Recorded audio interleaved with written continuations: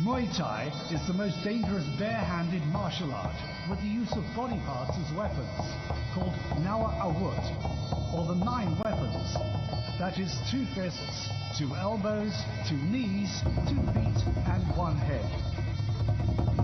Wai Kru and Kun Prom are performed at the beginning to pay respect to the teachers or the masters who have imparted knowledge to them, and to warm up their bodies at the same time. 泰拳堪称是最危险的侧手格斗艺术。在格斗中，选手以自己身体的各个部分作为武器，也称为9种武器，分别是2拳、2肘、2膝、2脚、1头。拜师拳表达了选手对传道授业师傅的敬意，同时也是格斗前的热身运动。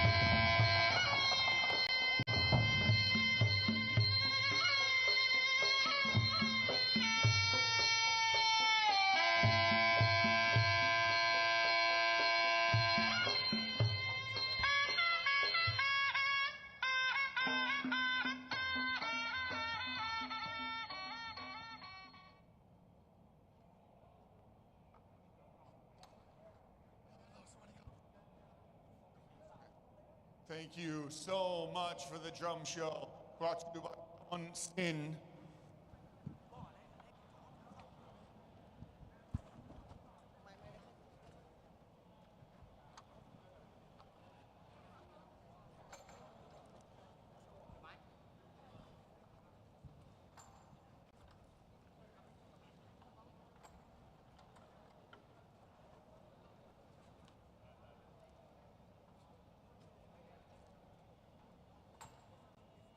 And ladies and gentlemen, up next, the always gorgeous, always talented FCC dancers.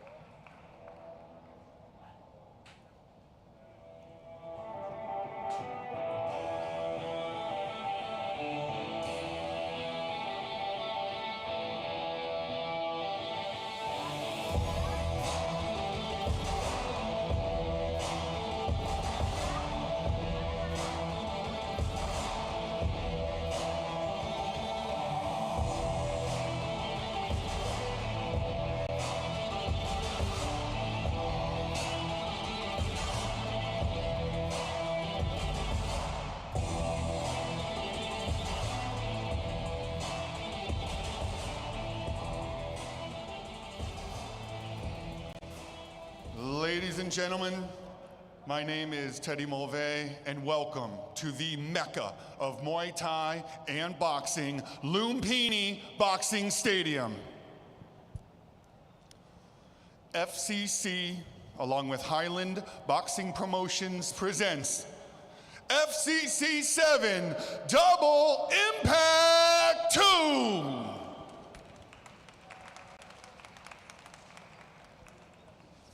Please welcome our first fighter out of the blue corner, Ketsara Samkok Sport Gym.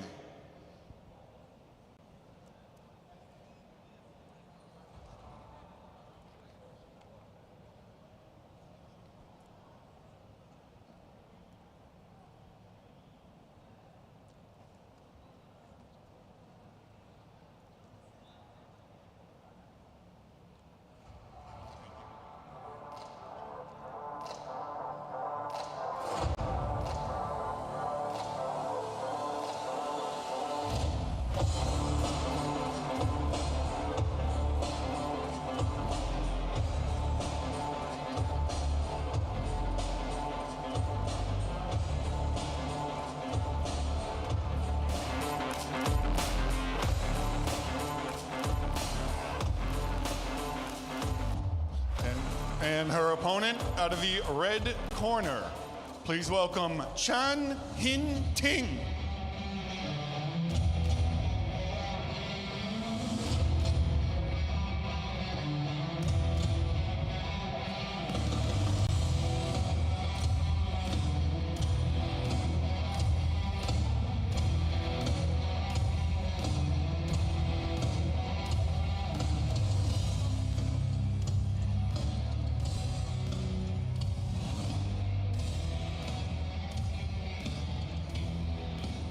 Ladies and gentlemen, this is a 6th round flyweight affair. Fighting out of the blue corner with a professional record of 9 wins, 6 losses, and no draws. Hailing from Thailand, this is Ketsara.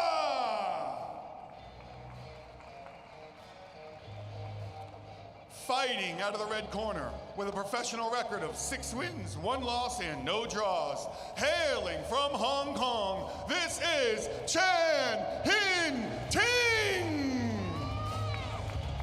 Judges ringside, Warroot Dun Kao, Tanakon Tang Tong, Chalaton Tarak Chat. Referee in charge, Jojo Torres. Okay, ladies and gentlemen, thank you for joining us here for the 2nd edition of Double Impact. We are here with FCC Highland Boxing Promotions, FCC number 7, Double Impact 2, live at Lumpini Stadium. We will have a mixture of professional boxing and Muay Thai fights, but to start this action, we have Hong Kong taking on Thailand. Hin Ting Chang in the pink and white will be taking on Ketsara Samkok Sport Gym from Thailand in the red and green. With me now is Ali McKerney. Hey Jim, great to be calling the action with you today at the legendary Lumpini Stadium. And we've got a real firefight on our hands right now in the ring, as Hin Ting Chang wasting no time to get to know Ketsara. And very nicely done by Hin Ting Chang. Something we know about her is she is a machine gun of a fighter. She has a very, very fast pace. She has some rounds where she's very intense and then some rounds where she takes a round off. Let's see how she starts this first round, Ali. Yeah, I mean, you're right. She has a really high work rate. She does put a lot of pressure on her opponent through the majority of the fight, not just any round in particular. And a big right hand landed by Hin Ting Chang there. And she goes down to the body as well. She's doing a great job to mix things up early on in the first round. Very typical of Hin Ting Chang. Dirty boxing as well here from Hin Ting Chang, but the referee on top of that already separating them. But Hin Ting Chang goes straight back in there. Yeah, the referee's definitely the 3rd fighter in a type of fight like this. He's going to have to be in between them every chance he can. Hin Ting Chang always likes to grip on her opponent. As you mentioned, dirty boxing, but we've got to also accept Ketsara is grabbing onto her arm as well. I mean, what does Kedsara need to do in this situation? She just keeps on getting backed up onto the ropes, and that's not where she wants to be. I mean, it's a 6-round affair, so can you weather the storm and hope your opponent punches herself out? Now, we know with Hinting Chan, so it depends if you've done your research as a fighter. If you've researched her as a fighter, you would know that you can weather the storm and then try and pick her off in maybe the 2nd and 4th round, which is when Hinting Chan takes some time off. Huge overhand rights, though, coming in from Hinting Chan. Completely slinging them in over the top, lobbing them over the guard of Kedsara. Yeah, those overhand rights are getting through. I mean, if you get hit with 2 in a fight in the same round, and then I think she landed about 6 to 8 shots there, so Kedsara's got to mix something up here. She can't just stick to the same game plan, but let's see some action replays here. So we saw Hinting Chan, as she does best, where she just keeps lobbing those shots over, and it's a beautiful way to get the punch in, because when you lob that shot from the waist height, it's very hard for your opponent to know where the shot's going to land. So it's a very nice method, almost like hurling rocks over a fence. You're hurling that shot and hoping it lands down on the chin. So I'm very impressed with Hinting Chan. Definitely the pace we've seen her do before. Can she do this for 6 rounds? We will see. Yeah, I mean, it's just simple, clean-cut Hinting Chan. Just like what we said in the first round, just doesn't let her opponent get a punch in at all, close the distance. But like we've said many times before, Hinting Chan almost seems to take a round off sometimes, and I'm not sure if that's her way of just like recuperating energy in between rounds, or if it's her corner's tactic to intense 1 round, take a round off, intense 1 round, and I'm really unsure, but this is 6 rounds. Hinting Chan usually goes 10 rounds, so this is one of those interesting situations now. How can she adjust to 6-round boxing? Well, let's see. Here comes round number 2. See if Kedsara can have a bit of a better round, and at the moment she's just being pushed back straight away by Hinting Chan. Huge barrages of straight punches coming in from the fighter from the red corner. Now, a lot of these punches I don't think are landing with a lot of significance, but they are scoring points. So it's one of those things where I don't think Hinting Chan's doing much damage with these shots, but she is landing. A lot of these shots are just arm punches. There's not much power behind them. As I say that was a big right hand that got through. But Hinting Chan just keeps on throwing at you and hopes you don't know how to adjust. Yeah, but am I right in saying, Jim, there's not a lot of power coming behind these shots? She's just placing them and landing them, not fully extending her arm. Yeah, exactly what I meant by arm punches, sorry, which is basically that. You're not throwing for power, you're just throwing to overwhelm your opponent. And for some people, this already crumbles them. It puts them under pressure and they start to crumble. As long as Kedsara can believe in herself and maybe sit down on some of her shots and allow her opponent to come in and then land a right hand, but Kedsara has to know how to deal with the fire here. She's shelling up, though, big time. Kedsara in a lot of trouble in her own corner at the moment. Just can't get out of the way. And the referee has called a stop to the action. Good call there by the referee. Yeah, a great call. Like we said, although I don't think those shots are really necessarily hurting her opponent, it's one of those things where eventually they will. The more tired you get, the harder the punches seem to hit. And that is exactly Hinting Chan's style. She lost her belt in her previous fight, so maybe this was her moment to really test herself. So you see in these action replays here, Hinting Chan never once took a back foot, constantly marched forward and just landed punch after punch. A lot of them slapping, and not a lot of them actually hitting with much power, but although I said the word significant, if you're winning the fight, that's what a significant shot is a lot of the time. You didn't need power to win this fight, and that was very much a style in the 40s and 50s, to just slap your opponent up and win. Well, never change your winning formula, and we'll go to Teddy Mulgrave now for the official decision. See you in the next fight. Round number 2. For your winner, Chan Hinting!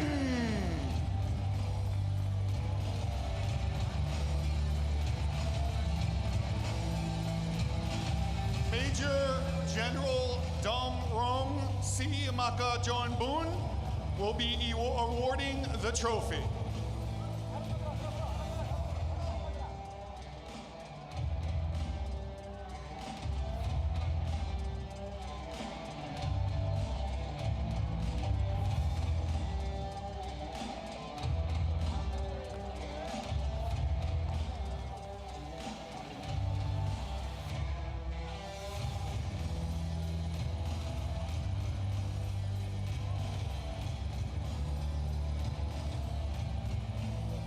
Ladies and gentlemen, please welcome our next fighter out of the blue corner, Ishrar Usmani.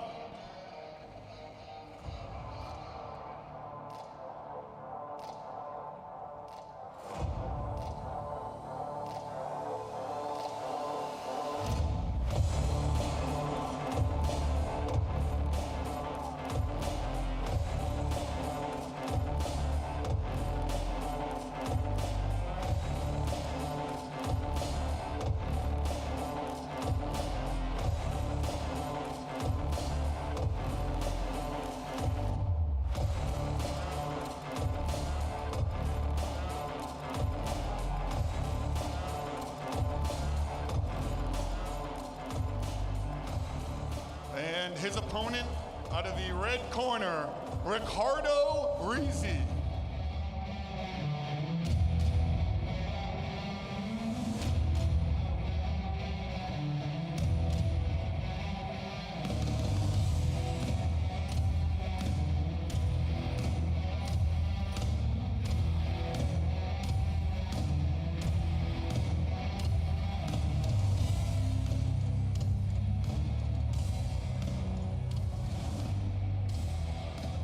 Ladies and gentlemen, please stand for the national anthems of both fighters.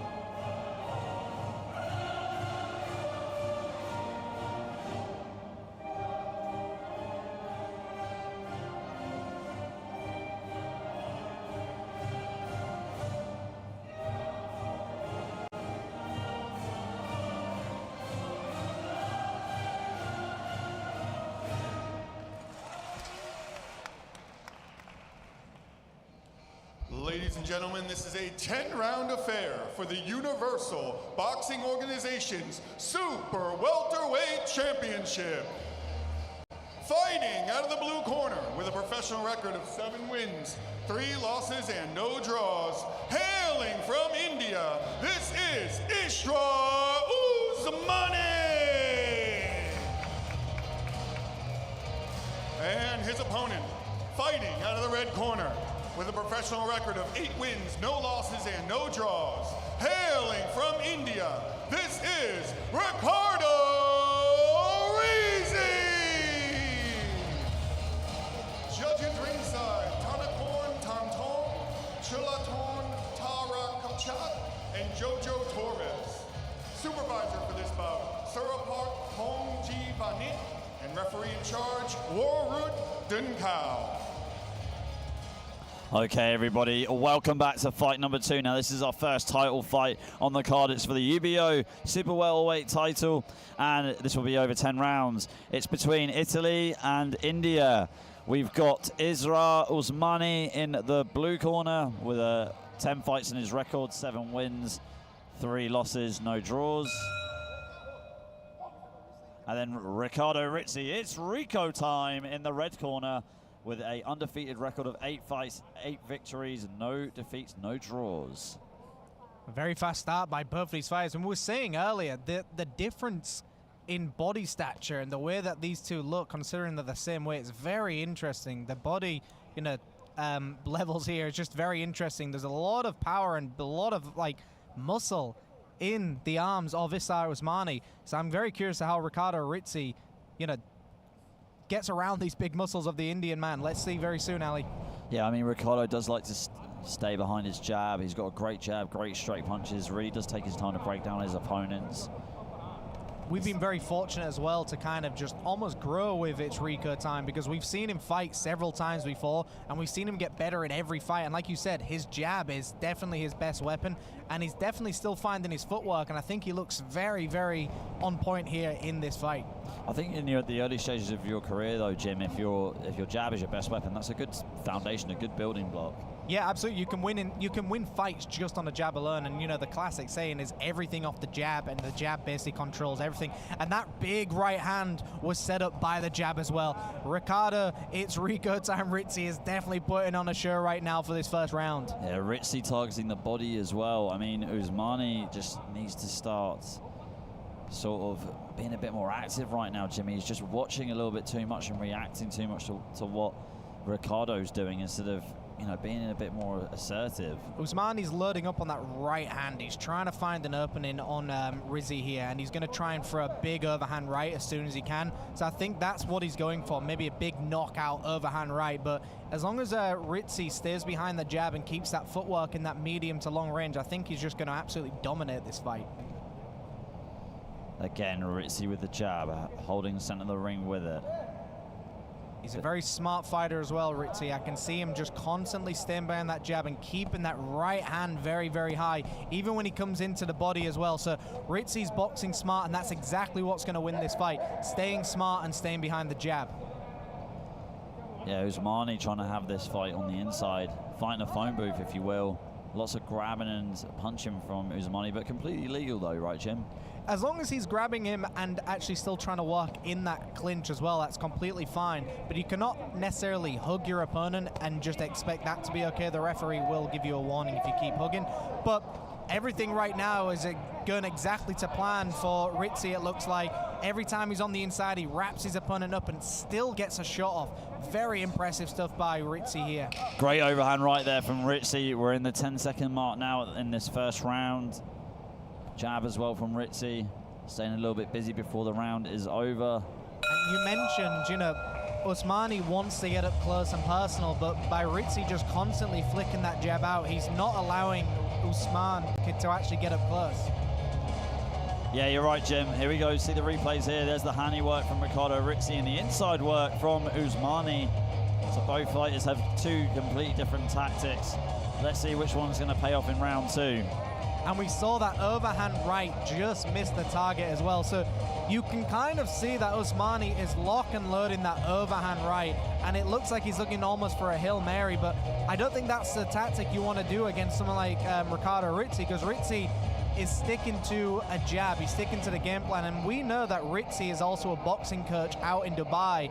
So when you're a coach, you've got to prove everything that you teach your students, that those skills actually work in a real fight. There's no use telling all your students to stick behind a jab, keep it safe, and get with like a straight 1-2 combination unless you're actually going to utilize it in a fight. So I think Rizzi here is almost selling himself in this fight to prove it works.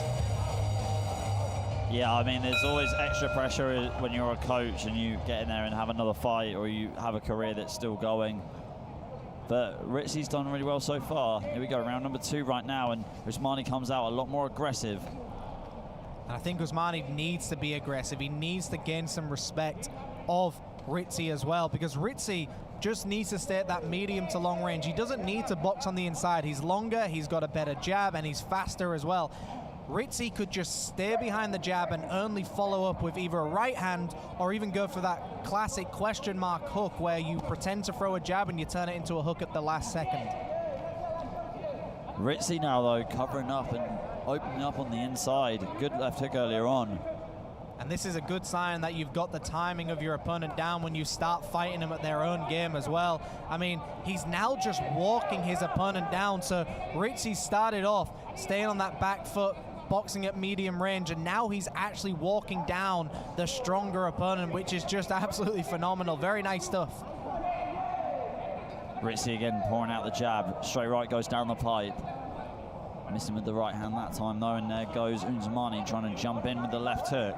As long as Ritzy has done his homework and done all the cardio work that he needs to do, he can keep this pace up, but marching forward, constantly walking towards your opponent, unless they're going down, it's not a good investment, but Ritzy has done his homework here. Beautiful right hand sends Usmani to the canvas. Really just took his opportunity there, and it paid off. Ritzy with the right hand, and here he goes in for the kill. Another right hand, and Usmani goes crashing down to the canvas. One more knockdown, Jim, and it's all over. And this is exactly what Ritzy was planning. He wanted to wear him down in the first round and then walk him down in the second. Has it paid off? Ritzy is now going in for the kill here. He's swinging, and he's put his man down for the third time, and that is it. And once again, it's Rico's time. He has won his another fight. He now goes to 9, and a beautiful performance, Ali. What did you think to that? Yeah, I really liked just how he just took his chance and just went straight in for the kill. And just like a homeless man on a Christmas ham, Jim, just didn't let it go at all and just took that opportunity and ran with it. A great analogy indeed. Let's see some of these action replays, Ali. So it was those right hands that got through in between the guard, but I don't know if you noticed, it was these left hooks as well when he was inside the clinch that set up that right hand eventually. So he kept using his left jab and his hook to really set up that right hand, to really allow his opponent to move his guard and set up that knockout shot. We're going to go to Teddy in just a moment with the official announcement, but what a fantastic performance by Ricardo Ritzy. Ladies and gentlemen, this bout was stopped 1 minute and 11 seconds in a very second round. Your winner by TKO, Ricardo Ritzy!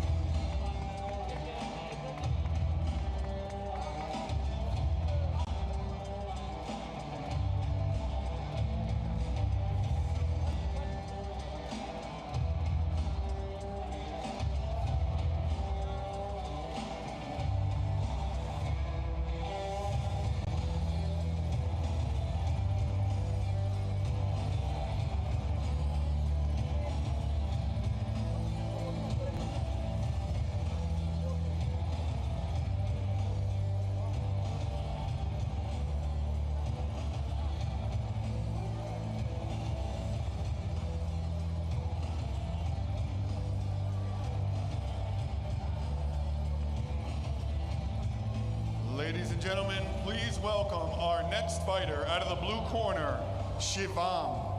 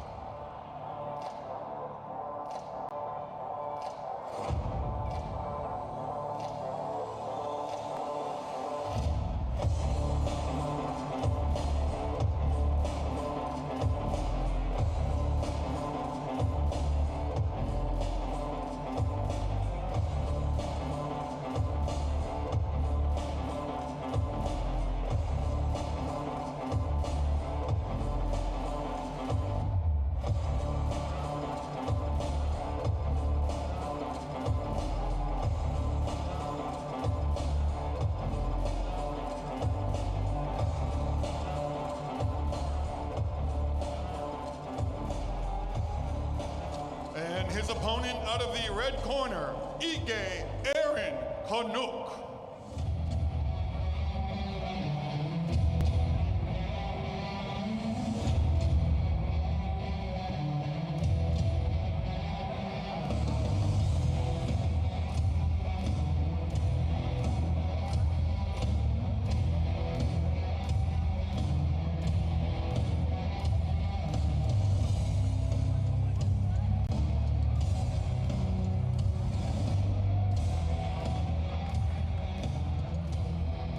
Ladies and gentlemen, please stand for the national anthems of both fighters. Thank you.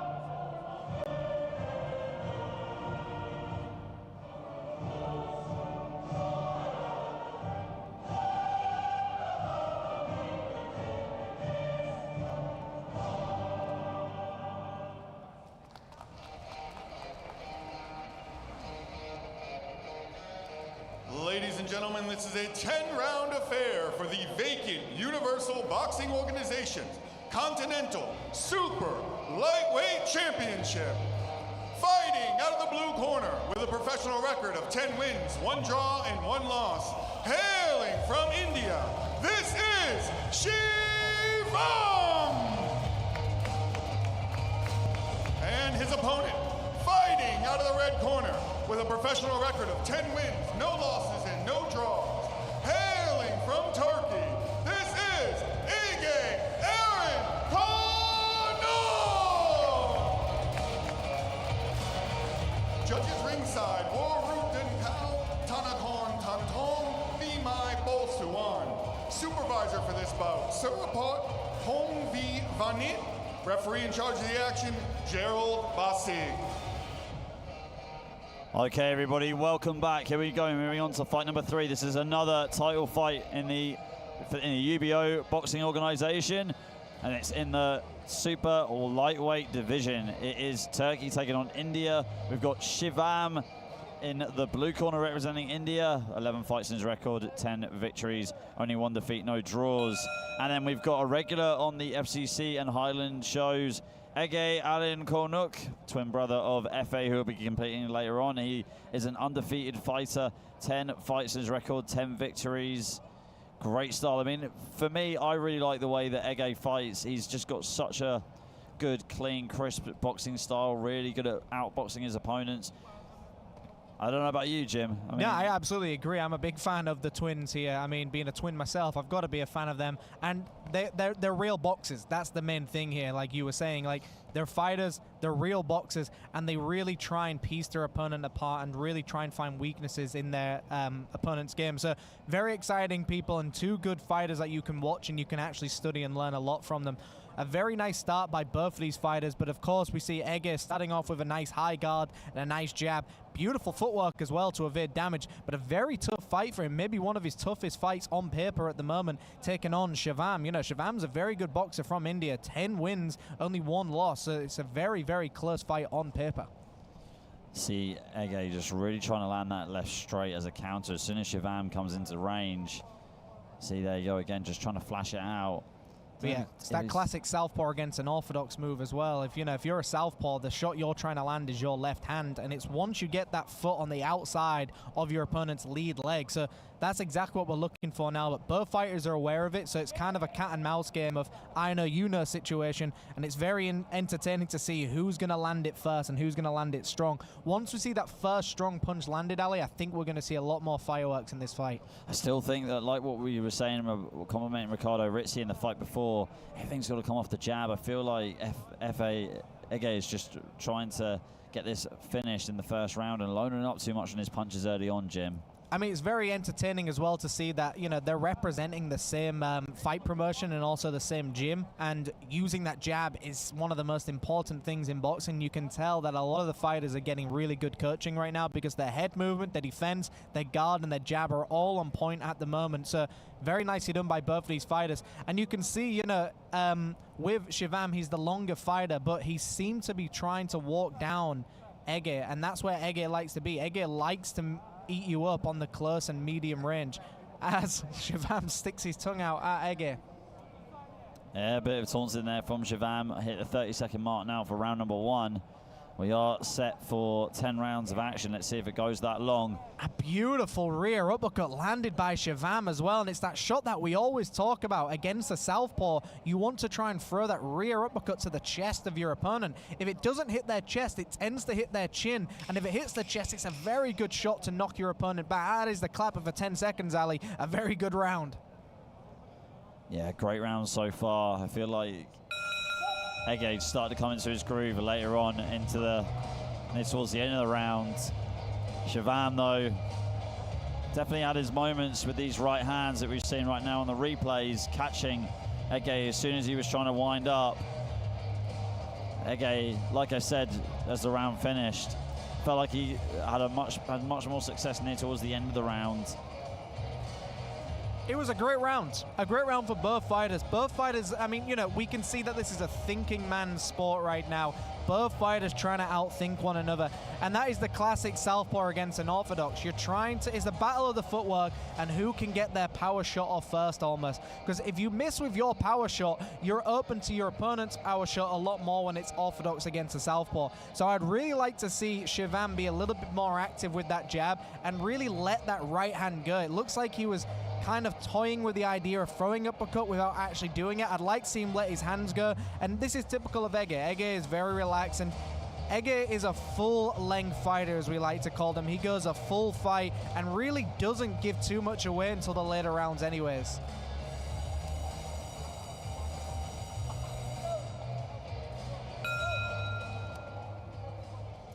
Here we go, round number 2 coming up.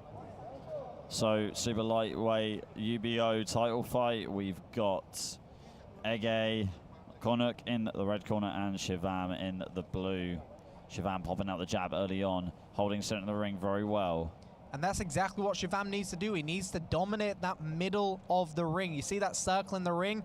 A very classic move, especially people like James Toney and Floyd Mayweather.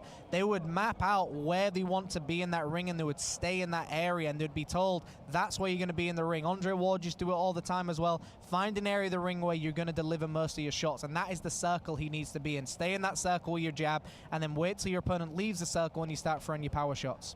Almost like your headquarters or your home base, basically. Yeah, that's probably the best way of putting it, actually. Yeah, it's exactly like that. Get back to your headquarters, and you see Ege time that beautiful left hand upstairs. Shivam comes right back swinging as well, and that's what Shivam needs to do. As soon as you let Ege start bullying you in a fight, because he can do that. He can bully you in the sense of he will just outbox you if you give him an inch or anything. So I think Shivam really needs to try and outbully Ege in this fight.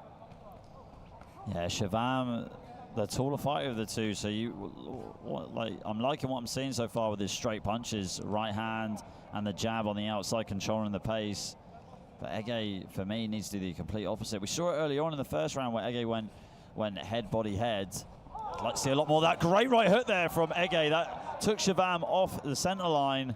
Beautifully timed by Ege. He was waiting for Shivam to throw that jab, and he was going to get underneath it because he's already noticed that Shivam leans when he throws that backhand and that jab as well. He leans to a side, and I think Ege is waiting to time that lean to really knock him off balance. Just beautiful stuff by Ege, and this is what we were talking about. Ege is just an absolute robot in that ring. He's just trying to find pieces, and he's trying to find openings, and as soon as you give him it, he will take it. Yeah, that was probably one of the most significant punches he's thrown so far in this fight. We've got a minute to go now in round number 2. And that is the key here. Timing will be everything. And in an orthodox against a southpaw, you need to have your timing down, and you cannot give up any opportunity. If you get underneath a punch or parry a shot, you have to counter. It is the battle of the counters in these particular fights. And it almost looks like Shivam is starting to slow down with 35 seconds to go. Maybe he's punched himself out, or maybe that shot has really affected him. Jab here from Ege. Shivam trying to come in with the right hand. Again, Shivam with the right hand, getting in and out, missing the counter of Ege. Shivam getting out of the way of some of these shots as well. For a very long fighter, he's got some very nice head movement and defensive skills. He seems to know how to move his chest well, and this is where Ege needs to be as well. Ege wants to keep Shivam boxing at his pace, and that's exactly what Ege has already done. Ege has now made Shivam box at his pace. Okay, there you go. That is the end of round number 2. We'll get the replays coming up for you very shortly. So here we are with some of the action replays from round number 2. So there was that beautiful right hand landed by Shivam, but then like I said, it takes one to give one, and that's exactly what Ege probably needed in that fight, was to be hit with that big right hand to really wake him up that he needs to start taking more opportunities. And that's one thing that we see often with Ege is he waits for these opportunities, but sometimes I'd like to see him force the action as well, especially against someone like Shivam who's so long. Because Shivam is so long, he's not going to really be fighting on the in close distance. So if you just kind of push it and not allow him to fully extend your arms, then you can get on the inside of him and really go to town on his body. Yeah, well, we saw early on in the first round, Ege was just trying to go behind that left straight, really trying to find it. A little bit too much, I think, but now he's started to come into his groove. Shivam, though, like I said, behind the straight punches, the jab, the right hand, working for him very well. See his cornerman now telling him to start adding on the hooks. This is really starting to heat up, isn't it, this title fight, Jimmy? Oh, absolutely. I'm loving these types of fights because we've got exactly what we wanted to see. Both fighters have now landed their best shot on one another. Now it's a time for both of them to wake up and really start setting the pace. We are only scheduled for 10 rounds, Alice, and we're already in round number 3. Yeah, here is a great demonstration of the sweet science. Ege starting this round, popping out the jab. Shivam trying to come back with his own, missing with the straight right. And you notice when Shivam throws that right hand or that jab, he brings it back to him, but he brings it very low, and it takes a little bit of time to get back to his chin.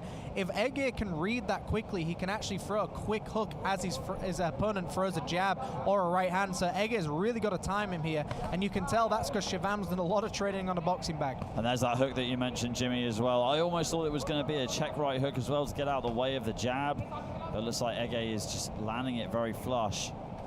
And I think Shivam is just not executing his game plan like his corner has told him. He needs to keep that jab going, but also throwing in those lead left hooks as well. Because right now, Shivam is not utilizing his ability of being the longer fighter who could really use a jab and a lead hook. Great boxing here from Ege. You see how he's just targeting the body, landing that left straight.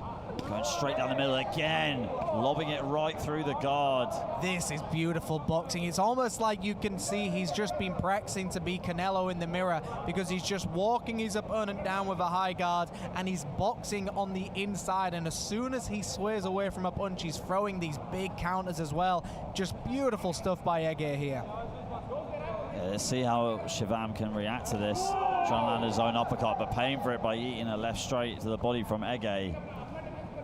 Shivam just looking to get underneath that jab of Shivam. And the reason Ege is able to get underneath these jabs so easily is because Shivam's throwing no feints with his combinations. He's throwing single punch combinations, and instead of actually using a feint within that combination, he's allowing Ege to just read his timing. That was a good shot though from Shivam. Finally finding a home for that left hook. Straight right left hook, connecting early on and then following on with another left hook. And that's another thing, if you're dominating a fight, you don't want to get complacent as well, because that's usually where you can lose it. So Shivam has just got to hope that Ege takes his foot off the pedal here. Yeah, a bit of glimmer of hope from the man from India, Shivam, in round number 3. Let's see if he can hold on to it and make it sparkle a bit more. And the reason this style works really well for a 10-round fight is Ege is not exerting too much energy in these opening rounds, and I think he realizes when he gets into the later rounds, he can drag his opponent into deep waters and drown him, just like Canelo does. Canelo chips away at you block by block, and eventually he'll just deliver a knockout blow. Let's see if Ege is setting up a trap here. Jab here from Shivam. Shivam eagerly on the front foot right now, but also very apprehensive, trying to stay out of the way of the counters from Ege. Both fighters trying to edge, and a nice right hand to the body right at the end of that round, but again, that's an Ege round for me. Okay, here's the replays from round 3. Seeing both fighters having success with their straight punches, especially Ege's left straight to the body. Really liked how he just landed that so accurately in that round. I really feel like he's found his shot, and that is the shot for him, Jimmy, coming into the later stages of this fight. I wouldn't be surprised if he starts building on that a little bit more in his combinations. You know, being in the commentary booth, we don't want to kind of show that we're fans of certain fighters. We want to obviously stay neutral, but sometimes when you just witness a fighter that you like also just doing really, really well, it's really hard not to be biased sometimes in our commentary. But the way Ege is boxing to me, Ali, is just absolute perfect boxing. He's just constantly blocking the shots, he's walking him down with a high guard, and he's really just, again, proving to everybody how you can make a fighter fight at your pace. And there's a big difference here. Ege is cutting off the ring when he wants to. He's not following his opponent, he's actually herding his opponent into certain areas before he delivers those shots. And there's a big difference with following and herding and cutting off the ring. But I'm excited for this fight, it's going well so far. But also, I like how this fight matches up tactically. Shivam, great long-range fighter, good countering so far. He had a good left hook in the previous round too. Shivam, to me, has the style to beat someone like Ege. He has the length, he has the jab, and he's got the lead hook. But the difference here is he's not using what he's supposed to do, and that is basically a testament to how good Ege is. Ege has made Shivam not fight his fight. He's made him fight at his pace that he wants him to fight at, and that is, to me, the fight IQ of Ege right now. Shivam has the skills and the tools to beat a style like Ege, but he's not doing it. Right hand there, cracks down the middle for Shivam. Ege taking a couple of steps back, trying to reset himself. Left hook as well from Shivam. Nice left hook by Shivam. He was waiting for Ege to step right, and he caught him with that left hook. And I think that's what the corner have been telling him every time, is when Ege is stepping to your left-hand side, that's when you need to throw that lead hook, because it's going to land a little bit more clean when he steps to it. Yeah, much better from Shivam. Seems to be getting better and better as the fight goes on. We're getting clocks right there with that right hand, that right hook from Ege as he moved around. Ege did it right back to him. As soon as he stepped, he threw that right hand upstairs, and it's just a beautiful move that Julian the Hawk Jackson used to throw, which is he would make you step to the way he wants you to step and then just throw a hook whilst you're moving. And those shots, when you move into it, is like being hit by a bush. You move into it, it hurts even more. Just great stuff so far. But here we see Shivam finally coming alive, and this is what Shivam needs to do. He needs to be more active.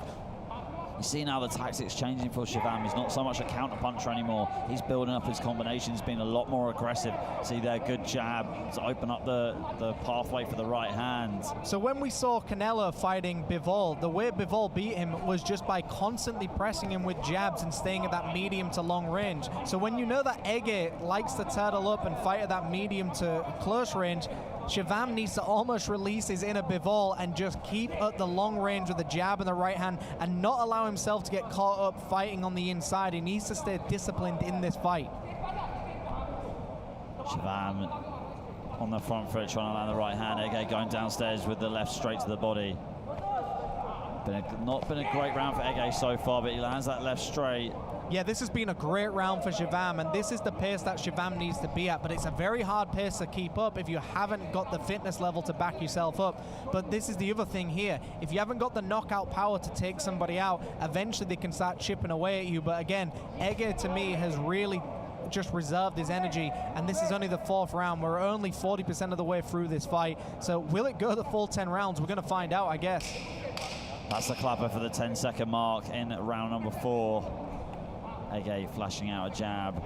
Shivam trying to answer with 1-2. And that's one of those jabs where it doesn't have to land for it to actually have something. And to me, that was a Shivam round. I mean, I'm not sure about you, Ali, but let's see some of these action replays.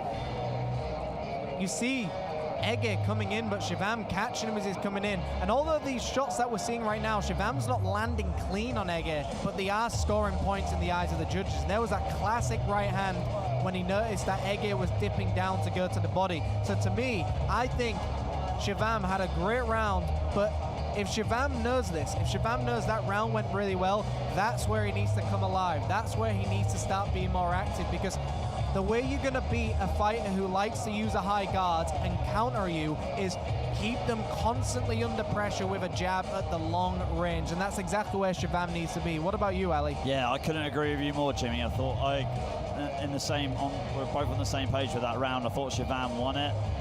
I thought he boxed it so well, just keeping the fight long on the outside, and he got a bit more confident as well. Started working off behind the jab to set up his right hand, set up his left hook, and you can see a bit of frustration on Ege's face right now when he's in his corner in between rounds. Yeah, I even saw his coaches shaking his head as well, because I think they realized he was getting hit with shots he didn't need to, and that's one of those things about confidence, Ali, is Ege was confident he was winning, so he had probably allowed his opponent to get in too close, but when Shivam got confident, he started believing in his shot. So confidence is a very interesting thing here. Anyways, here we are, round 5, Ali. No, confidence is definitely key in boxing. You must have it in abundance. Straight right, and here comes Shivam. Much more of a spring in his step from that earlier rounds, which we both think on our unofficial scorecards he won. Yeah, I mean, maybe that's the thing we were talking about with the confidence thing. Once you believe in yourself, that's where you can come alive. But now we're really going to see how Ege is going to come alive when he's really tested by somebody who's actually fighting back at this caliber. Can Shivam stay on that back foot, deliver the jab with the right hand and maybe a lead hook, and keep it nice and clean? That's what's going to win this fight for Shivam, if he can keep this pace up. But that's the key here. Can you keep that pace up? Well, we'll find out soon. It's been a bit of a frustrating round here for Ege. It's almost been a matador versus a bull at the moment. Shivam being the matador and Ege being the bull. Jim, you mentioned earlier about cutting off and following. It's something that we talk about a lot on LWC Super Champ, myself and Kevin Amlid. See it all the time in Muay Thai, and it happens in boxing too. Yeah, I mean, I think we were thinking the exact same thing where we saw Ege starting to follow Shivam in that moment of that round, where Ege is no longer trying to cut off or hurt him. He's now following his fighter, which is a sign of frustration and somebody who's trying to get back at their opponent. I'd like to see Ege just kind of take a back foot here, take a breather, and go back to what he was doing in the first and second round, because right now Shivam is now at his own pace and now confident. I think Ege has got to push the pace a little bit faster and use a few more foot feints as well. But a beautiful left hand upstairs by Ege. This is a great fight, Ali. It really is. I mean, one thing we can say about Ege is really picking his shots, trying to make sure he doesn't waste them at all. I just think he just needs to keep going back to the body, Jimmy. He's had so much success with those body shots in this fight so far. Yeah, and you know what they say about going to the body? The bigger they are, the harder they fall. But if you can take away their gas tank and you can still do it in the 5th round, bound that later round, you can really deliver those knockout blows which hit a lot harder. And Ege now needs to come alive in situations like this.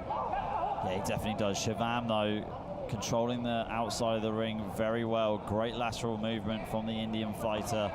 The right hand there. So you just hit and move. Guerrilla tactics here. Hit and move, hit and move, hit and retreat. Keep making your opponent follow you.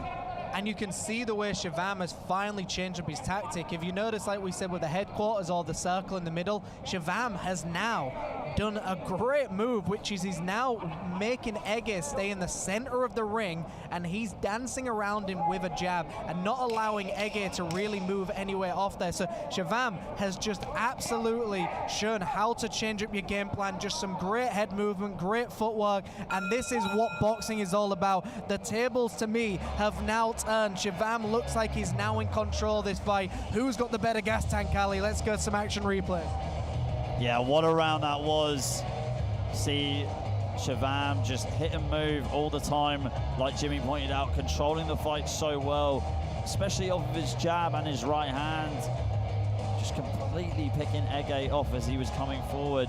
Ege did have some success though on the inside with his shots to the body. He's just really struggling to get a hold of this fight and, like you point out, Jim, control it. Yeah, I mean, I think Ege did really well in the opening rounds where he had full control, but I think Ege's got to go back to believing in himself and what worked in that first round. What has Ege done differently from the first round to the round that he was just in is Ege is no longer trying to hurt his opponent. He's now following his opponent. He needs to start cutting off the ring and using more foot feints as well, in the sense of, you know, pretend you're going right but go left, or cut left and go twice. But Ege needs to change up his footwork. Like you see in Muay Thai, instead of taking 3 steps, you take 2 faster steps as well. Yeah, that's the thing. In Muay Thai, completely different. We'll get some Muay Thai coming up later on. But in boxing, I mean, so much can go wrong if you get your footwork wrong.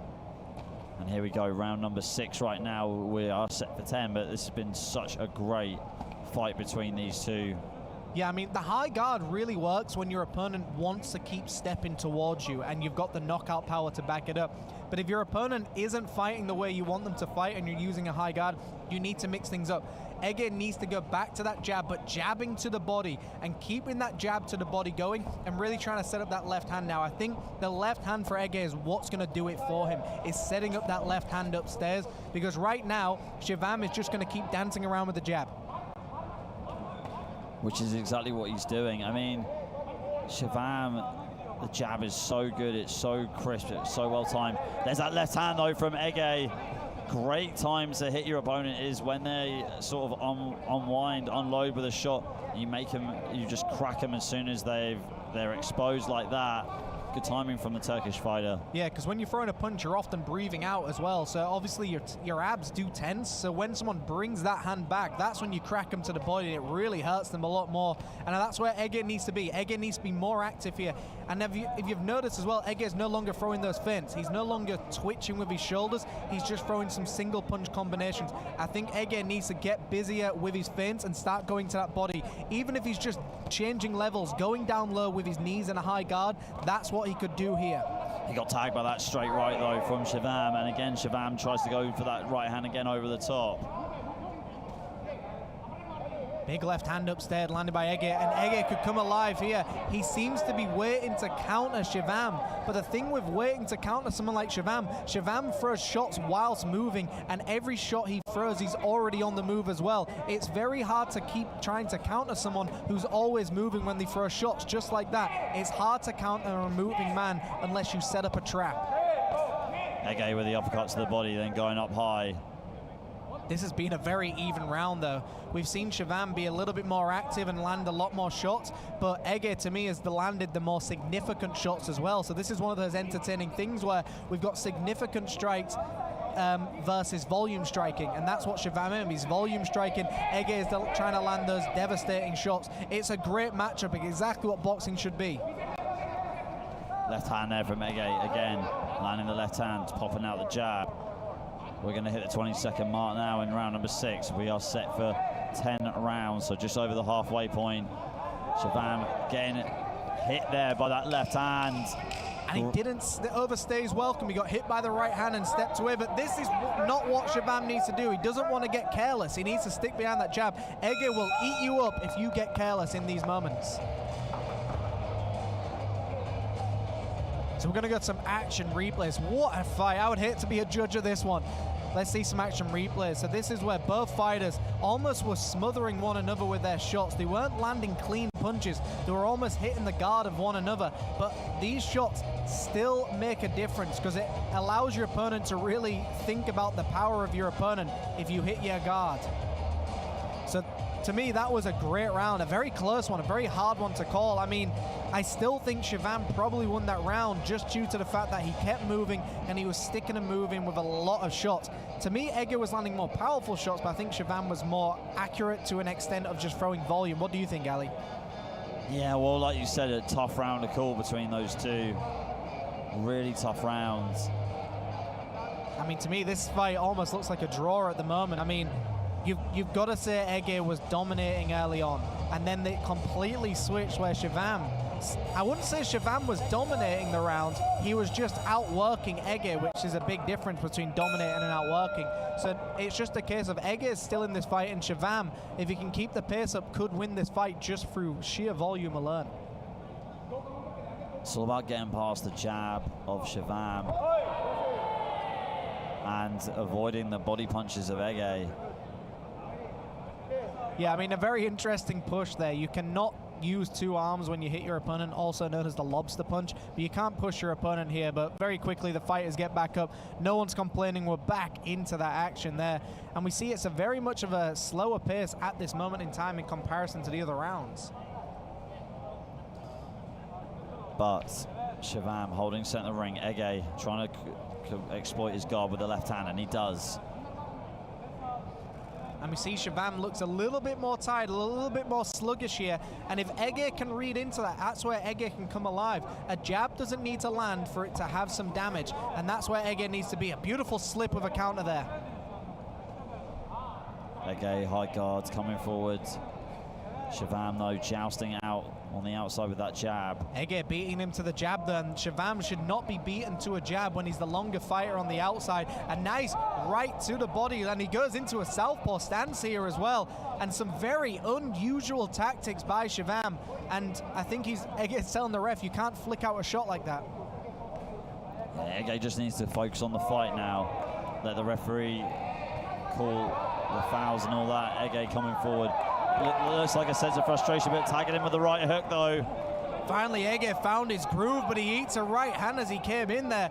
Ege had his groove and kept it going, but then took a back foot once again, and Shivam seems to have almost recovered from those big shots he took. Shivam, again, popping out that jab. Really good piercing jab here from Shivam. And it is just a battle of the jabs in these situations. Shivam almost seems to be throwing out some very awkward shots that he doesn't need to do. He just needs to stick with the basic 1-2, the bread and butter punches, as we like to call them. 1-2 with a left hook in there. That's all he needs to stick behind. Ege, to me, just needs to get behind, believing in his head movement, getting underneath these shots, attacking the body and going up high whenever he gets the chance. Ege missing with the left hand. And to me, Shivam almost looks like he's just been watching some very interesting footwork videos, because he keeps dancing around like Lomachenko, but it's not working the way he wants it to work. I think Shivam needs to stay to a game plan here, and Ege just needs to keep chopping down the tree. Ege trying to land that right hook. He's tried that a few times now from this range. Really needs to set that up with a jab, in my opinion. A great right hand landed by Shivam as well. Final moments of this round, and neither fighter want to commit. And usually when neither fighter want to commit at the later end of the round, it's because they're tired and they're ready to start recovering. Anyway, some action replays, Ali. Yeah, what a round it was. See Ege on the replays with the success that he had with his straight punches. Shivam did also have some straight punches of his own that landed quite effectively. Just how he controlled the outside of the fight. The whole fight here, we saw him switching stances to southpaw, catching us and Ege off guard. Yeah, I mean, definitely. It's one of those situations where when you saw those first rounds, it's very hard to believe the fight would start to turn this way. But we've had a situation which is beautiful boxing, which is The first rounds I gave to Ege. The later rounds I gave to Shivam. And then another few rounds I've almost gave it a draw. So we're now in one of those weird situations where it just depends which side of the ring you're watching this fight. As commentators, we get to see every angle. We get to see what you see on the TV. The judges only get to see one side of the fight, one angle, so to speak. So sometimes the judging is going to be very different to what we're actually seeing. Yeah, you're absolutely right, Jimmy. Here we go, coming into round number 8 now. We've got another 2 rounds to go potentially after this round. It's been such a technical battle between these two, but who wants it more? The UBO Continental Super Lightweight title is on the line. And I think you've nailed it there, Ali. It's who wants it more at this stage, because to me it's quite an even fight, and it's a case of who wants to dig down deep, who's done the most training, who's got the better cardio, and who can keep the pace up. Because to me, this fight right now in these later rounds is all about pacing. Whoever can keep a faster pace and keep that intensity up is going to win this fight. Jab there from Ege. Catching Shivam again off balance with that right hook. Catching him clean right there with the right hook as well. And you can tell Shivam has got a good amateur boxing background with those footwork drills, but in and out. But it almost looks like he's now trying to stay in Ege's comfort zone, which is almost in front of him, which is an interesting place to be against such a powerful puncher like Ege. I think Shivam just needs to stick to his tactics from the previous rounds, just stay on the outside and joust Ege as much as he can with that jab.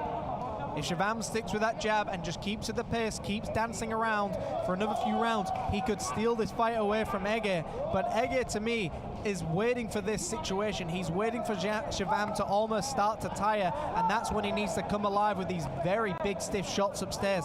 You notice with Ege, every shot he lands is significant, and when he misses a shot, it would have been a significant shot. So Ege is very much a punch placer. He's waiting for perfect moments, but I think sometimes he's got to actually force his action here. Yeah, couldn't agree with you more, Jimmy. There's that left uppercut to the body from Ege. Again, trying to tag Shivam with that left hand. And I think that right hand downstairs was a great shot for Shivam to land. If you can keep going downstairs that right hand, it's really hard to get countered by Ege in a situation. Considering we haven't seen Ege really throw that left hand downwards, Shivam could really just start throwing that right hand downstairs and get out of danger. Right hook there, clips Shivam. Ege bobbing and weaving as he comes forward. Almost landing with that right hook and going downstairs with the left hook to the body.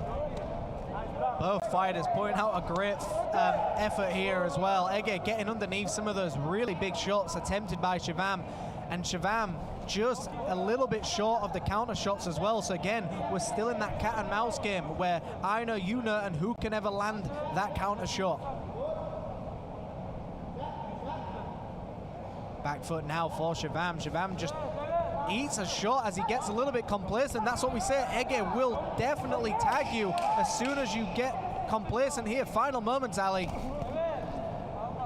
Yeah, and these two just duking it out on the inside. That is the end of round number 8. We've got the action replays coming up, and then we will get into round number 9. Here we go.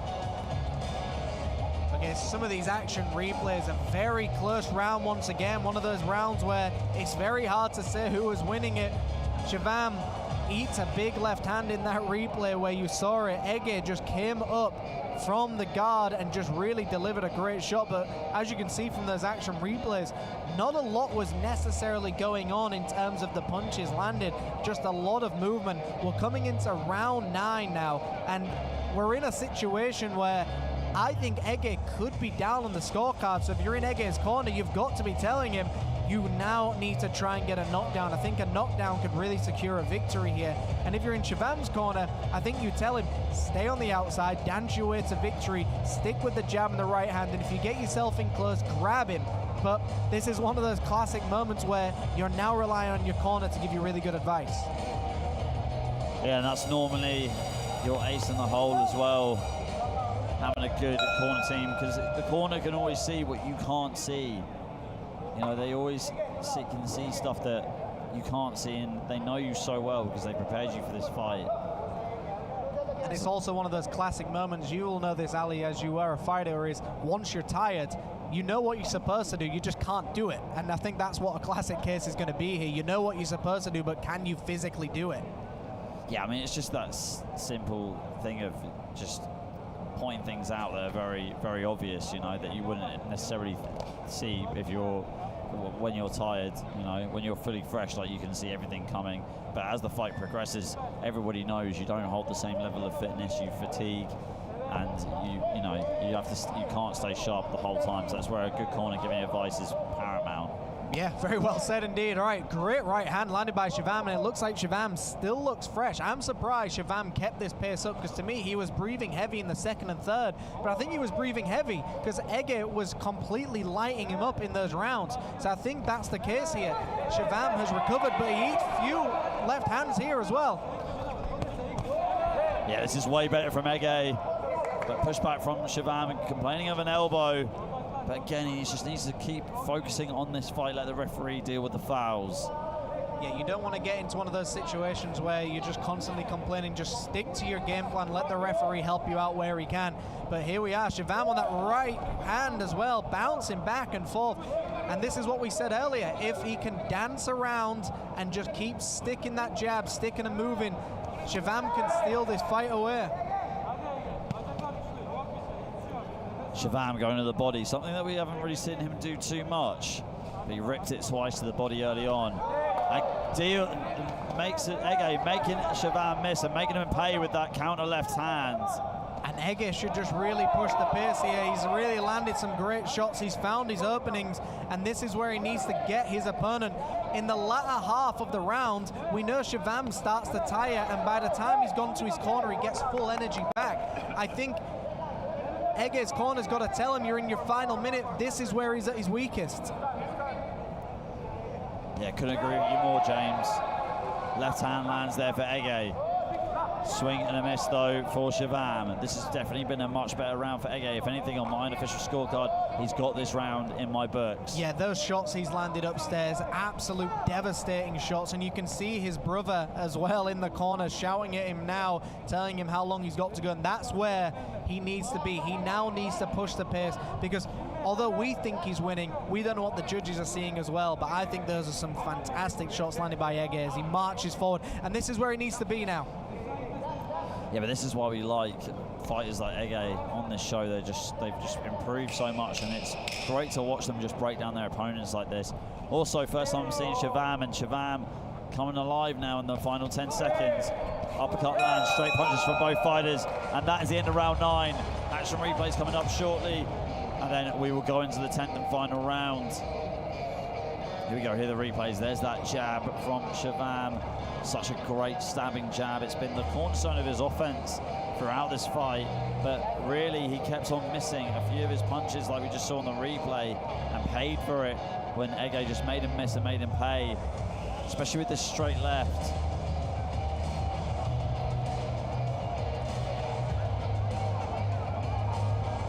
So that was a great round, and I think we're now in a situation where I honestly don't know who's winning this fight. I mean, Ege, to me, has landed the more significant strikes, the harder punches, and he's really cracked his opponent hard. However, we've also seen that Shivam has just been able to evade a lot of damage sometimes as well by dancing around with the jab. So this 10th round, to me, could be the deciding situation.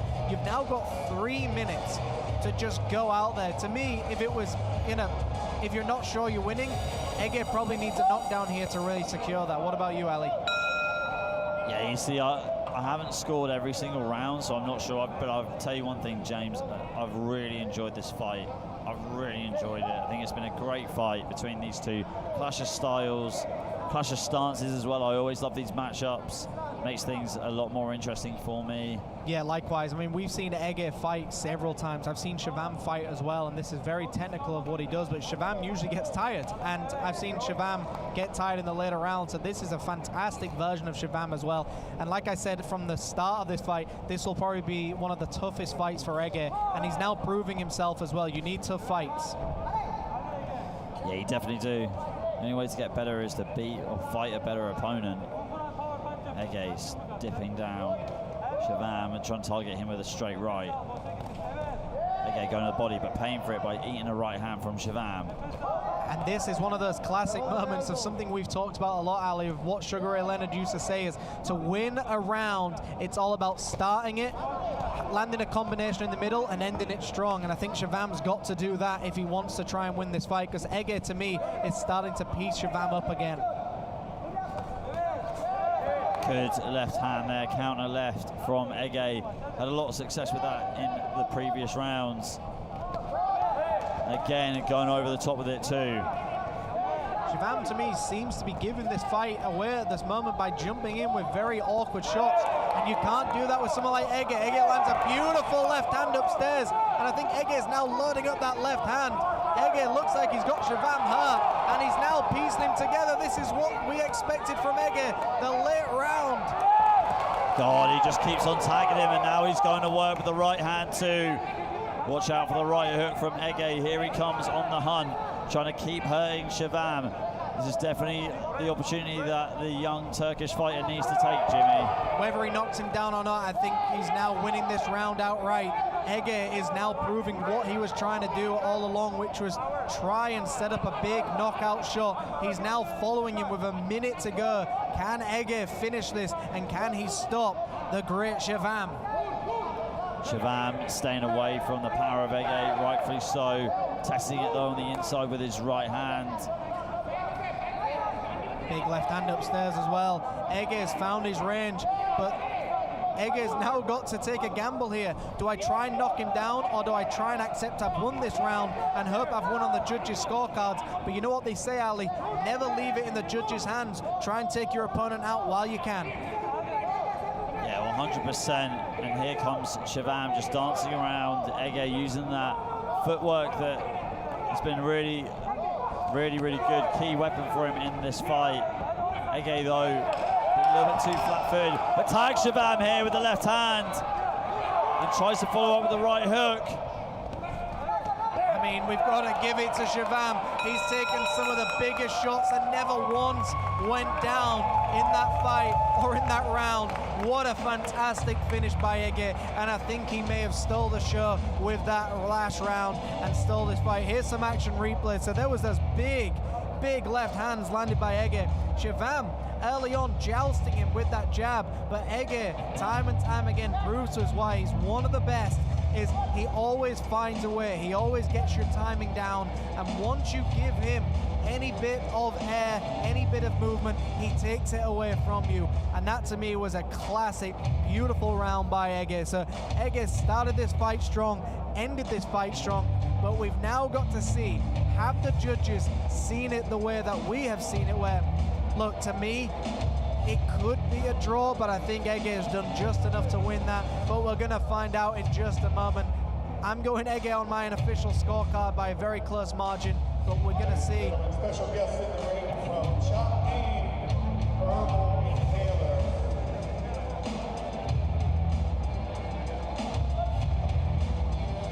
And also to welcome to the ring,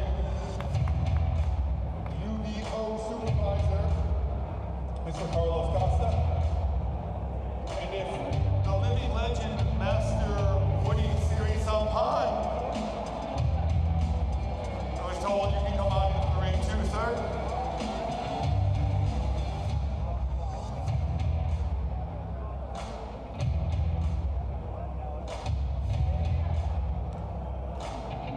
Ladies and gentlemen, after 10 rounds, we go to the judges' scorecards for a decision.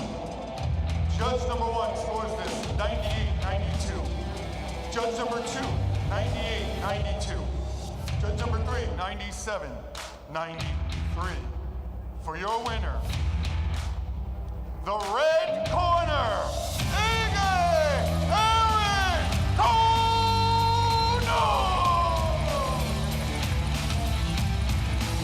He is the new Universal Boxing Organization Continental Super Lightweight Champion!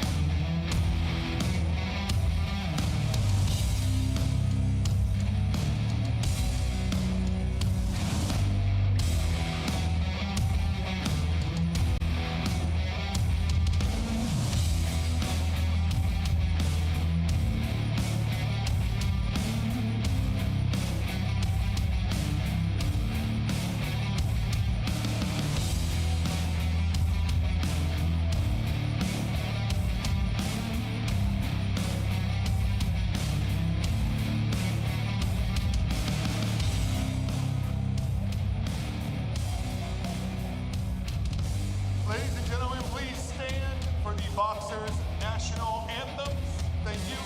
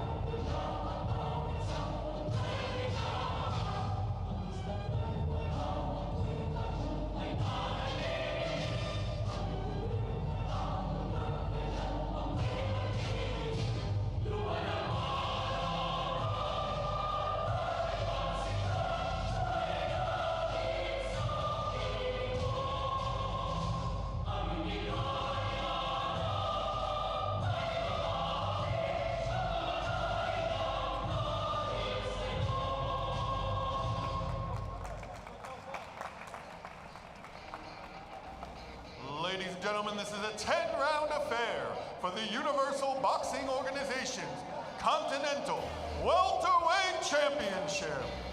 Fighting out of the blue corner with a professional record of 19 wins, 5 losses, and 1 draw.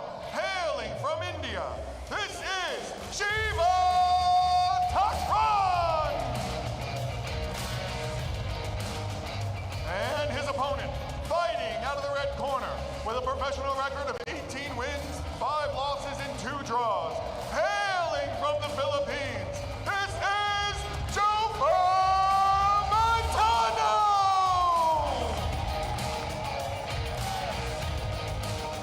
Judges ringside, Tanakorn Tangtong, Chilaton Tara Takcha, and Bimai Bosuan. Supervisor for this bout, Seroport Pong Vit Vanit. Referee in charge of the action, Roru Dunkao. Okay, ladies and gentlemen, welcome back. So here we go. We move on to our next bout of the evening. Fight number 4. This is in the welterweight, light welterweight division. There's 2 weight divisions on my list here. Anyway, it's for a UBO title. We've got the Philippines taking on India. Jofa Montano from the Philippines. 25 fights in his record, 18 victories, 5 defeats, 2 draws, going up against Shiva Thakran, who has also got 25 fights on his record, 19 victories though, 5 defeats and 1 draw. Yeah, great start for both of these fighters. We've seen Jofa fight several times as well, and we know he's a very explosive guy. He likes to try and put his opponent away. But of course, Shiva Thakran likes to go for the lead hooks as well. It's very common in his gym as well. He fights out of a gym where the check hook is very, very common. They like the long footwork. They like to keep their stances very wide. So let's see how this works. Yeah, we will see. Jofa Montano really does pack a punch. He charges in with those shots as well, which is the perfect recipe to land a check hook as well. So we've got one of those classic fights where both fighters are working off each other's weaknesses here, and if they can catch one another with their signature, it can really end things quickly. Jofa again lunging in. Just a bit of cloak and dagger attack there from Jofa, using the jab to mask that straight left of the body. I mean, Jofa is going hard to the body, which is often a sign of go to the body early and then try and deliver a big shot upstairs and really try and give your opponent a false sense of security that they're going downstairs, and then you change it at the last moment and go upstairs. So we're going to see if it works for him. Left straight to the body again from Jofa. Really seeing his game plan very early on. Again, going to the body with the uppercut. Shiva doing a good job to stay very patient as well and not get too excitable when his opponent is jumping in on him as well. I mean, it's very easy to get overwhelmed when your opponent keeps jumping in with shots because you know exactly what they're going to do. They're telling you exactly what they're going to do. You've now got to react. How do I want to, you know, solve the problem that's in front of me right now? He knows what Jofa is going to do. Can he do something to counter it? Great right hand there from Shiva. Finally coming alive in this first round and waking up Jofa a bit. And those are the hooks to me that I think would win the fight for him here, because Jofa charges in and keeps his chin exposed. If Shiva comes in doing that one more time, Jofa's got to just basically eat a hook on the inside, but then he delivers one of his own. Referee quick to get involved there. Jab there from Jofa. And you can see with Jofa, he's very much awkward with his footwork as well. So it's very hard to predict for Shiva right now to try and find out what to do. He's trying to figure out a puzzle, so to speak, because Jofa doesn't really do things in an orthodox fashion. I know he's in a southpaw stance, but the punches he throws, the angles he's throwing, the footwork doesn't necessarily match up to a boxing style, which can be very difficult to deal with. Good uppercut there. Right hook to end the round from Jofa. Great opening round between these two. Here come the replays, then we will get into round number 2 shortly.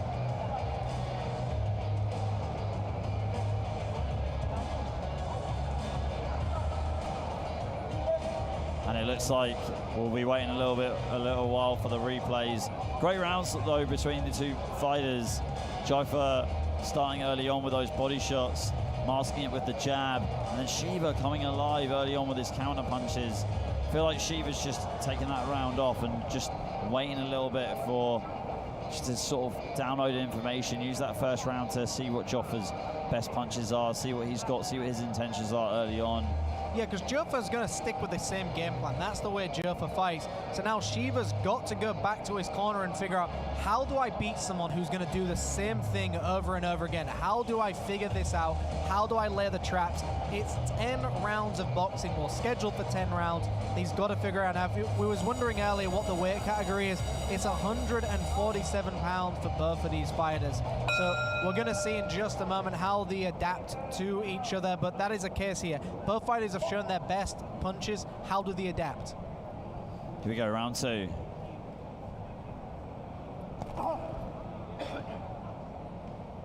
Both fighters look like they've got a nice high guard right now, a little bit more selective with their punches as well. Nice right hand landed down on Shiva there.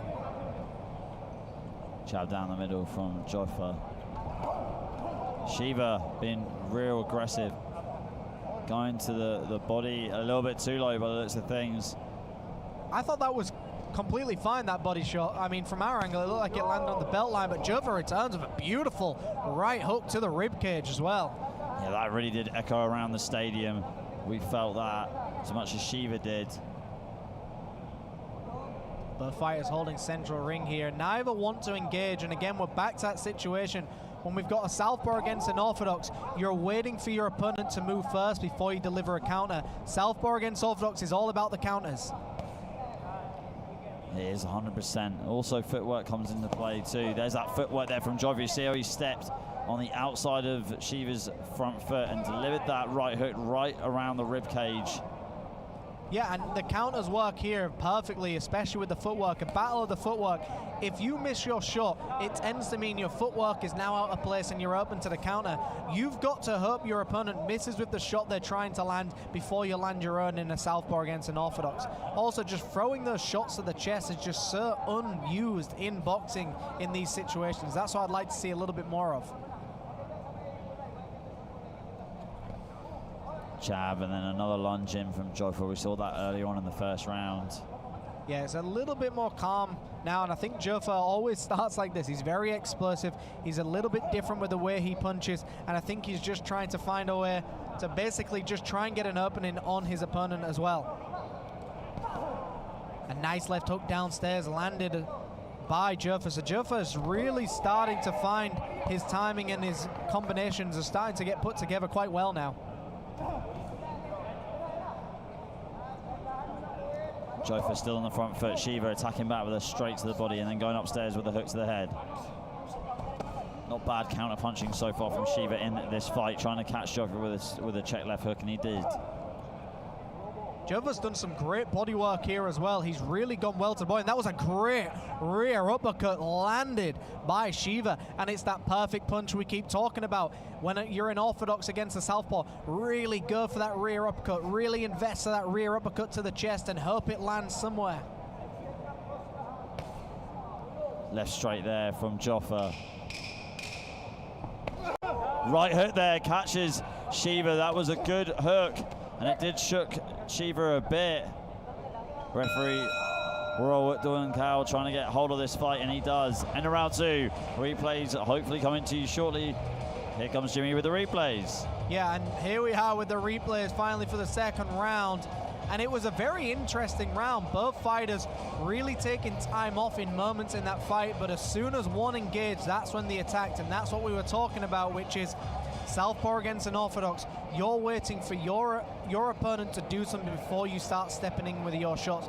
So a way to get around that is you start feinting your opponent and start laying the traps. You want them to commit first, because once they commit, they're already moving forward, and if they move forward onto your shot, it's going to land a lot harder.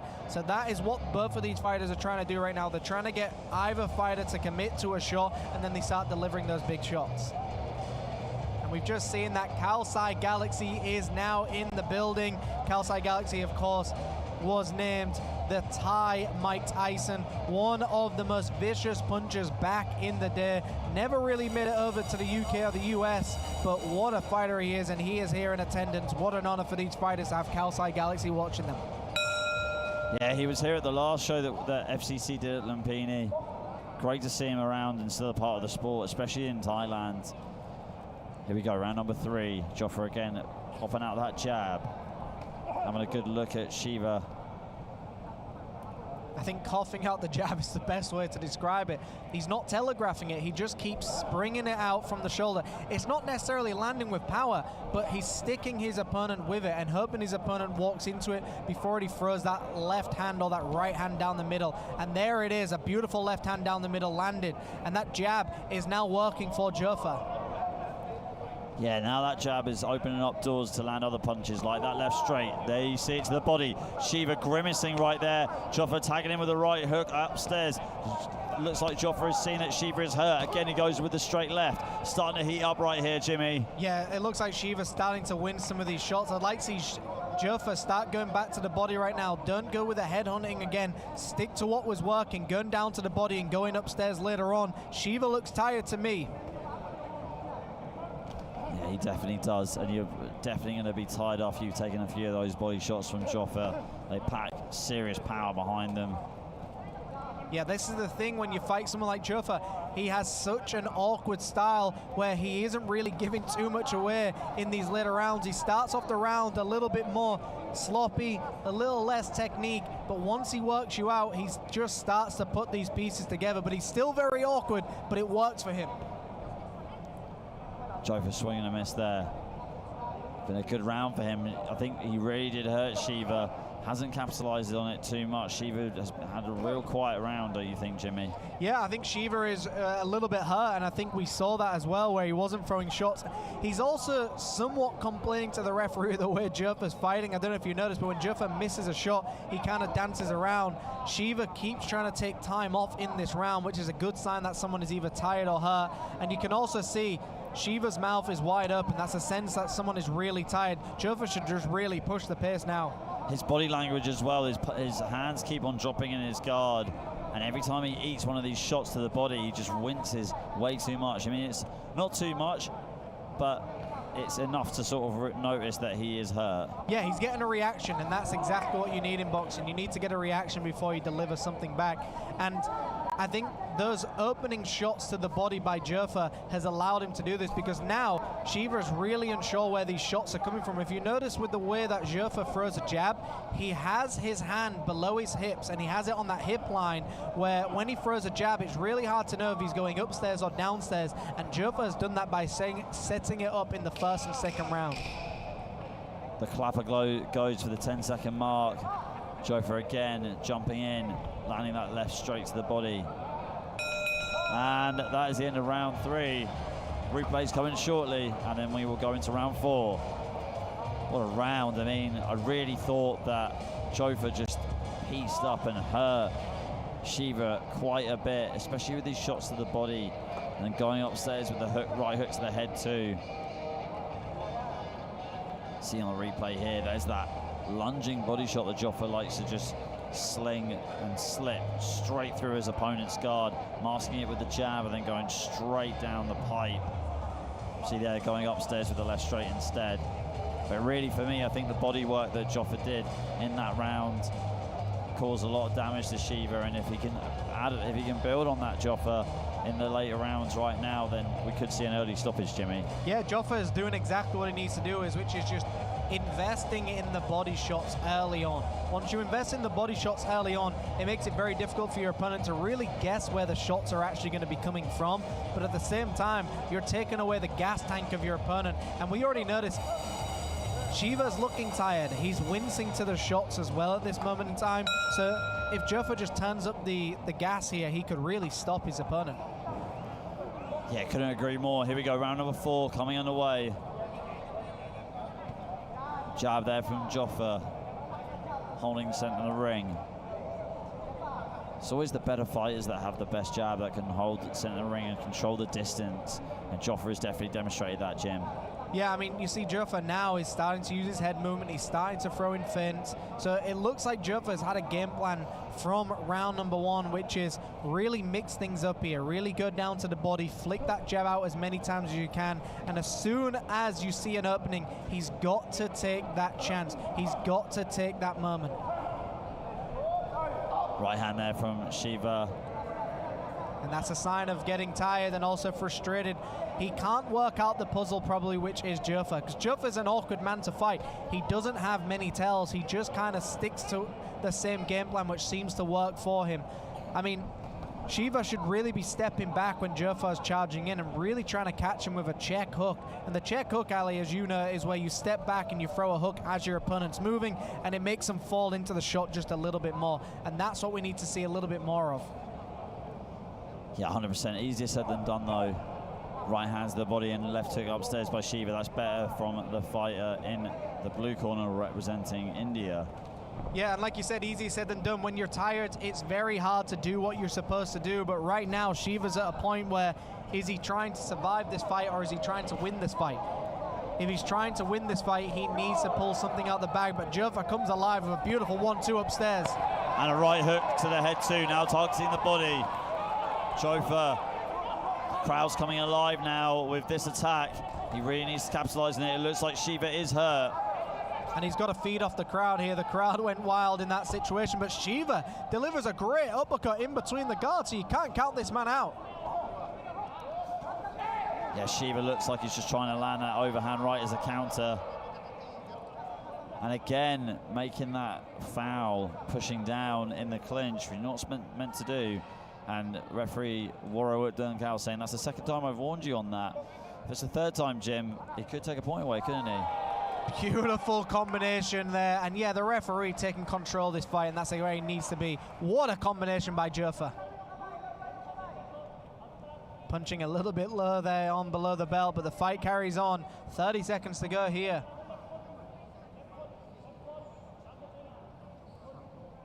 Both fighters holding central ring, but neither want to engage just yet.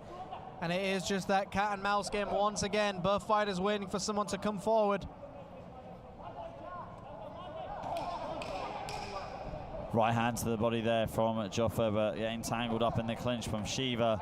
Rushing in for a quick 1-2 combination. Shiva did a great job to do a little bit of turning there, which is an old school move. When your opponent comes in low, just turn them around, grab their hip and move them to the side.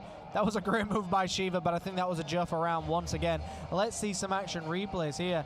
So yeah, you see that jab. That seems to just be the story of the fight so far, which is the Juffa jab, as we like to call it. Shiva charges in here, trying to blitz Juffa, but it just wasn't enough. And there was that beautiful combination where the crowd went wild and Juffa landed a nice 4-piece combination upstairs and downstairs. I'm hoping Juffa tries that again in the next round as well, because it worked beautifully for him. And every round that goes by, Shiva is getting more and more tired. Yeah, he is, and he's getting hurt as well. Joffa just needs to keep things simple and keep targeting the body as much as he possibly can. But you've also got to see Juffa here looks like he's breathing very heavily as well, which is a good thing to do in the corner. Get as much oxygen as you possibly can, breathe and be as calm as you possibly can, and really try and recuperate. But Juffa's probably used to putting his opponents away earlier than this. He's now up against a tough fighter from India, Shiva Thakran. Yeah, Shiva Thakran not going down easily. He's eating a lot of heavy shots. Let's see if he can keep standing. We're in round 5 now. Almost crossing the halfway point right now of this fight. Yeah, I still think Juffa has won every round so far as well. So I think we're now at a case where halfway through the fight, Shiva's got to do something different. He can't keep boxing the same way and hoping it's going to win. Unless you're knocking your opponent down, you cannot win this fight if you're in the 5th round and you're down on every scorecard so far. I mean, Shiva's just been waiting for the counter punches too much. And that's just been at his demise. But being a little bit more aggressive now in that exchange, this is what he needs to do. And now Joffa, though, controlling the pace with his jab, circling Shiva, trying to angle another attack. Yeah, and that's exactly where he's trying to be. He's trying to angle, he's trying to jab, and trying to get Shiva where he wants him to be. By using that jab, he gets his opponent to walk into his other hand. And it looks like now Shiva looks hurt, and it looks like he was trying to give up here, but Juffa, taking no prisoners, charges him down. Yeah, not too sure what happened there. Protects himself at all times. Shiva does look hurt. Referee really needs to pounce here. Don't know why the referee isn't getting involved. And that was a very delayed reaction from the referee. Shiva looks hurt early on and still doing the count. I think he hurt his hand when he was throwing or something really hurt him. I think he broke his hand when he hit somebody or something happened here, because he looked like he wanted to take a knee. The referee did not need for that to happen. He did not need Juffa to finish the fight for him. The referee should have finished the fight for Shiva himself. But here's some action replays, Ali. We see those nice uppercuts getting through by Shiva, and Juffa waited just for the correct opportunity. And we know timing is everything here, and it is protect yourself at all time. And here's the finishing blows that ended the fight.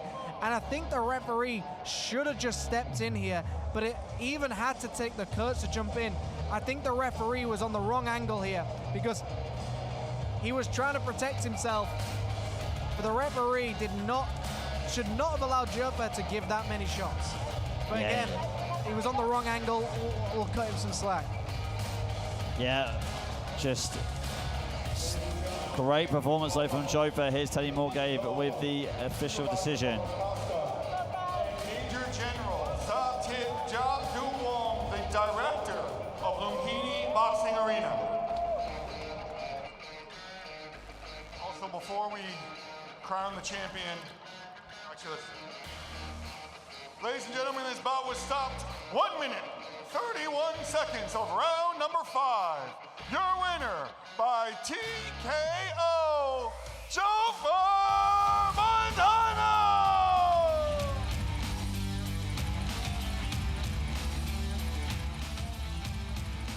Joffa is the new Universal Boxing Organization Continental Welterweight Champion.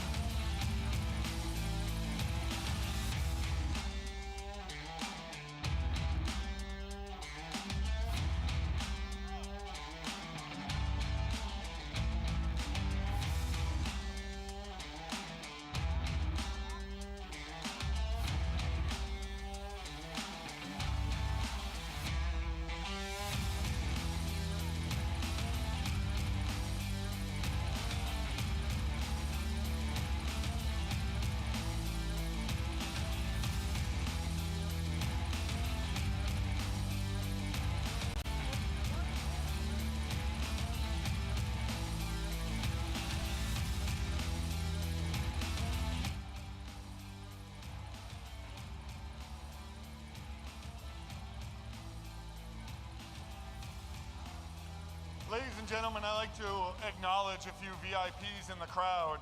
The ABF-PAT president, Mr. Naresh Singh Wacha, is here today.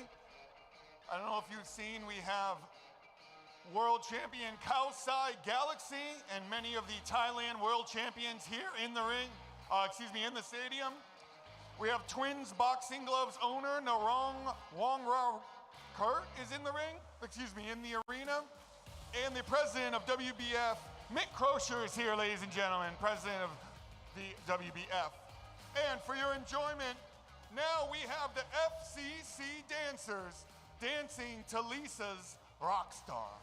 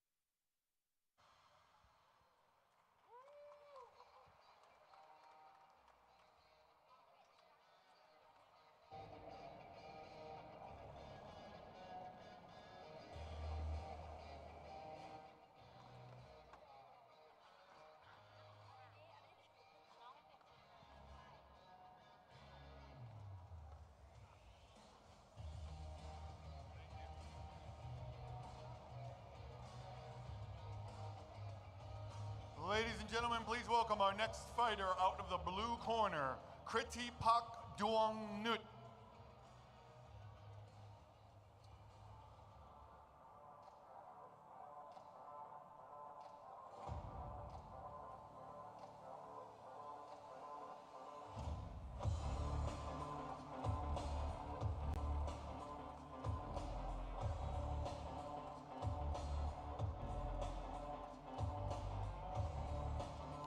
And his opponent, fighting out of the red corner, Ikrush Khan.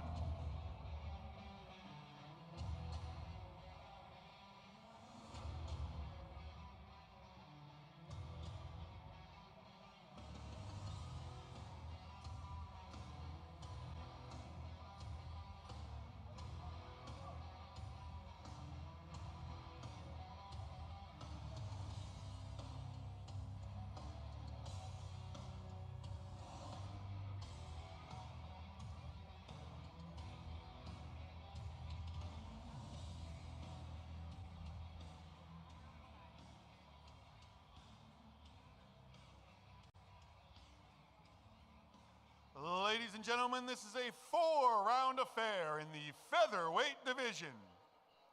Fighting out of the blue corner with a professional record of 5 wins, 5 losses, and no draws. Hailing from Thailand, this is Kritipak Dornut.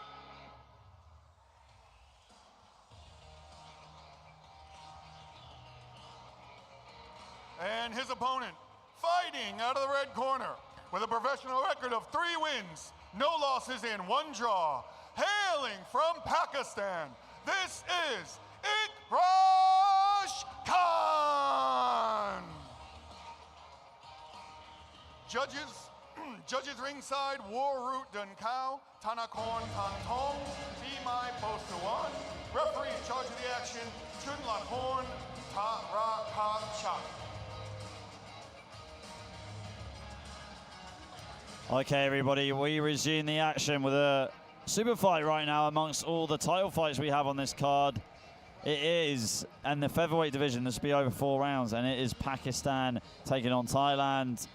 In the red corner, we've got Ikrash Khan, who's representing Pakistan. He is a boxer that has 4 fights on his record, 3 victories and no defeats, but 1 draw. And he's going off against Kritipak Dornut, who has 10 fights in his record, 5 victories, 5 defeats for Kritipak. Yeah, the first 4-round fight we've got so far as well, so going to be a different pace. Neither fighter can take a round off. As you know, losing the first round or giving up the first round is already detrimental to winning the fight, so we're going to see a faster pace.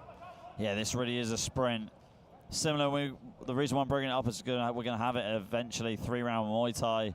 You have to sprint in that for sure. You don't have the 5 rounds, which is what it's traditionally fought under, where you have the first 2 rounds take your time. Anyway, back to the action here with Western boxing. Great overhand right there from Kritipak. Yeah, Kritipak being very active, and as soon as the break, he hits on the break. He's got to be very careful there as well when hitting on the break as well. But a nice jab downstairs as well by Kritipak. Kritipak really stepping up the pace here, and I think Ikrash Khan didn't really expect this type of pace. No, definitely not. Kritipak definitely trying to just take Ikrash Khan's head off with every single punch. And that's where you need to be in a 4-round fight. You don't want to leave it to the judges necessarily. You don't want a close fight. You want to try and drop your opponent when you can. And, you know, we've seen Kritipak fight before. He does drop opponents. He has put people to the canvas before. Khan has really slowed down now. He started the round quite aggressively. Good left hook there on the inside from Khan, but I feel like he's getting a little bit overwhelmed by Kritipak's pressure right now, Jimmy. And this is one of those moments where, you know, Khan's very fresh to boxing. He's only had 3 professional fights, and I think he just didn't expect this type of pace this early on. This is the pace he probably gets in sparring quite often, but when you're actually underneath those lights in the professional boxing world, it definitely shocks you when you've got a fighter like Kritipak who's just coming out firing from the opening bell. So I think Khan just got to start believing in himself and really work out the timing of Kritipak. Yeah, the famous Mike Tyson quote, everyone has a plan until they get punched in the face. Kritipak trying to charge him with that left hook to the head, but missing with his jab as well. And this is a good pace for Kritipak, but as we've seen many times before, Ali, it's keeping up the pace for the later rounds as well. If you can keep this pace up, it will tend to win. And Khan, to me, he's got that very slick style boxing. He's got a very nice guard, but when you get smothered, it's very hard to get your action going. Jabs to the body there from Kritipak, going upstairs with the left hook. Overhand right as well, clobs Khan with that right hand, and Khan also with a bit of dirty boxing on the inside too. Yeah, I mean, that was one of those situations where you hit me, I hit you on the break. I think it was a fair situation for both of these fighters. Both fighters in the clinch once again, hitting in the clinch. If one arm is free, you can keep hitting. Anyways, we're going to go to some action replays, so. Yeah, here come the replays right now. Good round for Khan at the beginning, but I feel like Kritipak took over the majority of it. See Kritipak sort of varying his shots, going downstairs to the body and then upstairs to the head as well. Khan did have a good moment at the beginning of the round, landing some fast flurries, but the whole round for me really was in Kritipak's favor. Yeah, and Kridipak was just active. He was in and out, and he was landing shots from all different angles. And to me, that was all about the output by Kridipak. And, you know, one of the things that I've often been told is, especially in these 3-round or 4-round fights, something that was often said by Simon Lewis, who was a great boxer back in his day as well, is it's not necessarily your skill level in these short fights, it's just your gas tank. If you can have a good gas tank and keep up a good work rate, you tend to win these short-range fights, and I think that's what we need to rely on right now, which is, if you're in a short fight, make sure your gas tank is ready to go. Yeah, you've got a good point there. It's all about managing your engine too during a fight like this. You don't want to blow a gasket too early, and you need to try and make sure you've got enough energy for the whole fight if it goes that far. Here we go, round number 2. We are set for 2 more after this. And we can see the slick style of Khan just by the way he holds his hands with his footwork as well. But slick is often beaten by being smothered. That's how all the great fighters got beaten back in their day, was being smothered by fighters who threw from every different angle. And I think that's what Kridipak is doing beautifully here. He's constantly keeping the pressure on. Both fighters landing the jab early on. Kridipak looks like trying to wind up the left hook, but couldn't find the right angle on Khan. You can see Khan thought he was going to come into this fight with a jab, stay on the footwork, and just keep his fighter at range with the jab. But when you're against some of these really tough Thai fighters, especially someone like Kridipak, they don't care about your jab. They're going to eat your jab and just keep coming forward, and they'll just keep trying to find angles on you. So Khan's got to change his game plan up a little bit and start getting back into some of those hooks, and also stepping back when Kridipak comes forward. Kridipak dipping low. Overhand right there from Khan. And here we are with the work rate, as we mentioned as well. Kridipak definitely less of a work rate than he was in the first round, but he's now starting to put counters in between that work rate. And you can see, Ali, he's trying to throw that pull counter now. Yeah, a bit of a scrappy clinch there between these two fighters, referee breaking them up in time. But I do like that Khan isn't complaining. Even I think, Kridipak's hit on the break more times. Khan isn't complaining. He's just still coming forward, and he's still trying to win this fight. But I think Kridipak, to me, at this moment in time, is just a little bit too much. Khan's got to find a crisp opening. He's got to wait for Kridipak to throw something, have an opening, and then throw a counter. The referee should be trying to break them up here, though. No, I agree. Well, I mean, Khan did have a moment earlier on, but it's the majority of this round again has been Kridipak for me, Jimmy. I just can't. I think Khan is just is slowly starting to drown, slowly starting to sink under the pressure right here, and Kridipak is finding a good flow with his counter punches. Yeah, Khan looks the part, but I don't think he's delivering what he thought this fight was going to be, and that is one of those classic situations where it doesn't matter how skillful you are and how slick you are. If you're in a short-range fight, it tends to be your output that is going to win the fight. You can't really rely on giving one round up. But there we see Khan deliver a nice right hand, and that's where Khan needs to be. He needs to find openings in between the flurries of Kridipak. Timing will win this fight for him if he can find it. Again, Kridipak landing with the right hand. And that is the end of round 2. Round 3 is coming up shortly, but before that, we've got the replays with Jimmy. Great rounds for both of these fighters. Khan started to find some of his timing there as well. And there we see Kridipak landed that big, as Ali called it, the clobbering right hand over the top as well. I just think Kridipak's work rate throughout that entire round was just a little bit more. It was less than the first round, but still more than Khan, and that is what to me is going to maybe favor the judges at the moment. Now, Khan had some moments in that fight which we saw earlier where he was slipping, he was moving, and he was countering hard. And as you know, when someone moves into the shot, it lands harder. Khan needs to get the timing down here. Otherwise, to me, Kridipak is stealing this fight away. And I know I like to quote my friends here, but Simon Lewis used to drill this into his students all the time, which is short-range fights is all about your gas tank. So make sure when you're in the gym, you're putting in those extra moments, because it comes down to who can last the longest in these particular fights. Yeah, 100%. You always want to make sure you go to the fullest that you can in training in the gym.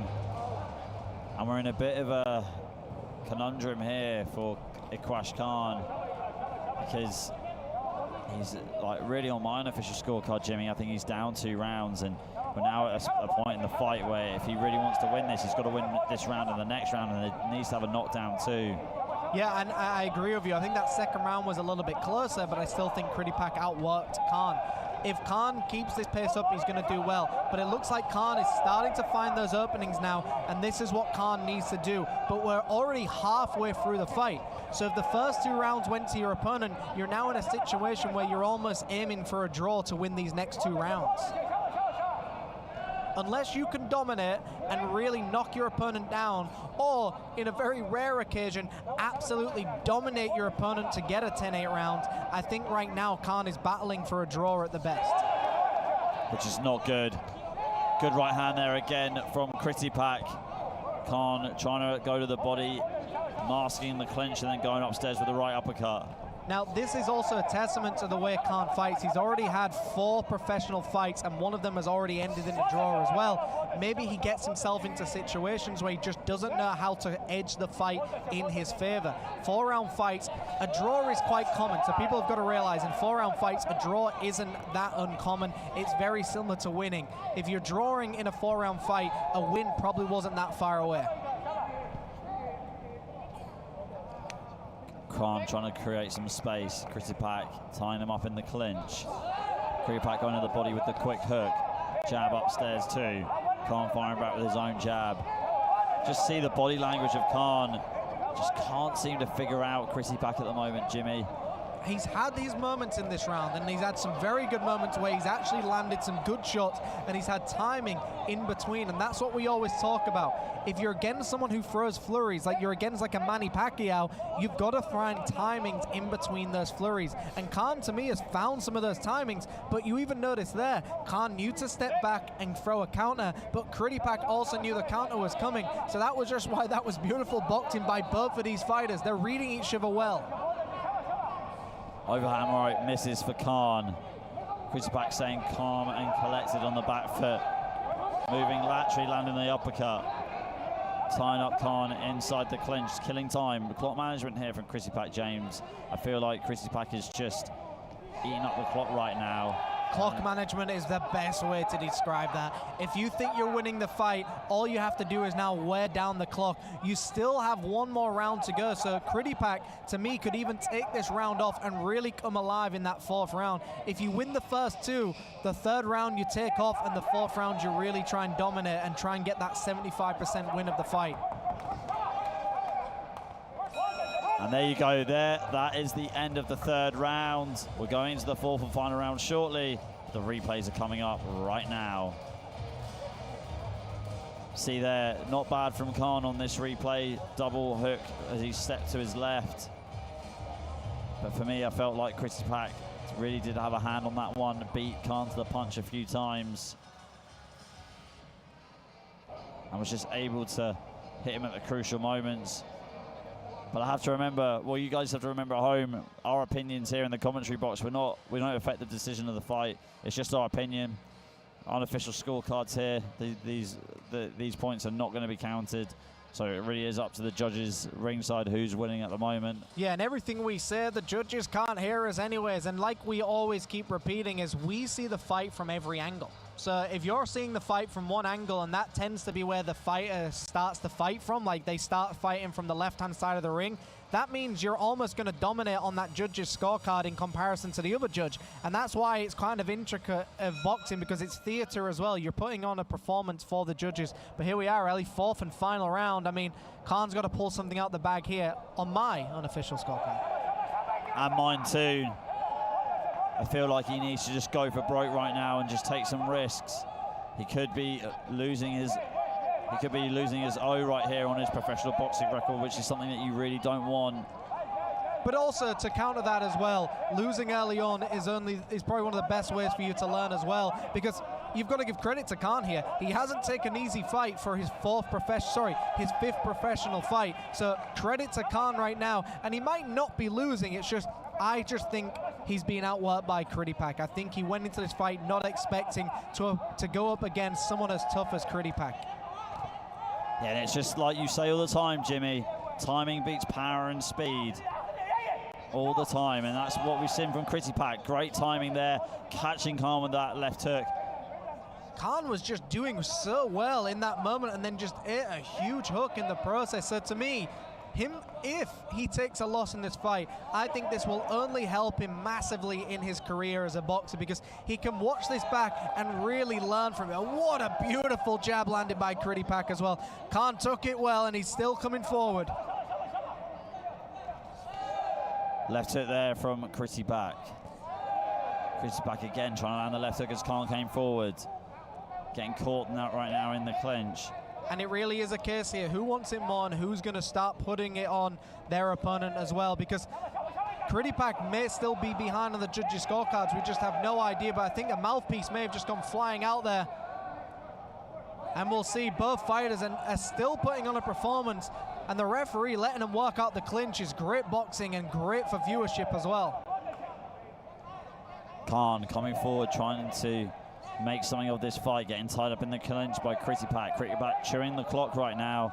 You see it a lot in team sports like American football and basketball, but it does happen in boxing too, with fighters doing this in fights where they know that they're ahead, just clinching up, going on the outside, doing as little as they can, and almost using their footwork to go on the back foot, get away from their opponent to eat up the time. Because a referee can warn you if you're not engaging enough, but at the same time, it's basically doing just enough to keep the ref away from you as well. You're doing just enough to keep them off you, and I think that's what we're seeing right now with Kritipak. Kritipak looks tired, but I think Kritipak believes he's winning this fight. Credit to Khan. Khan's still moving forward. Khan's still trying to put him away. Khan's landed some beautiful shots upstairs as well. Khan's put on a great round. Again, getting tied up in the clinch though. 10 seconds coming up. And you'd hate to watch it back thinking all you had to do was step it up just ever so slightly to win this fight. You don't want to give things up by 10 seconds. You want to give it your all. And that's the bell to end the fourth and final round. We'll have the replay shortly, and then we will get the official decision to find out who won our fifth bout of the evening. Here's Jimmy with the replay. So there we see Khan was lunging in with some nice right hands. He was landing some nice counters. He was also throwing a jab off the counter, which is definitely someone who's done a lot of good pad work in the gym to keep that jab pumping out. But like I said, and the way I just saw it was, I think Ikraj Khan came into this fight expecting that the jab and his footwork was enough to beat someone like Kritipak. But the thing with Kritipak is he's beatable with a good jab if you keep the range from him. If you stay at bay and keep him away from you, you win the fight with a jab. But Kritipak was closing the gap too often, and Khan allowed him to do it. So look, whatever the result, if Khan doesn't win this fight, he can look back on this, look what he can do next time, and he'll only ever improve. You either win or you learn. Let's go to Teddy with the official announcement.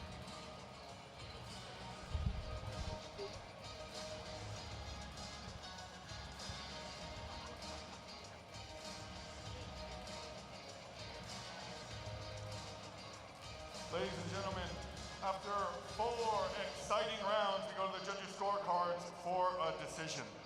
All 3 judges scored this bout 37-39 in favor of the blue corner, Kritipak Duanud. Mr. Kaosai Galaxy to award the fighter.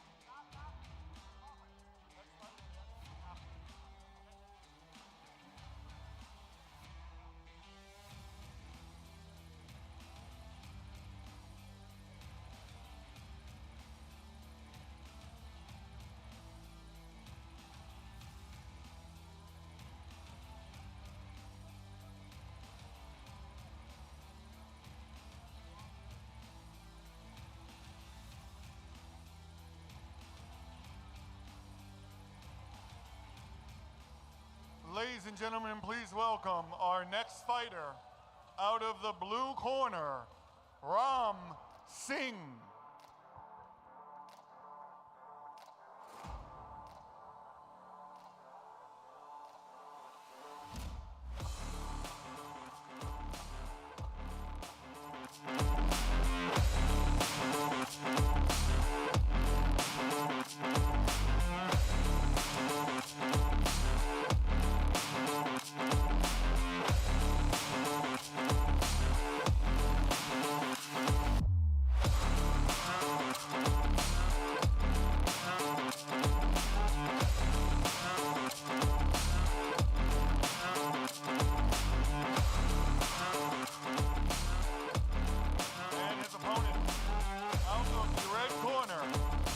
welcome F.A. Darren Konuk.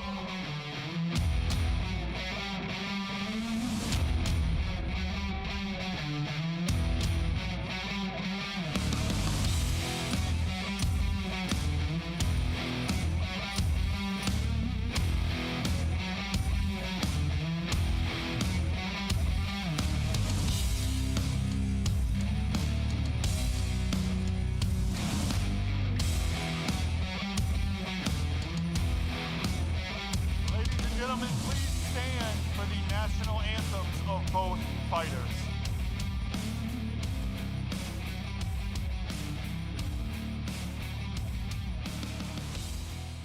जनगण मन अधिनायक जय हे भारत भाग्य विधाता पंजाब सिंध गुजरात मराठा द्राविड उत्कल गंगा हिमाचल यमुना गंगा उच्चल जलधि तरंगा तव शुभ नामे जागे तव शुभ आशीष मागे गाहे तव जय गाथा जन गण मंगलदायक जय हे भारत भाग्य विधाता जय हे जय हे जय हे जय जय जय जय हे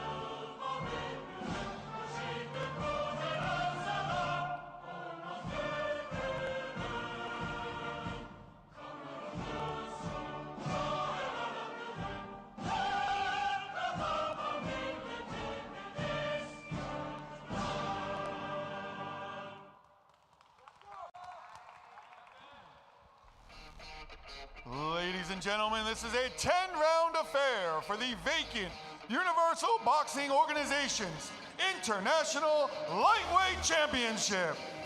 Fighting out of the blue corner with a professional record of 4 wins, no losses, and 1 draw.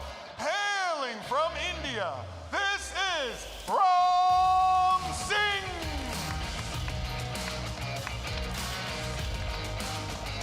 And his opponent, fighting out of the red corner with a professional record of 9 wins, no losses, and 1 draw.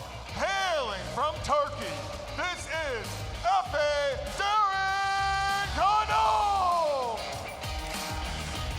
Judges ringside, Waru Dunkao, Tanakorn Kantong, Imai Bosuan. Supervisor for this bout, Suraport Hong Chi Vanit. Referee in charge of the action, Jojo Torres.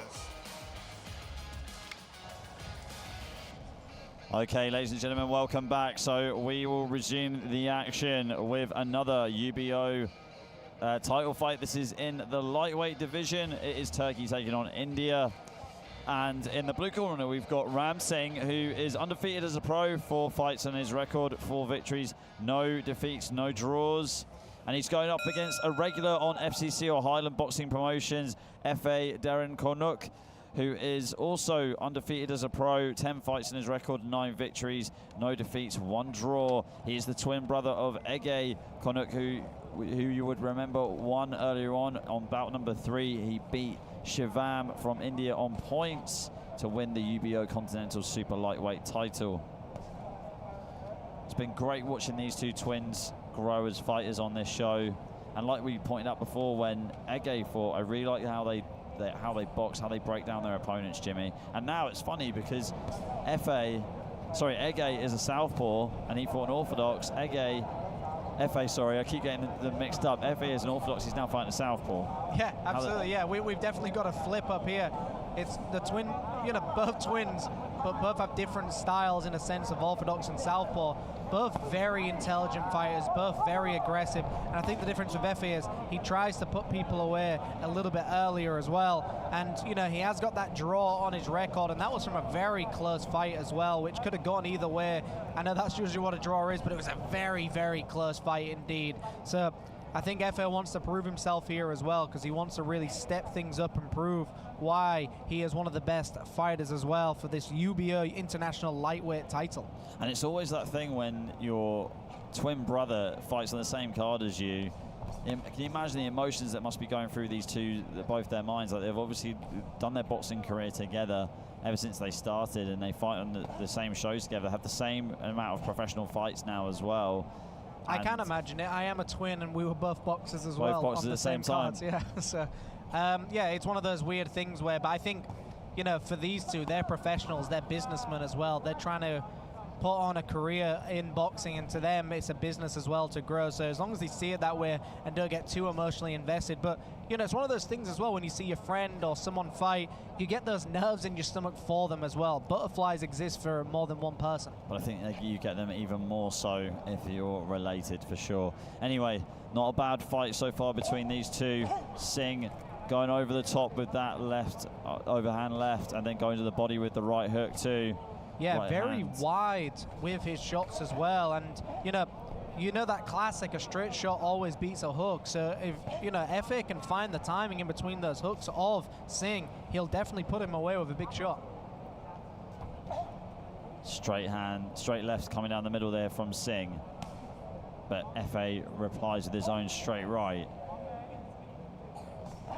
Big right hand as well. Both fighters reading each other very well though here. And like I said, you can see the difference in styles. You can see Efe is a little bit more loose. He's a little bit more, wide at the shoulders. And, he's just waiting for Singh to throw a big shot. And then he looks like he's trying to counter as well. Now, I don't know what they're complaining about in that situation. If it hits the elbow, it hits the elbow. Okay, that's the end of round one. Replay's coming very shortly, then we're going to round two. Okay, I guess we won't be having replays at the moment. But we can talk about that action as well. I mean, what is Efe complaining about there, Jimmy, with the elbow? What exactly is he referring to? All I can assume is when he was up and close, I think he may have rammed his opponent with a forearm and an elbow. But it's one of those things where I don't think it was intentional in the slightest.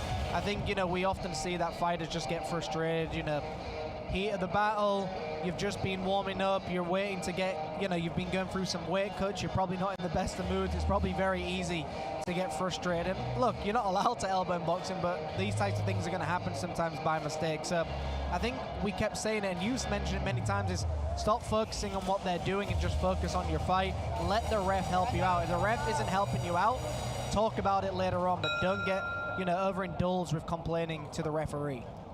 Yeah, that's something that you mustn't do. You just got to get in there and do your job. Okay, here we go, round two underway. We saw that Efe's coach wanted him to start targeting the body with the straight right. See if he can do that. I'm looking forward to seeing Ram Singh fight in this title bout.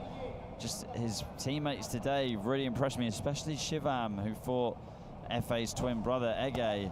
Just loved how he boxed on the outside and was able to control the pace of the fight so well with his jab and his footwork. I'm expecting Singh to follow in the same footsteps. Yeah, and that was an interesting fight as well, because usually with professional Indian fighters in boxing, they don't tend to have that footwork battle. They tend to have those big over-looping shots and these very unorthodox styles of throwing lead hooks and things, which is what we're seeing a lot more with Ram Singh and the fighter just before that as well. So that fight we saw was quite unique in the sense of we could tell he was from a very good amateur boxing background. Now this fight we're in right now, this is a little bit more of professional Indian style, which is looping hooks from all different angles. Yeah, I wouldn't be surprised if that's a transferable skill from cricket, Jimmy, with the over-looping, overhand rights, lefts, and the hooks too. I mean, yeah, they've got like the best sportsmen for cricket. Like, they are the best country for cricket, so it's just one of those interesting things.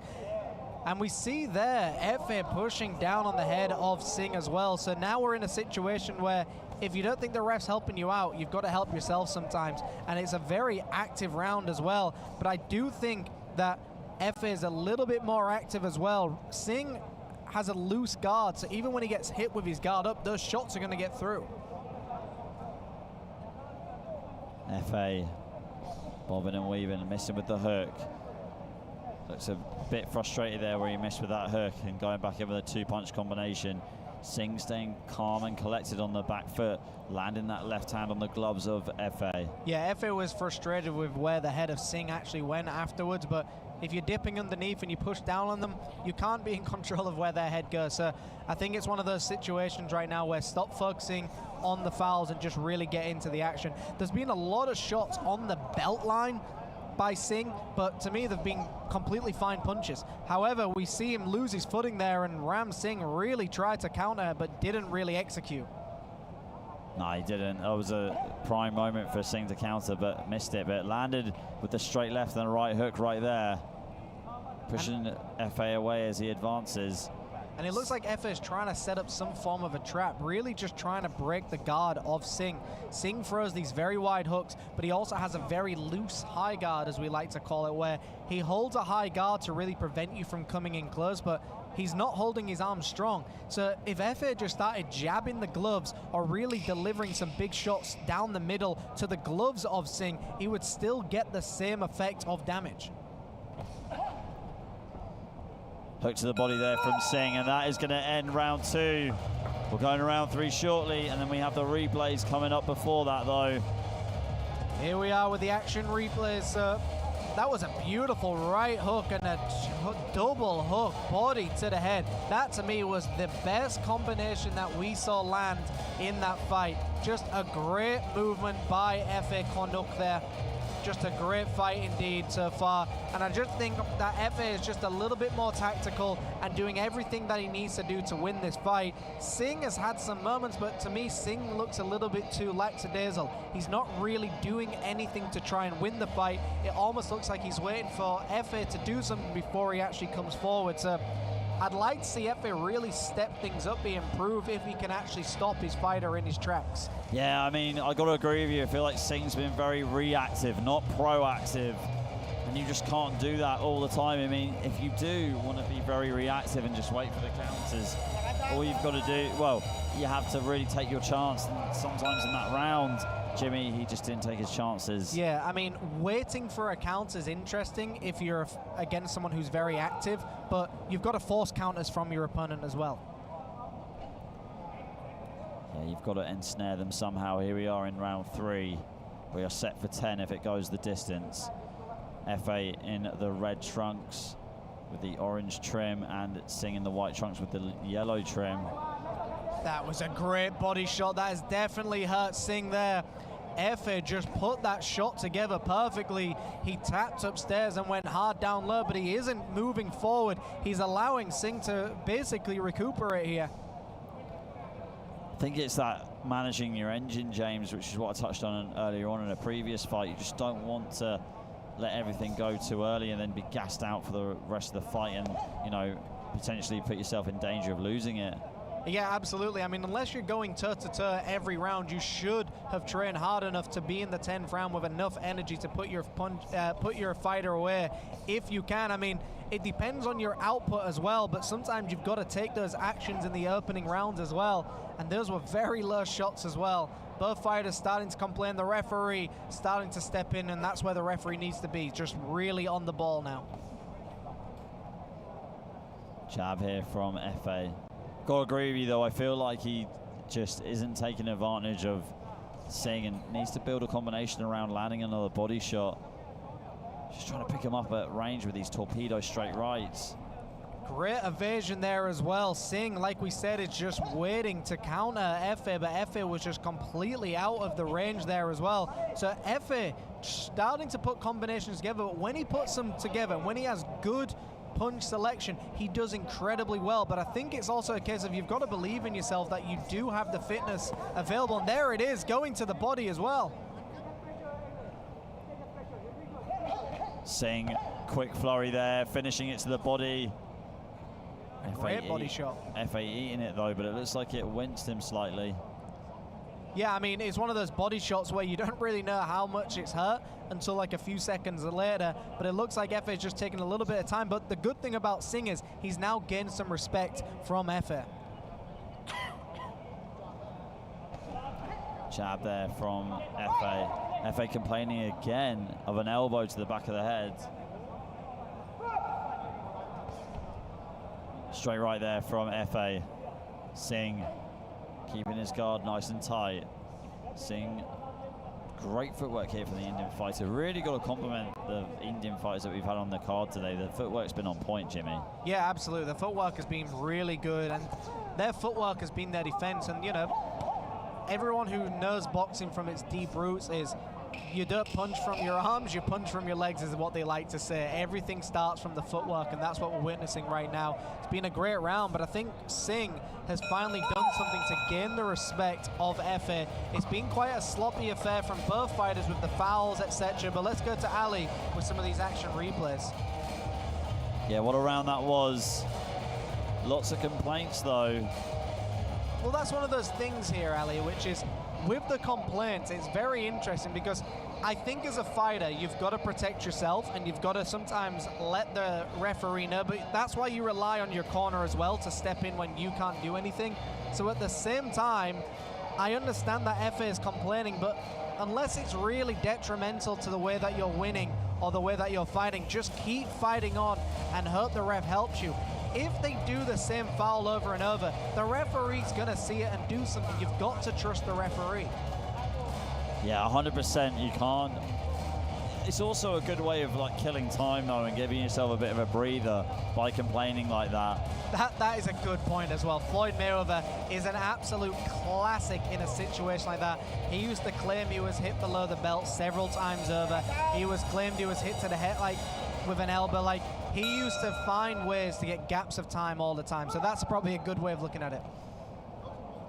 Okay, here we go. Round 4 underway.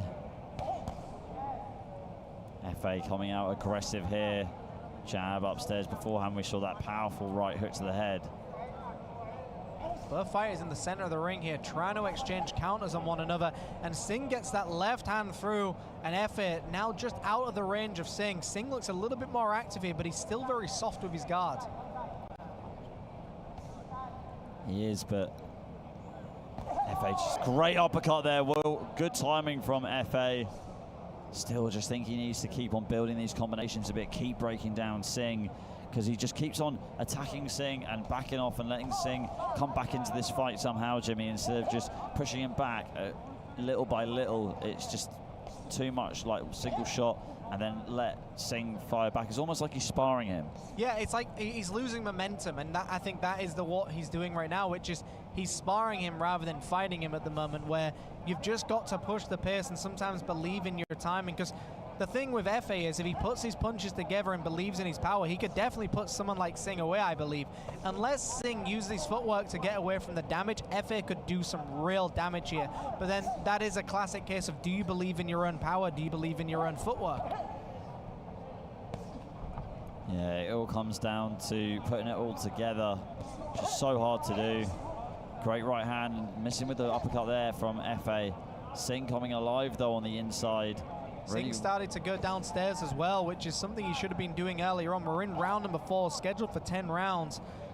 And it's been quite a casual affair for both of these fighters, kind of waiting for one another to do something before they react. And like we said earlier, I'd like to see FA just really push the pace. I think he's good enough to push the pace. I think he's got the power to do it, but he's got to believe he can do it as well. But easier said than done. Right hook coming upstairs, missing with the left.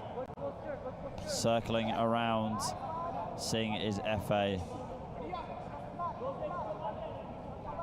And you can see FA is really thinking now. He's trying to find openings. But you know what they say, Ali, if you can't find an opening, you've got to create one. If the door isn't open, you go in through the window. You can't just keep waiting for your opponent to do what you want them to do. You've sometimes got to force the action with fins, going downstairs and really forcing it. Great head movement by FA there. Spoken like a true cat burglar, the man in the know, Mr. Jimmy Bowe. Here we go, last 20 seconds now of round number 4. Right hand and missing, sorry, left hand and missing with the right hook, getting my stances mixed up here. Efe's just out of target, but again, he complains about something where every time he complains, he's just losing his own momentum here. He needs to just keep pushing the pace.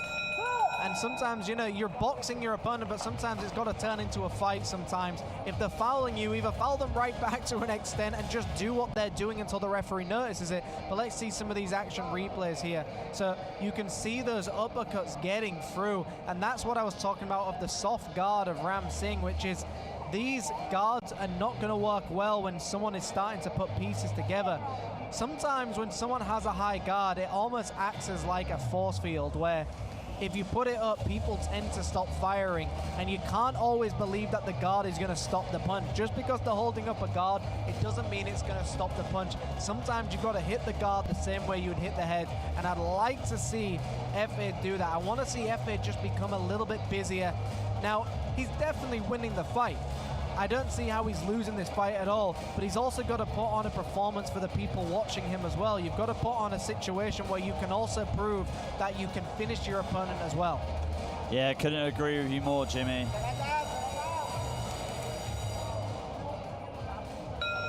And here we go into round 5. We're hitting the halfway mark now of this title fight. Can Efe follow in his twin brother's footsteps and be crowned the UBO International Lightweight Champion? Or is Ram Singh going to rip up the scripts and spoil their day? A nice little family day out right here at Lumpini Stadium, winning titles and, you know, getting your improving your boxing record just a little bit. But can Ram Singh just rip up the script that these two twins have written for themselves? Yeah, a good Sunday family affair. Let's go out, let's win some belts, let's go back home. And we're in round number 5 right now. So if you've lost every round so far, you've got to do something spectacular right now. You've got to try and put the pace on your opponent. You've got to try and put them down. You've got to do something different. If it ain't working, you've got to change it up. 100%.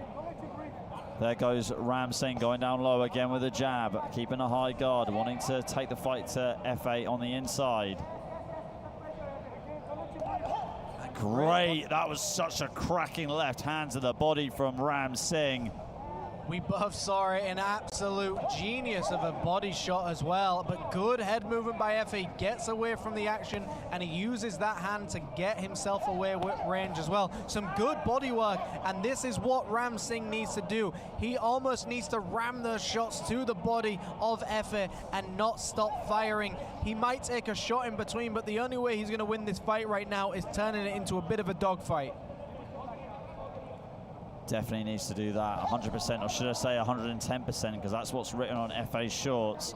Left hook there from the Turkish fighter, but I feel like Ram Singh has really started to come alive now in this round, targeting the body. Oh, some of these body shots are just absolute gut busters, and I'm feeling them right here in the commentary booth, Jimmy, and I'm not even inside the ring. Yeah, I mean, those shots we can hear slapping around the ring. And if you've ever taken a big body shot, you can almost feel it for somebody else. And it's one of those things where body shots sometimes take time to actually start to develop the pain of them and also take the energy away from you. Well, yeah, we saw that perfectly with Gervonta Davis against Ryan Garcia. Perfectly placed body shot, but it was a delayed reaction that stopped Ryan. Yeah, Bernard Hopkins did it against Oscar De La Hoya. People think Oscar De La Hoya took a dive, and he didn't. It's a perfectly timed body shot, which over time, if it's selected correctly, and that's what Ram Singh needs to do. Rather than going for a perfect body shot, just really go to town on the body and hope you can do something. But right now, to me, Efe is just winning this fight outright. He's doing everything he needs to do to win this fight. We're in round number 5 right now, and it is just a classic case of, does Efe want to put his opponent away, or does he want to win this fight over 10 rounds of dominating each round? But Ram Singh's doing a lot better now this round, but is it enough to win the fight, Ali? I think it's enough to win the round on my unofficial scorecard, Jimmy, but I think Efe has the majority of the rounds before this. That was a great round for Ram Singh. He actually went to the body a lot more. Yeah, what a round that was. Here are the replays right now. Can't wait to have another look at those body shots from Ram Singh. Here's Efe on the inside with some right hooks. Dirty boxing from the Turkish fighter.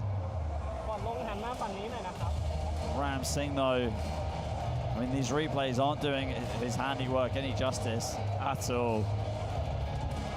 But just talk us through it, Jimmy. When you sling body shots like that, I mean, he's doing it halfway through the fight. If you do it early on, it's quite risky, isn't it? Because you're almost causing, you're really risking it, because you could end up not hitting your opponent at all, then you leave yourself wide open. Yeah, absolutely, because as the fight progresses, the more tired you get, and you know, like they say, fatigue makes cowards of us all, is early on, going to that body is a really good thing to do with a lot of feints. So those body shots only really work if you use feints early on. So at this stage in the fight, if your opponent is tired, going to the body not only damages them, you know, internally, but it's psychological as well. Getting hit to the body, or the idea of getting hit to the body, already takes energy away from you.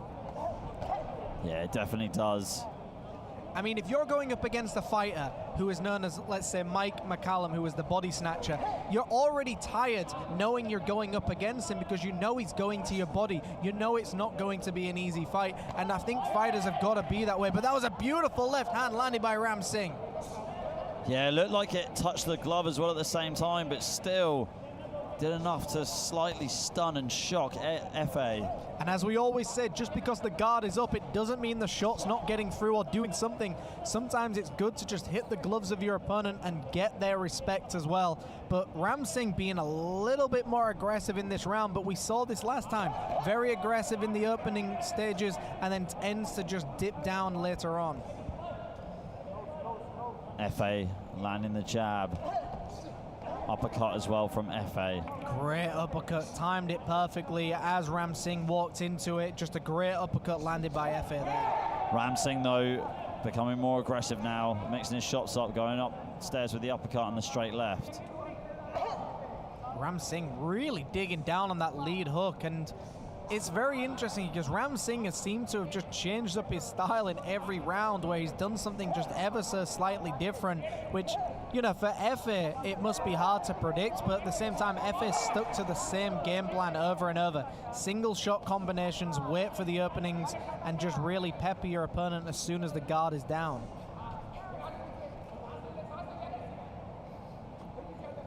FA holding center ring here. Ram Singh just planning another angle of attack. They're almost jockeying one another, trying to see who wants to flinch first and who wants to react, and then they're going to pounce. But I really just want to see Ram Singh just do something a bit different here. Right now, he seems to be going to the body with some very nice shots, but as we've seen before, judges don't necessarily favor those shots to the body. They like people who are very clean with their shots upstairs rather than going downstairs. That's an interesting point. Never knew that. I mean, it's not that the points, it's not that they don't score, it's just we often see with good body shot fighters is they don't tend to win rounds on body shots because people like to see the shots upstairs, and it's very hard to count a body shot as a point. So that's why you've got to sometimes use it to your advantage, where you can go the majority to the body as long as you're setting up big shots upstairs. Overhand left there beforehand by Ram Singh. FA firing back with his own straight punches, setting up that left uppercut. Clapper goes for 10 seconds in round 6. FA getting told off for shots to the back of the head by the referee. Straight in there with the action that did not waste any time. A great round for both of these fighters, an entertaining round to say the least. Both fighters giving it all they've got, and we're going to go to some action replays here. So FA just getting out of dodge in that situation, getting away from the punch and not allowing him to take a big shot. Now, even when FA gets hit by some of these shots, he's moving back, which means he takes the sting out of the punches, so the punches don't even land that hard. Even when they connect to him, they're not landing as hard as they could. But a good round. Again, I just think FA is winning this fight outright now. I think Ram Singh has got to be told in his corner where, look, you've got a few more rounds now. Are you going to try and win it, or are you just going to try and survive it? Because you've got to be in a situation where you're still trying to win the fight. That's a great way of putting it. Are you trying to win, or are you just trying to survive? And if you're trying to survive, at least have an idea that you might be winning at some of those rounds. But I just don't think Ram Singh's style is necessarily winning it for him. A lot of single punch combinations to the body. They land hard on FA, but they're not winning the fight. FA is winning this fight, and Ram Singh is just digging to the body. Well, I guess you could kind of say that their styles both cancel each other out, really, because they're quite similar in that sense, where FA will throw significant shots to hurt you and get his own points, and then he'll back off and wait for the counters. And Singh is a little bit similar, but more so on the other side, likes to just stay and counter his opponent. Would you say so? Yeah, he's a nonchalant version of him in a sense, where he doesn't have the same head movement as Efe, and his guard isn't as tight. So with Ram Singh, he always looks like he's loose and kind of ready to go. Efe always looks busy and looking like he's trying to put you away as well. So Efe is always going to be favored on the judges' scorecard because Efe looks like he's always trying to win. Ram Singh, although very similar, is just a little bit of a loose, like I said, nonchalant version of Efe sometimes. Good hook there from Efe. Targeting Ram Singh now with the power punches, straight right and hook to the body as well. And an uppercut. Oh, that looked like that hurt Ram Singh. He dropped his guard momentarily, Jim. We've seen him win before. We've seen him get through this and almost play a little bit of possum there, because for someone who's got hit very hard, he's still moving forward, which, you know, you've got to give credit where credit is due. He's a very tough man, Ram Singh. He's taken some absolute devastating uppercuts, which would have put a lot of people down, but he has not once gone down to the canvas. He hasn't quit. He's staying in there. Efe still with the single punch combinations. I'd like to see him start putting them together now. I think he's got Ram Singh where he wants him. Yeah, Ram Singh looking deflated here, and Efe waiting for him so he can land another counter punch. There he is, firing that right hand. A big right hand upstairs, still missing the target. So to me, Efe is now in cruise control. He's in autopilot. He's just doing everything he needs to do just to win the fight. But he's definitely boxing. He's boxing well. But he also needs to understand that it's an entertainment sport as well, where he should be trying to push the action sometimes and trying to put your opponent away. It's all good winning, but you don't want to get to the 10th round where it's been a close fight and you're not sure. Sometimes you've got to just prove that you don't want to go to the judges' scorecards and put your opponent away. Yeah, playing it way too safe, I think, Jimmy. And this is the thing, this is the business. You need to be a showman, you need to put bums on seats, you need to have an exciting style, and Efe does have glimpses of that, but he just I mean, I could watch this all day long. Yeah, for us, well. I love this. I love boxing and I love watching these things, but for casual fans, you might be watching this and wondering why is he not going in for the kill? And it's mainly because he's waiting for the correct time, and he's also just proving that he can outbox his opponent. So I'm very entertained by it, but I also understand that there's times where you've got to try and put the fighter away that's in front of you and try and put on a show. Like I said, boxing is theater as well. You can be a good boxer, but you've also got to sell the tickets as well. Yeah, 100%. Got to make sure that you try and get as many people to the promotion as possible. Okay, that's the end of the 7th round. We're going into round 8 very shortly, but here are the replays. So a bit of a one-sided round, in my opinion.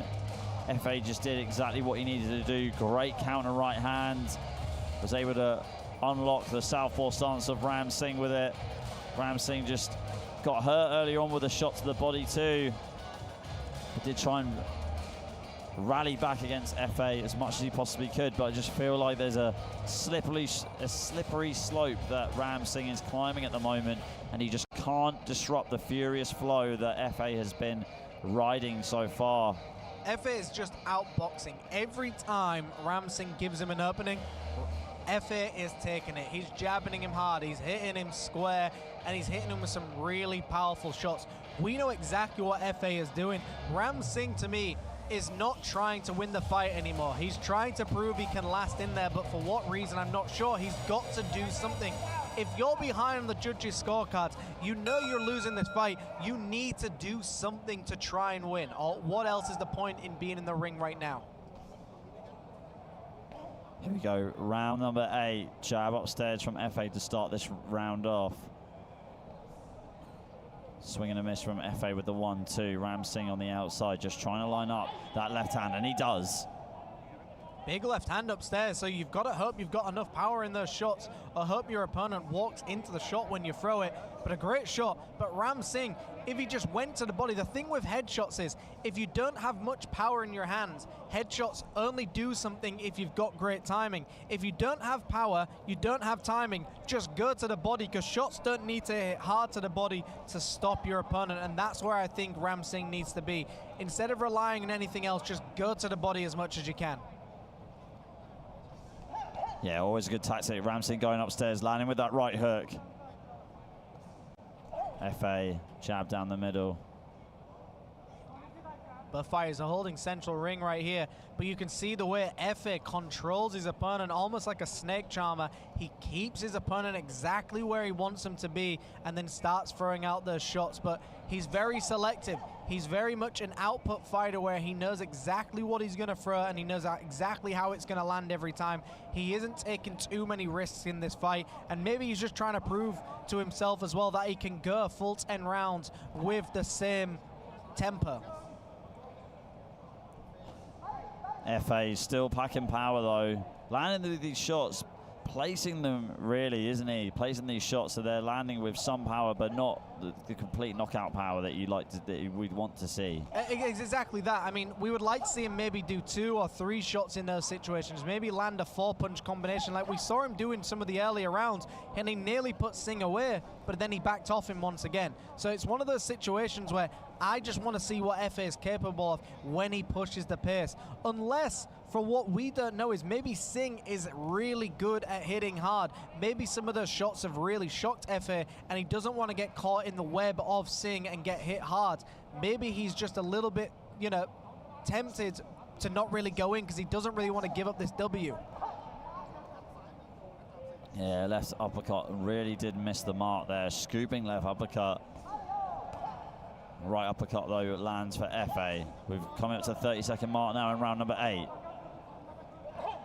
I mean, the one thing you can say about FA is he's just boxing well. He's boxing correctly. He's doing everything he needs to do to win. He's finding the openings. He's countering when he needs to. And he's only, you know, as you was talking about earlier, it's his punch selection which does really well for him. He knows exactly what he needs to do to win. Singh just needs to try something now. Is he going to try and win in this next round? We will see. Clock winding down now, dying seconds, and that is the end of round 8. Well, we'll have the replays coming for you very shortly, and then we'll go into round 9. Don't go anywhere.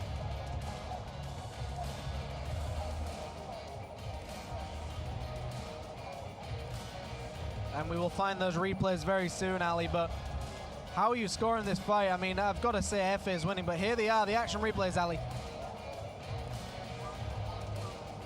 So as we see that overhand right, and there was those digging uppercuts. Now, notice how FA is hanging on the back of the head when he throws his uppercuts. Now, the uppercut's going to hit harder, but if the referee sees that, he can definitely take them apart and give him a warning for that. You cannot wrap your hand around your opponent's head and deliver an uppercut. That is considered dirty boxing. It's allowed in bare knuckle boxing, but you cannot do that in professional boxing. But a very, very good round indeed by both of these fighters.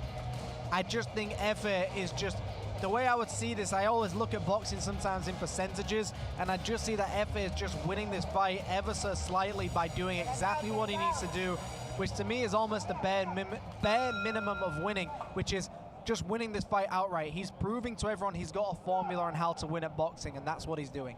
Yeah, rightfully, you stole the words right out of my mouth, Jim, big time. He's doing exactly what he needs to do to win. And sometimes that's the right thing to do as well, especially when there's a belt on the line.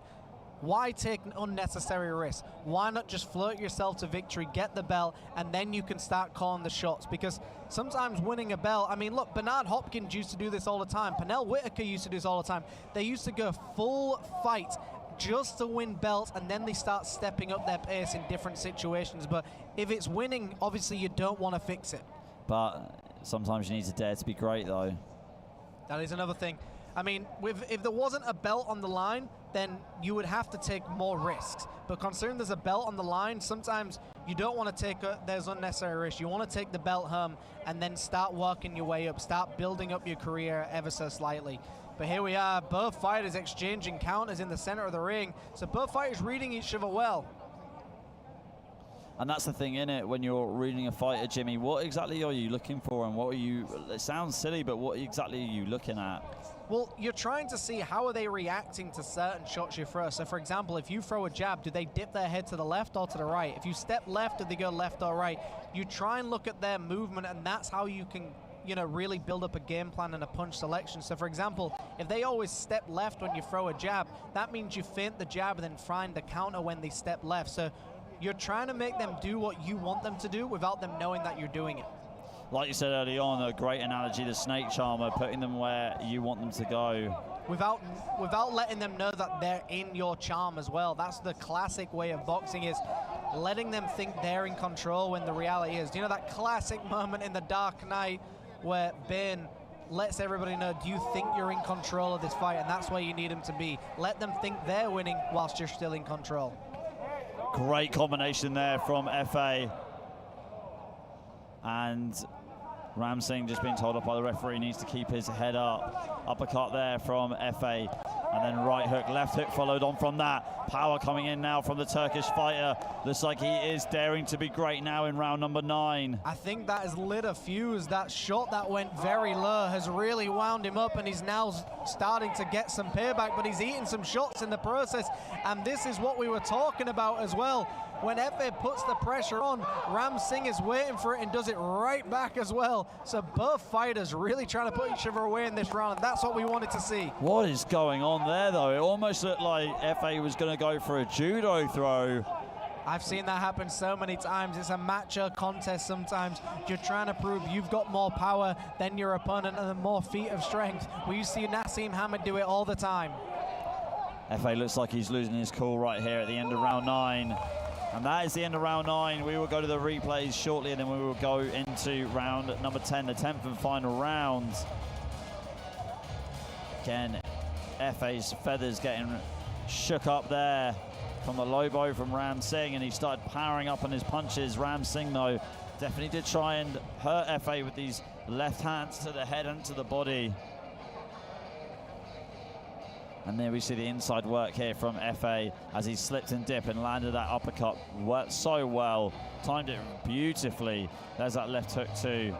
And it was probably the most exciting part of the fight as well. It was where both fighters went toe to toe. And look, I think that's what Ram Singh needs to kind of do. He needs to really poke the bear here, because Efe is dangerous when he lets his hands go. He can really put you away, but so is Ram Singh. Ram Singh has some power behind his shots, and I think that's why we've seen Efe kind of be a little bit hesitant to really engage here, because when he engaged, they both just went toe to toe. So now we're in the 10th round. We've now got to see, how is he going to deal with this fight? Is he going to try and put him away, or is he just going to dance his way? We're going to see in just a moment.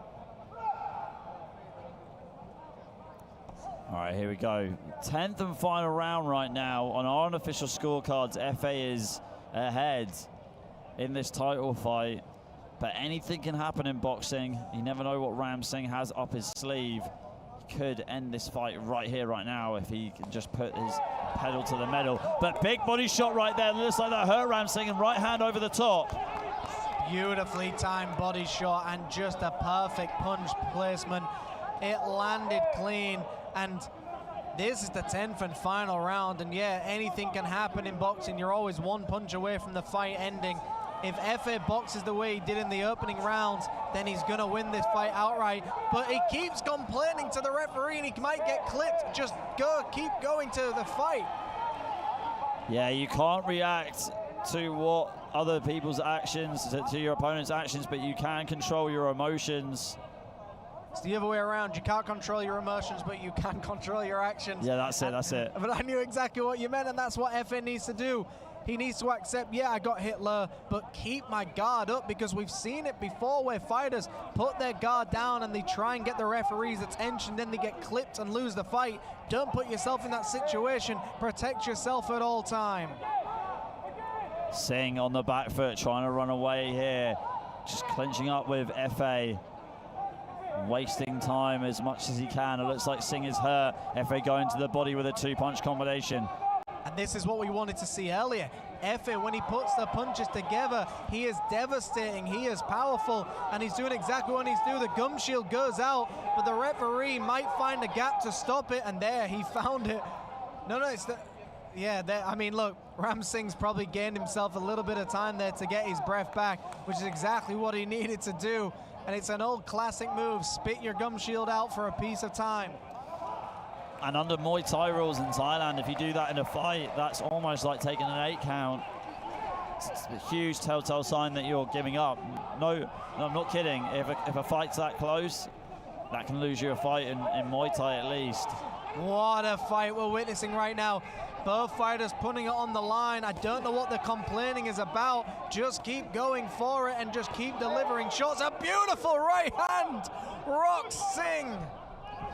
And Singh just trying to retreat into the clinch right now to save time and protect himself. You can see Ege telling his brother, calm it down. You haven't got long to last. 30 seconds to go. Don't give it up. Just go back to doing what you did before and outboxing him. Right hook there. Overhand left from Singh. Singh has never once given up in this fight. He's been eating big shots and he's never once given up. And here we are. He's still putting pieces together. We're in the final moments of this fight. Efe getting frustrated here. Left hook from the Turkish fighter. Upstairs, going upstairs with the uppercut. Hook again from Efe. Slinging these body shots as the clock winds down, and that is the end of the 10th and final round. Great show of boxing from Efe. Singh definitely did have his moments, though it wasn't so one-sided. Here's Jimmy with the replays. And there was that beautiful left hook to the body that nearly put Singh out, and then that right hand upstairs.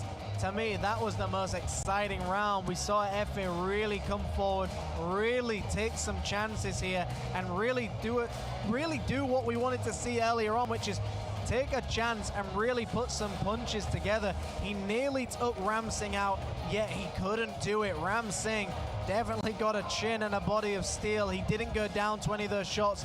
I do believe if he just pushed the pace, although it was one more round, it looked like he was going. We're going to go to Teddy in just a moment. And don't go anywhere, folks, because we've got 4 more fights after this in Muay Thai. Then we'll return for some title boxing fights as well. So we've got 4 Muay Thai fights coming up. And then we will have some professional boxing fights as well, some main events. Peter Denman is in the building, and we'll be seeing that handsome man on the mic in just a moment. Anyways, here we go with the next most handsome man in the building, Teddy.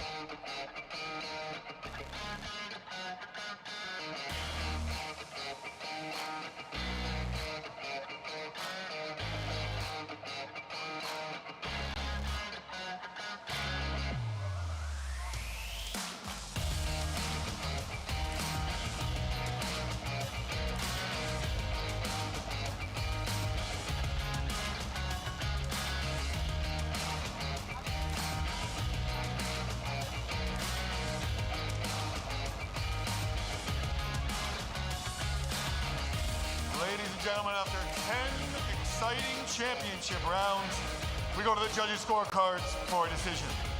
Judge number 1 scores it 98-92. Judge number 2, 98-92. Judge number 3, 99-91. For your winner, the red corner, Efe Darren Kono!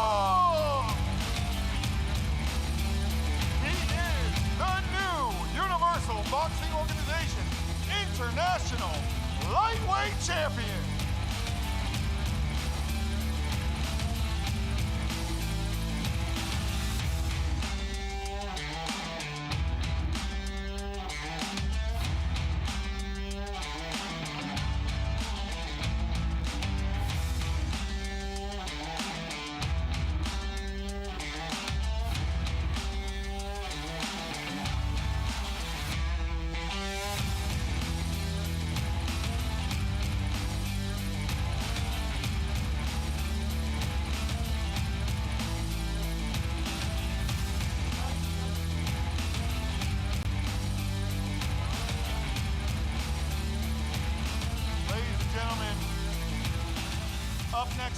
Muay Thai portion of our show, I will be leaving you and I will be coming back for the main event.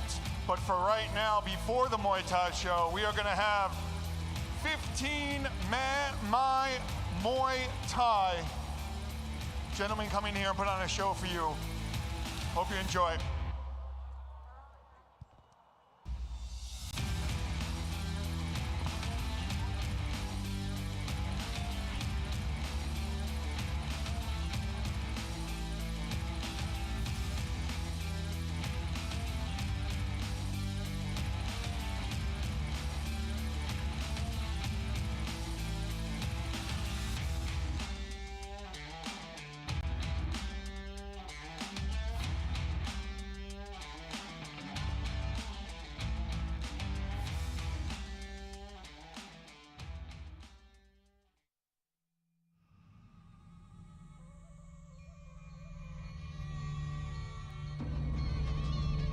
รำร่ายไหว้ครูศิลปะการเคารพครูมวยที่สืบทอดกันมาอย่างยาวนานพลังแห่งศรัทธาต่อครูบิดามารดาและสิ่งศักดิ์สิทธิ์เพื่อคุ้มครองให้ตนปลอดภัย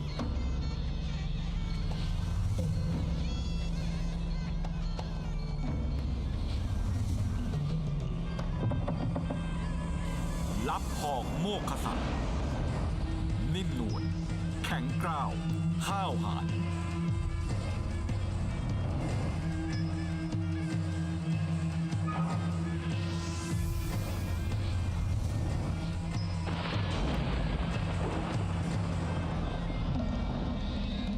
นารายณ์ขว้างจักรเกรี้ยวกราดอาจกล้าท้าทาย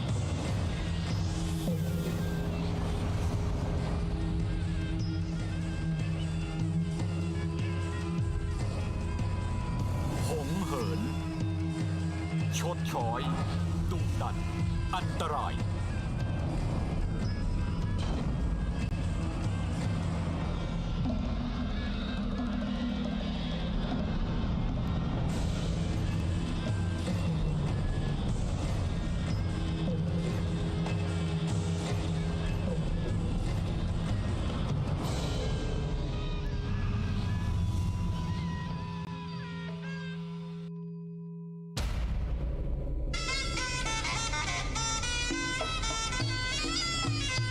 ศึกตีถูก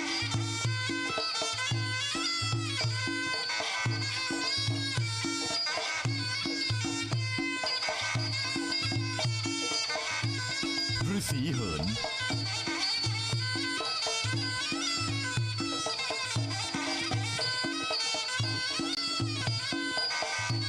พระมวงเอราวัณ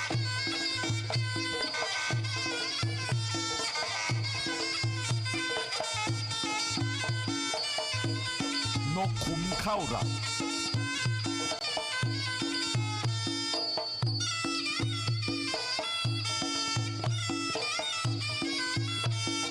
ยันเอราวัณ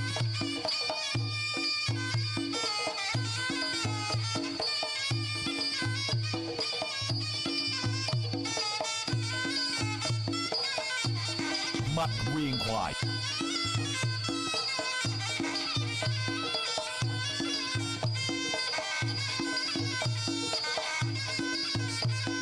ยักษ์จับ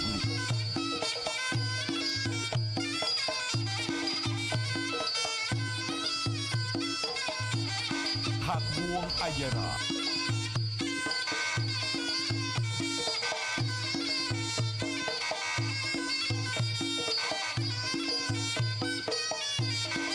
หักคอเอราวัณ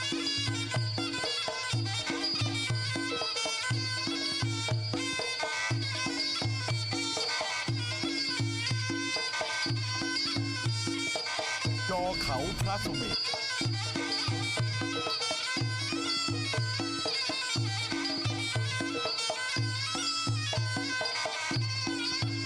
บันเสียงทศกัณฐ์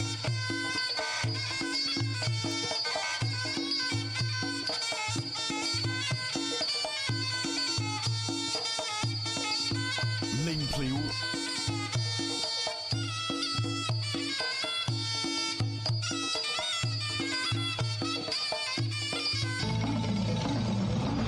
ระรามเดินลง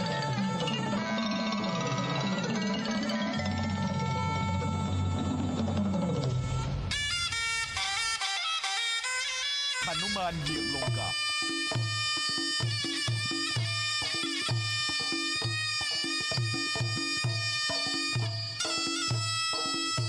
พระรามสะกดทับ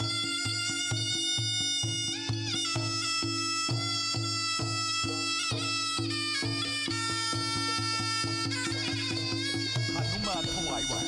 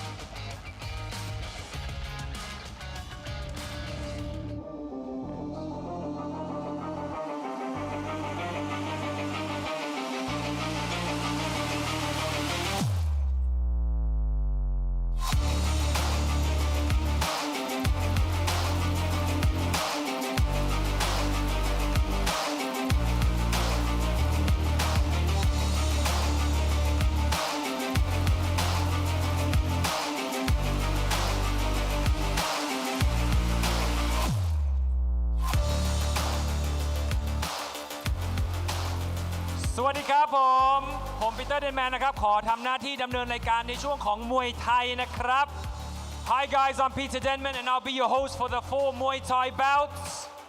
Now we are live from the Lumpini Stadium and now we are presenting to you FCC Double Impact Muay Thai ตอนนี้นะครับผมเข้าสู่ในช่วงมวยไทยนะครับเราก็จะมีมวยไทยให้ทุกคนนะครับผมได้ชม4คู่ด้วยกันนะครับผมเอาละครับเรามาดูคู่แรกกันเลยนะครับผมต่อยมวยไทยนะครับทั้งหมด3ยกนะครับน้ำหนักพิกัดไม่เกิน114ปอนด์ครับ The first bout is scheduled for 3 rounds of Muay Thai action at the weight limit of 114 pounds. Introducing to you first, fighting out the red corner, hailing out of Thailand with a professional Muay Thai record of 15 victories, 5 losses and 2 draws. Please give it up for Hatli Pa Pui Bun Phut.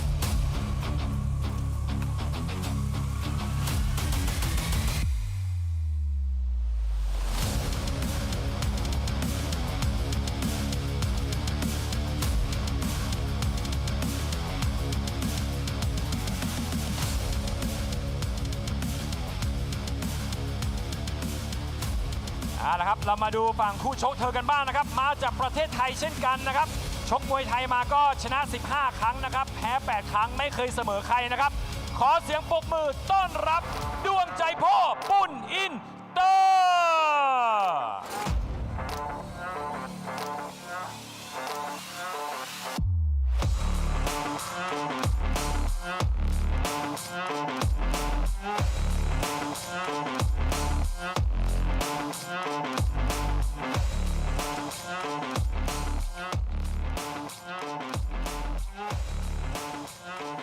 And your referee in charge of the action once the action begins อาจารย์วัชรพรประชุมชัย Okay, ladies and gentlemen, welcome back. So here we go. We're going to resume the action with Muay Thai now, the art of 8 limbs. Yes, that is right. Punches, elbows, knees, and kicks are allowed in Muay Thai. All of these fights right now, the next 4 that are coming up, they're going to be fought over 3 3-minute rounds under Muay Thai rules. Try and go through the rule set with you as much as possible. I feel like a lot of our fans today are Western boxing fans. Right now, it looks like the fighters are going to perform a Y Crew. So the Y Crew is it's a dance, it's a performance that's performed by both fighters before the fight commences. Now you can hear the music that's being played right at the moment. Now the music normally is adjusted to the Y Crew that each fighter does,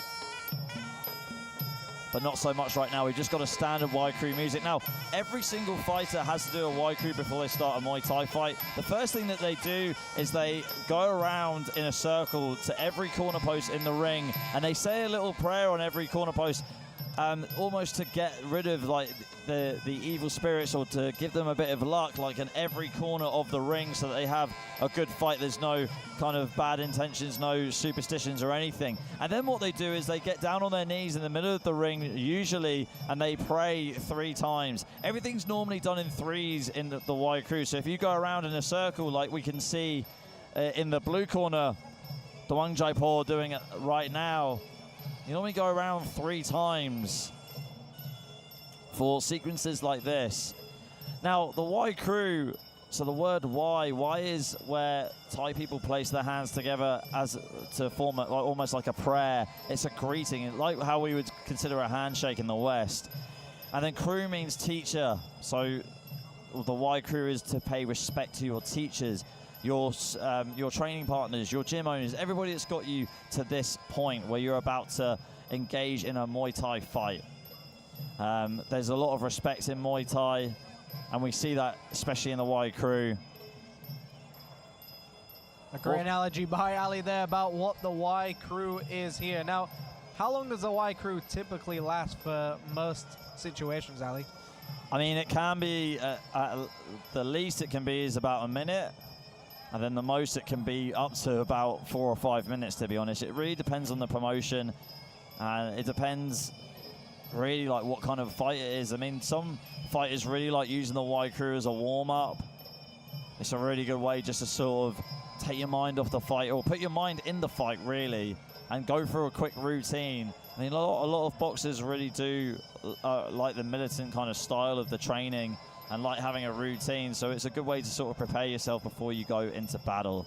And also what you can see right now, so the fighters are wearing headbands around their heads at the moment. Those are called mongkongs. So a mongkong is basically, it resembles your connection between the gym and its fighters. So every fighter from the gym will wear the same mongkong.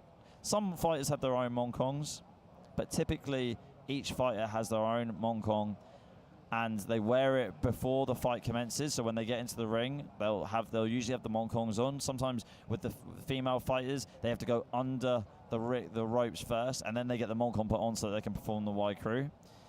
And the mongkong is removed by the coach or by a VIP, somebody that's really important to the gym, and they say a final prayer, and the mongkong is always put in a high place. Now, some mongkongs, most mongkongs really, if they're in Thailand, they're blessed by a monk at a local temple, and it's just to give the good luck to that gym.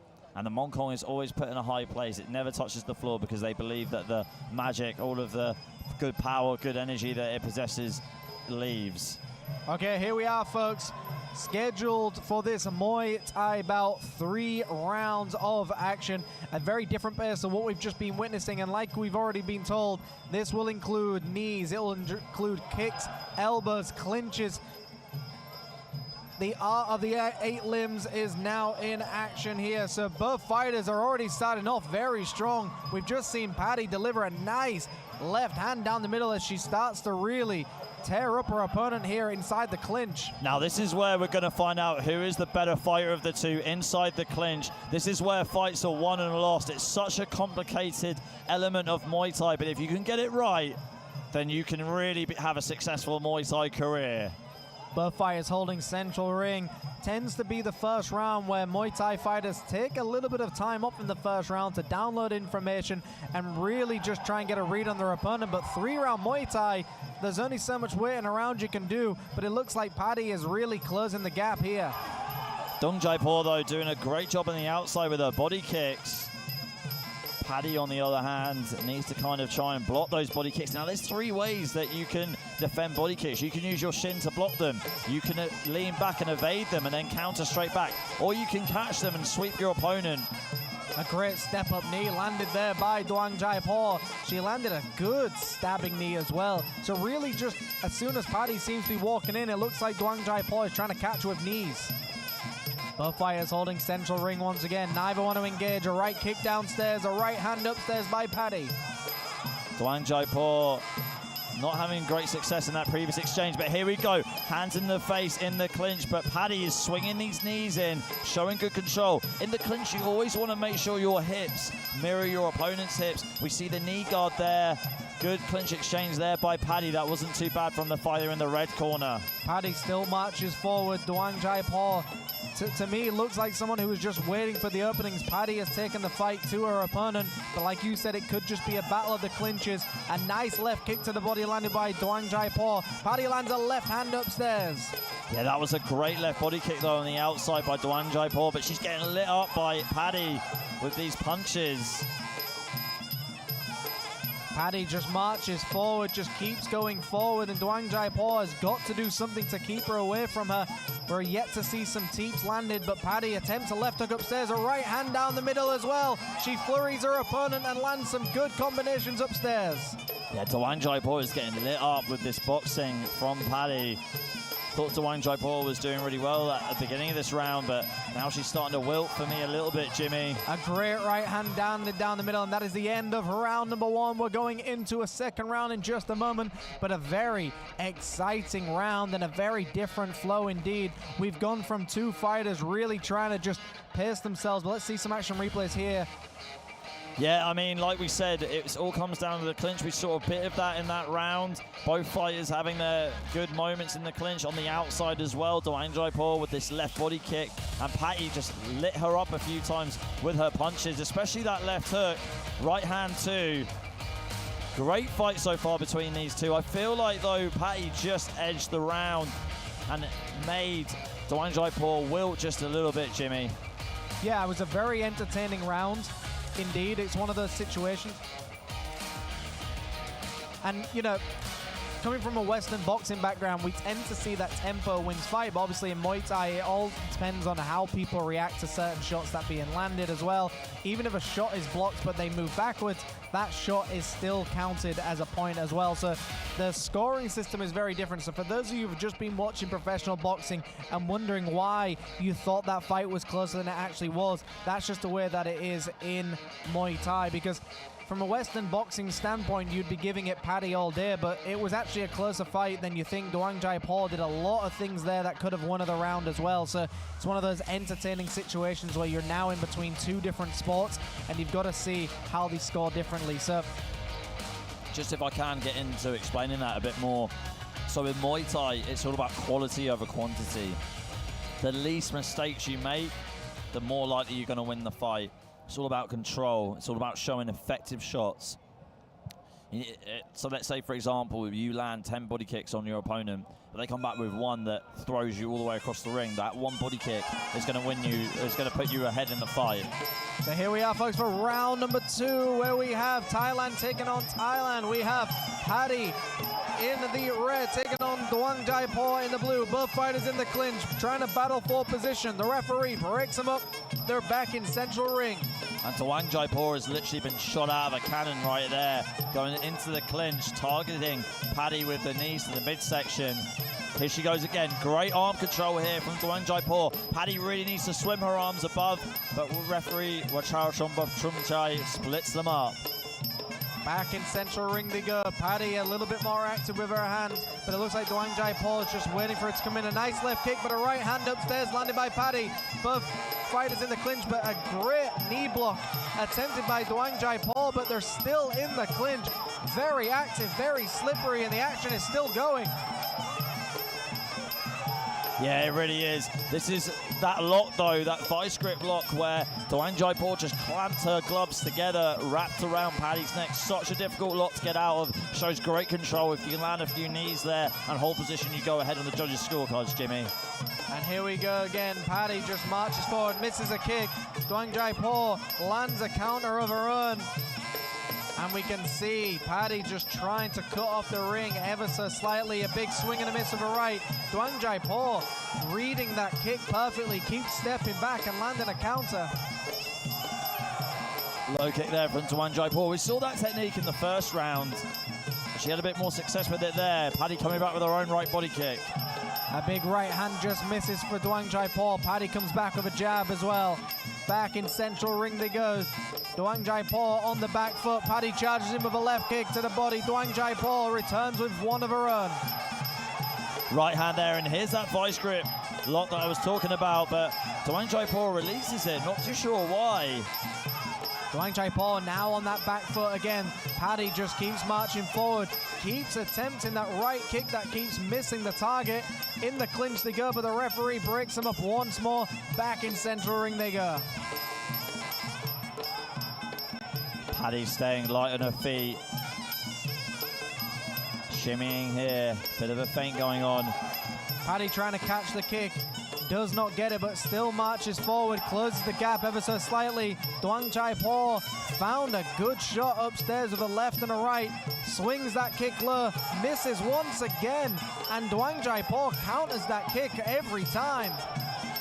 Yeah, great work here from Doang Jaipur, who in boxing, in Muay Thai, you can win this fight, win fights on the back foot.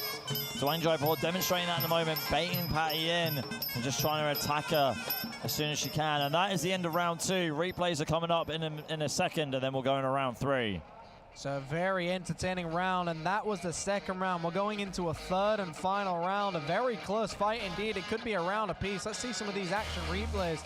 So that was the moment where we saw Doang Jaipur get her leg caught up, and then Paddy just started teeing off as soon as she could.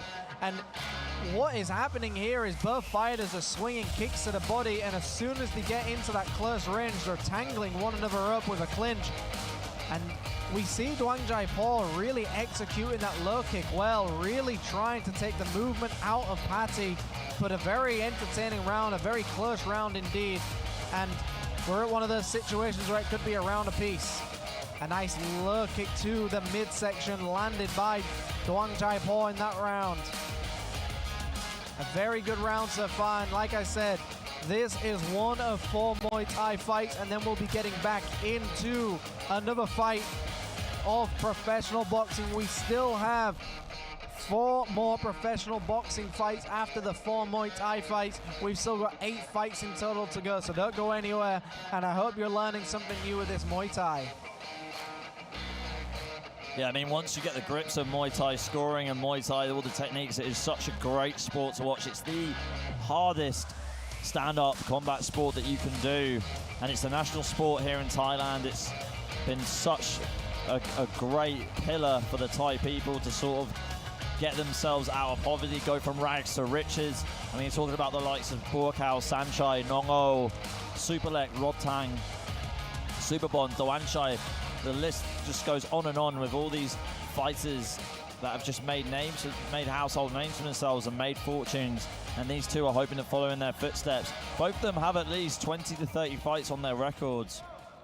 And of course, for the professional women as well, you know, you've got Stam Fairtex, you've got Supergirl, you've got Wonder Girl, you've got all these female fighters that could be making a name. And here we are, round number 3, the final round. Both fighters in the clinch, spinning and turning, trying to get position. And as Ali mentioned, trying to get their hips close to one another. The referee breaks them up once again.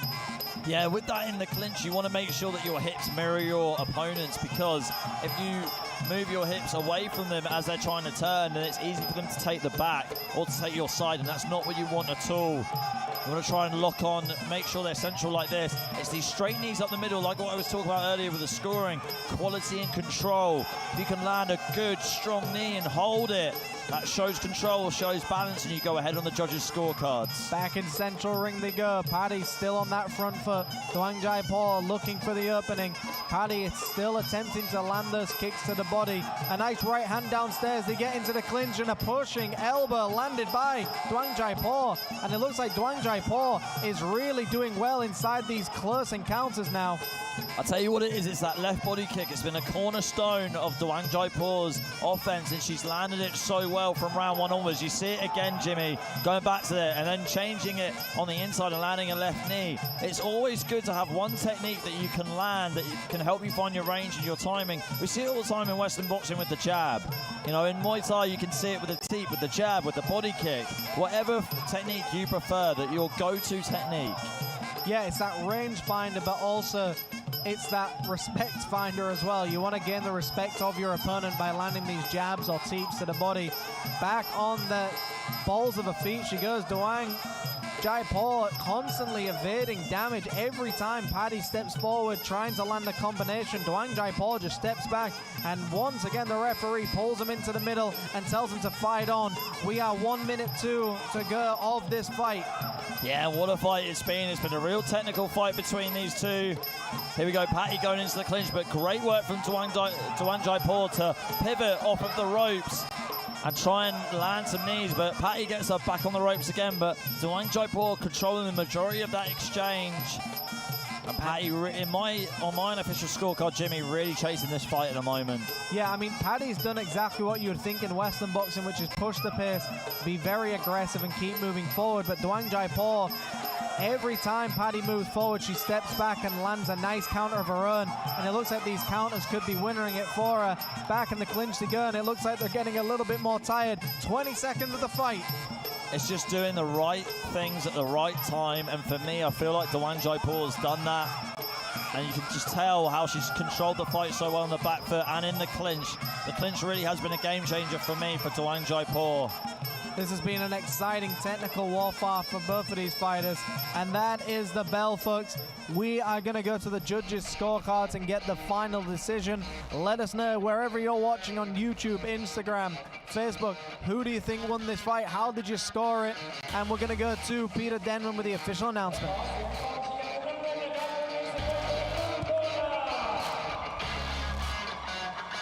ขอเสียงกองเชียร์มุมแดงหน่อยครับ Can we make some noise for the red corner?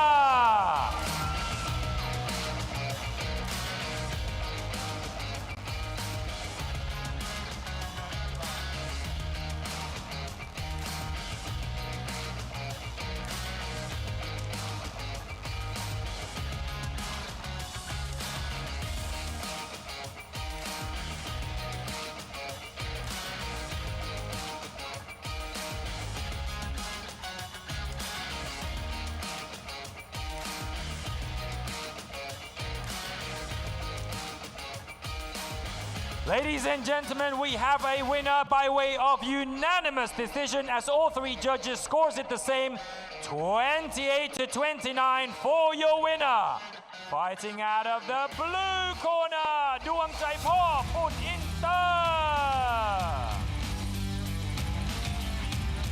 May we please ask Sunit Antel from FCC Fight Club Championship Thailand ขอเชิญคุณ Sunit Antel นะครับผมจาก FCC Fight Club Championship Thailand นะครับขึ้นมามอบถ้วยรางวัลให้กับผู้ชนะของเราด้วยนะครับ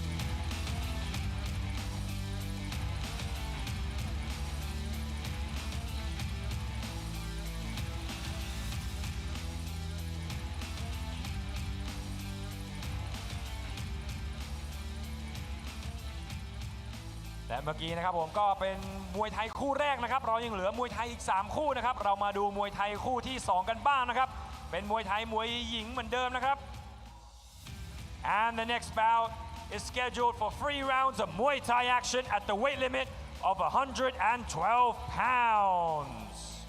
Introducing to you first, find out the red corner, hailing out of Thailand, with a professional Muay Thai record of 15 victories, 2 defeats, and 1 bout even. Ladies and gentlemen, please give it up for Nok Noi Chaw Chat Chai.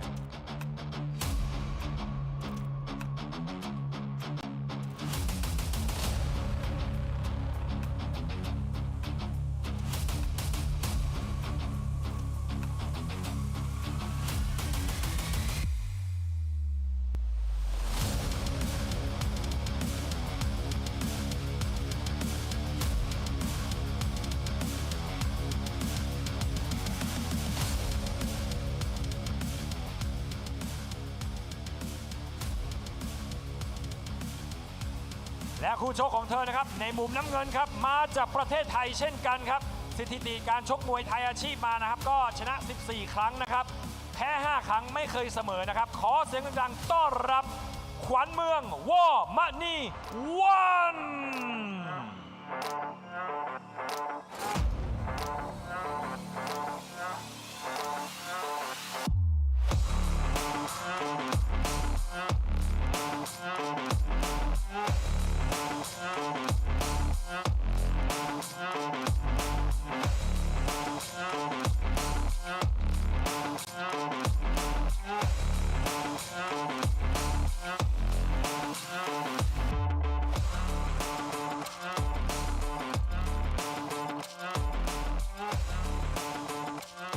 And your referee in charge of the action once it begins, อาจารย์นิชพร ปลื้มถนอม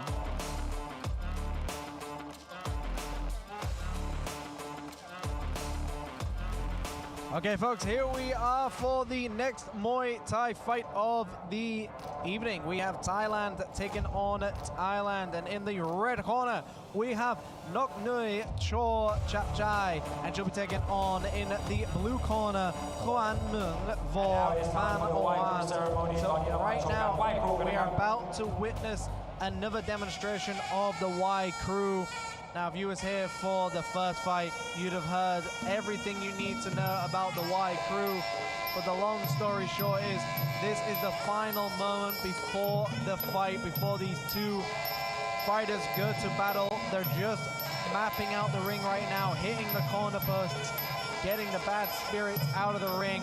And it's their way of asking for protection inside that ring, but also asking for protection for themselves and their fighters, and saying thanks to their training partners.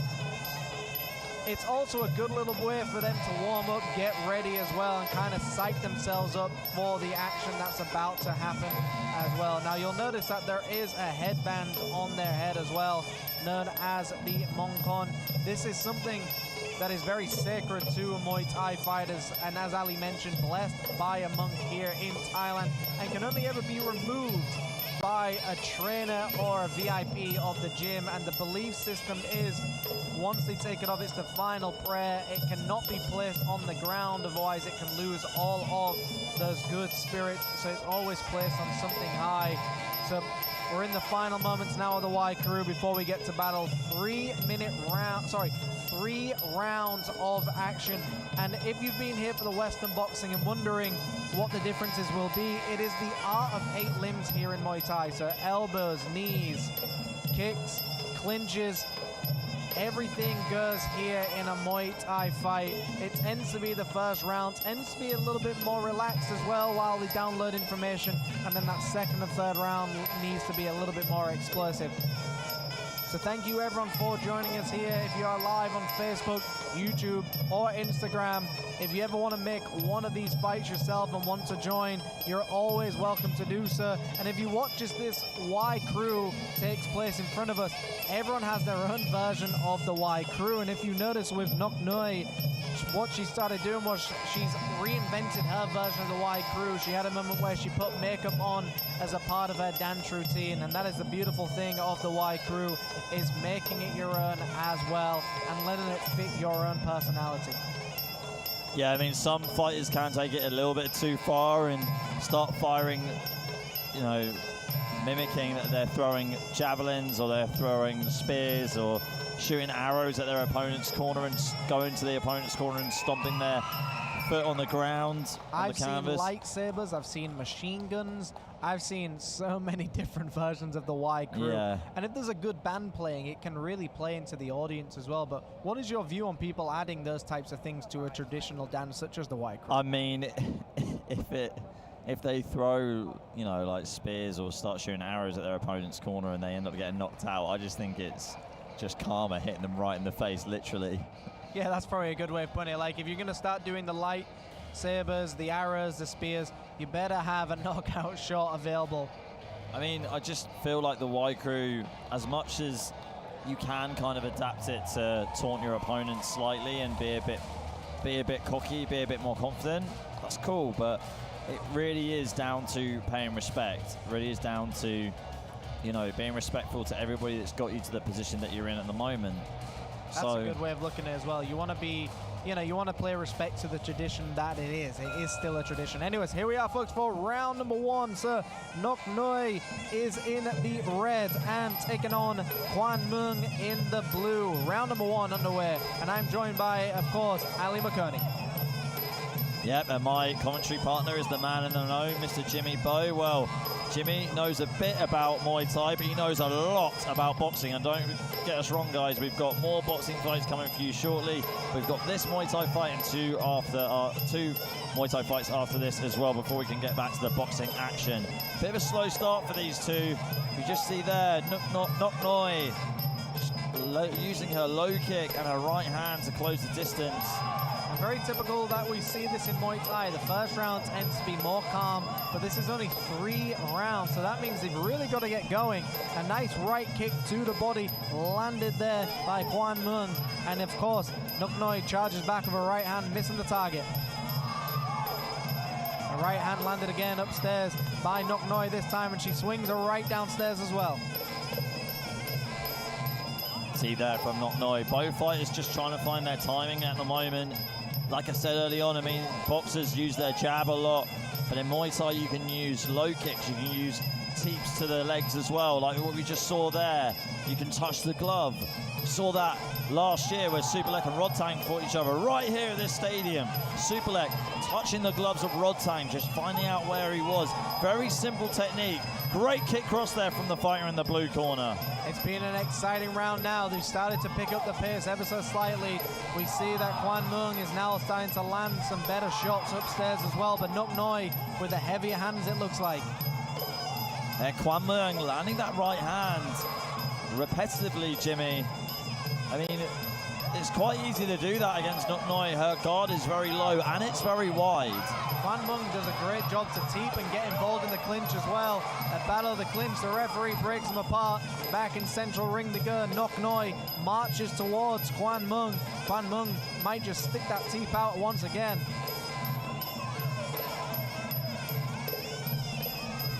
Swing and a miss there from Kwan Mung. Nok Noi coming back with the low kicks.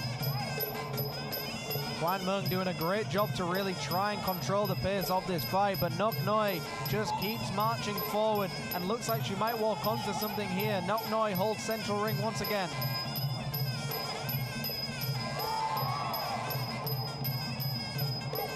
And a big right hand just misses the target ever so slightly. And Nok Noi now starting to come alive here, Ali. Yeah, big right hands coming in from Nok Noi. Earlier on, we saw Kwan Mung landing with her body kicks. And now she's just walking in, just circling into the center ring. And she grabs the leg here, Ali. For those of us trying to wonder what's going on, what happened there where she caught her leg? Yeah, so you are allowed to catch a kick in Muay Thai. You can catch the kick and you can take up to 2 steps forward. As soon as you take those 2 steps, so you must strike. If you want to keep holding the leg and striking, you have to take 2 steps. So take 2 steps and then striking, you can take another 2 steps. But if you grab the leg, you can go backwards as much as you want.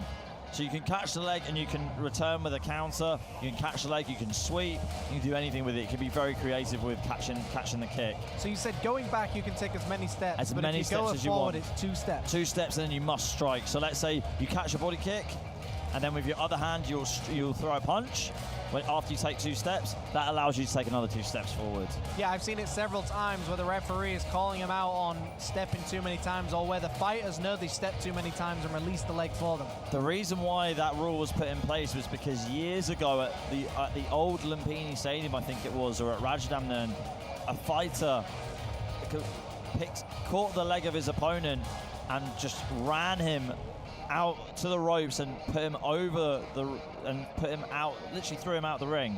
And thank God the fighter wasn't hurt that bad, but because of that one incident, they decided to put that rule in place where as soon as you catch a kick, you have to land a strike. Sorry, you can take 2 steps forward and then land a strike if you want to take another 2 steps. I think that's fantastic because, you know, often you'll see with, you know, sporting events, they don't like to change the rule sets, even though, you know, there's certain rules that really can sway situations, and people will, you know, obviously find loopholes in between those rules. I think it's fantastic they did that, because in professional boxing, if you leave the ring, I believe you've got a certain amount of time to get back into the ring, otherwise you're completely out of the fight. It's the exact same thing in Muay Thai as well, James. There we go. Exact same thing. It's a good move then. Maybe, what if you just pulled them back and threw them over the ropes? Anyways, here we are in round number 2, scheduled for 3 minutes. We have Thailand taking on Thailand. Both fighters holding central ring. Nok Noi in the red, Kwan Mung in the blue. And Kwan Mung doing a good job of throwing lots of kicks now and staying active. Good punch there from Kwan Mung. Nok Noi landing a right body kick, but being very fast and furious with these punches. Going on the inside with the straight knees as well. Good shin block. Now that is, Chris, that is great control right there from Nok Noi. Nok Noi really came alive in that situation, landing left and right, and then kicks downstairs. And now they're back in central ring. Kwan Mung has really got to step up the pace here, because I think Nok Noi has got a new burst of energy here, and she attempts the kick there. You've almost got to wonder whether Nok Noi is transferring over from Western boxing or another martial art. Just on her footwork here, how her left foot is sometimes facing slightly inwards, and just how she throws her punches, really, it's not very traditional for Muay Thai, in my opinion. It's Taekwondo is what I believe she's come from, but a beautiful sweep we've just seen there. So to really turn the tables there, Kwan Mung timed that sweep perfectly, Ali. Yeah, she really did, and that's such a good way to score some easy points and just use your opponent's aggression against them by sweeping them off their feet. Kwan Mung now just backs up once again. Nok Noi just keeps marching forward. But I think Nok Noi maybe got some momentum there after that nice flourish landed in the corner. But we see Kwan Mung using that against her, as you just mentioned. She walked into an elbow there. Yeah, she did. Kwan Mung trying to dive in with the elbow and missing. Needs to be really careful, though. Oh, Kwan Mung looks hurt. She looks hurt to the body. She looks like she's really wincing. Nok Noi needs to take advantage of this. She's got a minute to put the pressure on. Referee taking a real good look at Kwan Mung. And for those of you wondering as well, there was a jab there that seemed to put her onto a knee, but the referee didn't give her a count at all. She allowed the fight to continue. Must have been deemed a slip. But you can just tell from her body language at the moment, she's really hunched over and going down easily. And that's going to go against her on the scorecards for sure. You called it. I think she's trying to look for a way out right now. And now she's going to the body. Big right hands. The referee should be stepping in now. But the referee giving a count right here. But I don't think Kwan Mung is in this fight anymore. Getting up incredibly slow. I don't think the referee should let her continue. She looks tired. She's out on her feet, but she's continuing. What a warrior she is. But is Nok Noi going to finish this fight? The referee's got to be looking at this closely. And that is it, folks. Wait, hang on. I think that's the end of the round. I don't think the referee's called a stop to it. No, she hasn't. She hasn't called a stop to the action. And here come the replays. And here we are with those replays. What an absolute display of dramatic events in front of us. But let's see here, Nok Noi relentlessly keeps moving forward. Relentless aggression just keeps moving. But every time Nok Noi came forward, Kwan Mung had moments where she would throw a right hand, she would throw a teep or an elbow. So Nok Noi has done a great job to move forward. Kwan Mung has eaten a lot of shots whilst moving forward, and as you know, Ali, when you walk into the shot, it hits a lot harder. But for me, as a fan of Muay Thai, you're a fighter who, an ex-fighter. Do you think that fight should have just been over then? Because in my view, that was way too 100%, James. 100%. I really think that Kwan Mung, she'd already checked out. She was taking too much punishment, and that was, I'm sorry to say it, but that was really bad refereeing. No, I think we've got to say these things sometimes because, look, the referee saw it from a different angle, obviously, but there was a moment where she got jabbed and went to the canvas and took a knee. The ref told her to get back up, and they continued fighting. And then there was those two moments where it was almost saved by the bell, but are you really in this fight anymore? You've been down twice in the second round. I mean, but you've also got to tell the corner as well. The corner should now be telling their fighter, are you really in this fight anymore, or is it better to fight another time? But we're going to see. I've seen crazier things happen. Can Kwan Mung come back and win it? Well, here we go, heading into the third and final round of our second bout. I mean, we thought it was all over at the end of round two, but Kwan Mung got saved by the bell and her own corner, who scoops her off the canvas as she was knocked down a second time by Nok Noi. You can just imagine that Nok Noi's tactics for this final round are going to target that body. She went to the body with 3 right hands. Anyways, here we are, round number 3 of our second Muay Thai fight. A big right hand landed upstairs by Nok Noi once again. Nok Noi on the balls of her feet, trying to put her opponent away. Oh no, look, she's cowering here. I don't think she wants to still be in this fight. Like I said, I thought she checked out in round 2. It looks like signs of frustration. But she's coming back now. She is not making it easy for the referee to know what to do here, because I thought she was out once again, but she's now marching forward. It's now Nok Noi on the back foot, and it's now Kwan Mung charging her down. Nok Noi, good jab, stiff jab from Nok Noi, overhand right as well. But gets swept right there by Kwan Mung in the clinch. And that is how the tables can turn ever so quickly in Muay Thai. A situation where I just thought Nok Noi was outright winning it, but then of course Kwan Mung comes alive with the sweeps. What a fight, 2 minutes to go of this third round. And you've got to wonder, why is Nok Noi taking the fight to her? Gotta wonder why Nok Noi is not going to the body, especially with straight knees. Good jab, and yet finally that is it, that's the end of that fight. Great performance there from Nok Noi. You got to give it to Kwan Mung, who really did go out on her shield and didn't give up at all. That's the sign of a true fighter, a true warrior. Yeah, I mean, the corner needs to sometimes play ego there and let them stop the fight. Anyways, Ali, with some action replays here. Yeah, it was very one-sided. Nok Noi just doing what she needed to do. Just got straight in, kept on putting the pressure on Kwan Mung. Didn't let her breathe at all, suffocated her with a jab, and it was the jab that ended it for her.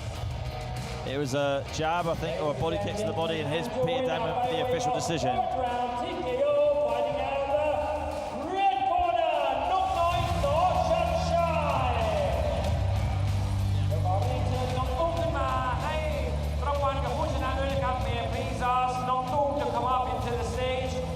Give the winner a trophy.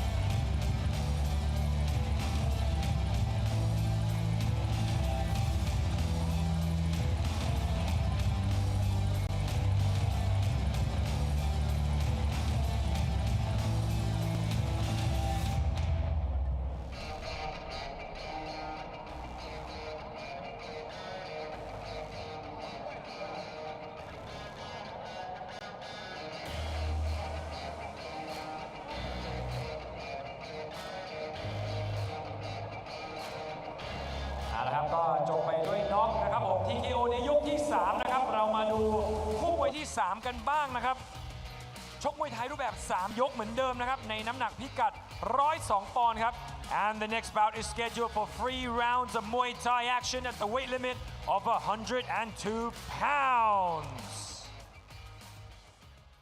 Introducing first, fighting out the red corner, representing Thailand, with a professional Muay Thai record of 13 victories and 5 defeats. Ladies and gentlemen, please give it up for Priyawan Phet Phairat.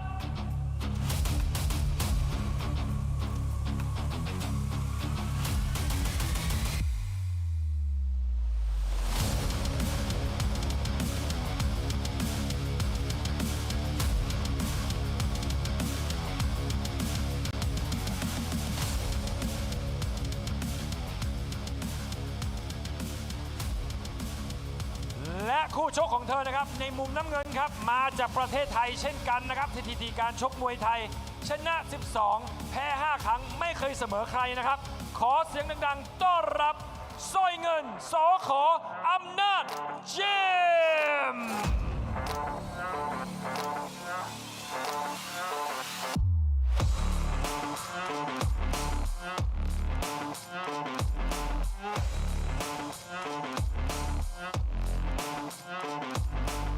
And your referee in charge of the action once it begins อาจารย์แพรพลอยเดชชินบัญชร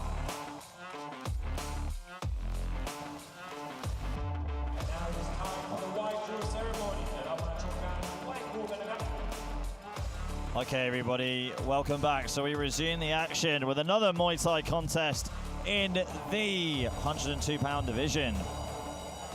This is going to be fought over three-minute rounds. We'll have 2-minute rests in between the rounds as well. This is Phairat Phairat from Thailand taking on Soineun Sokor Amnad Jim. So Phairat has a 18-fight record, 13 victories, 5 defeats, no draws. And Soineun has 17 fights on her record, 12 victories, 5 defeats, no draws. So very evenly matched, these two. And in our last bout, so the last 2 fights that we've had so far, we had Dung Jaipor Pun Inter win on points against Patti Bo Bui Pun Put. And then Nok Noi in our previous fight, Nok Noi Chor Chat Chai was able to stop Kwan Mueng War Maniwan in the 3rd round. Let's see if these two can follow off with the same momentum of the previous bout. So like we said, right now we're seeing the Y crew just being performed by Soineun, just going around the center of the ring 3 times and then finishing it off. Quick Y crew from these two. We're going to resume the action right now.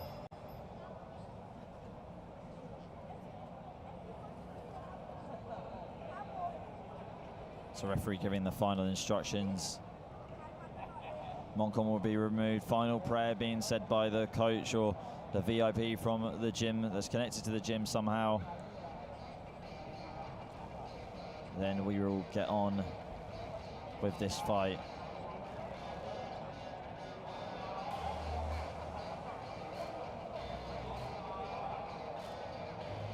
So don't forget, guys, we do have one more Muay Thai fight coming up after this, and then as soon as that's done, we will get straight back into the boxing. Very much looking forward to Matt Floyd taking on Suri Mongkong, Sing Wang Cha. That's definitely a fight that Jimmy's looking forward to as well. Here we go, round 1. So both fighters in the orthodox stance.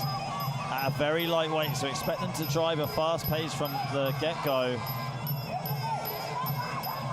Good clinch work here from the red corner, that's Phairat. Good body kick on the outside from Soineun. Soineun with a slight height advantage, but looks at things rapid. Right body kick right there. See how she can just torque it straight away from any range. And Bet1 just losing her footing right there. Looks like Bet1 really needs to get back into the clinch. Here we are with a nice right hand. Both fighters once again in the clinch. A very action-packed start to this round. We're only in the first minute. Usually the first minute is a little bit more relaxed, but neither fighter want to take any time off. Big right hand landed upstairs. Bet1 looks very determined, but a nice tee landed by Soi Neung. Right body kick on the outside from Soi Neung. Both fighters once again in the clinch. A nice vice grip by both of these fighters. The referee quick to get involved after they get into a stalemate. Right body kick again from Soi Neung. Bet1 putting on the pressure with the 1-2. Pushing her back. Right hands coming in from Bet1. Right knee up the middle too. Good clinch position here from Bet1. Taking the side of Soi Neung. Bet1's got some very heavy hands, some very nice movement with her 1-2s as well. Just chopping her down with the 1-2s upstairs.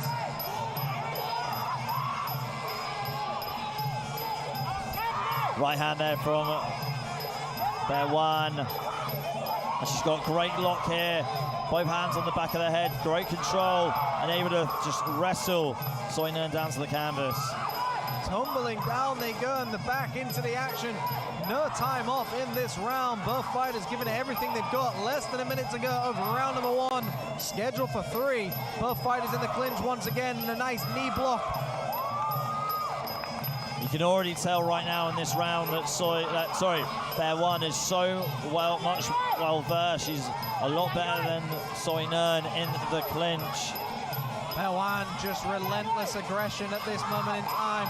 Keeps much more. Beautiful teams landed by Soi Neung, using the aggression of Bet1 against her.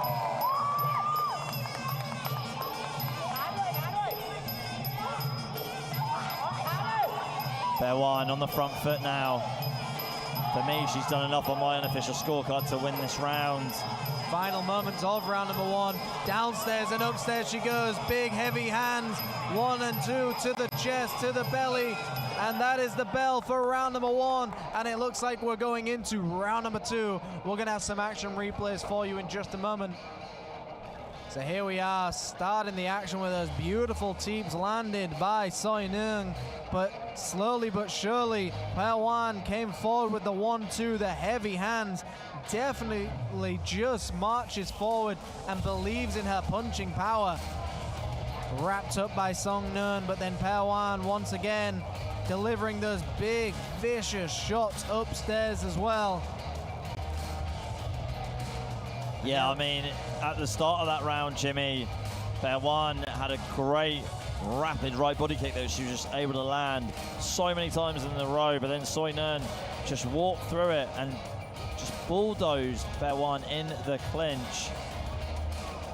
And you can tell Bet1 has got some heavy hands. She could do very well in Western boxing as well. She's got that relentless pressure, that aggression that you definitely need, and just marched her opponent down. But like we saw in that other fight, aggression doesn't always win, especially if someone on the back foot times you.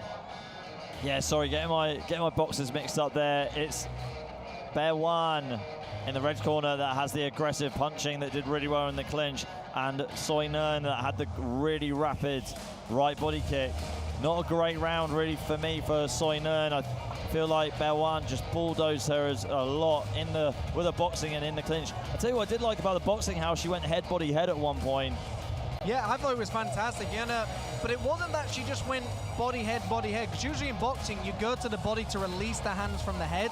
She actually used it as a part of her combination where she was going to land to your head and to your body regardless of where your hands are at. So that, to me, was the sign. It was almost like a young Manny Pacquiao, just throwing everything at your opponent at once. Anyways, here we are, folks, for round number 2. Thailand taking on Thailand. In the red corner, Bet1. In the blue corner, Soi Neung. Both fighters taking no time off. Yeah, definitely not. There's that body kick from Soi Neung. And now she's trying to land right hands as well, but very risky though, Jimmy. She's just throwing her right hand and closing her eyes, moving her head off the center line as well, hoping that she can just throw a hit and hope punch. You see what I mean? Yeah, the Hail Mary, just hoping that it's going to land, but sometimes You've just got to throw everything you can and hope it goes somewhere, but you cannot take any time off in Muay Thai because that's where you eat a knee or an elbow. Here we see some more heavy hands being thrown by Pelwan. Pelwan just proving how dominant she can be with these shots, and a great clinch as well. Low kick there, missing the mark for Pelwan. Soi Neung missing with her own kicks too. Wide guard though from Pelwan. She wants to, from Soi Neung. She wants to tighten that up.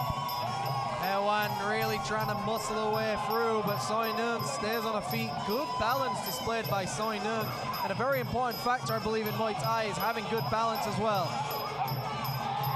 There's that right body kick again, twice in a row from Soi Neung. And now she's just trying to get control of Pelwan in the clinch, pushing her into her own corner and landing an effective knee before the referee breaks them up. The crowd are going wild for this fight. It's been an exciting affair so far. Back into the action to go. Pelwan keeps trying to close the gap with the heavy hands upstairs. But is it enough? And can Soi Neung maybe use this relentless aggression against her? We will see.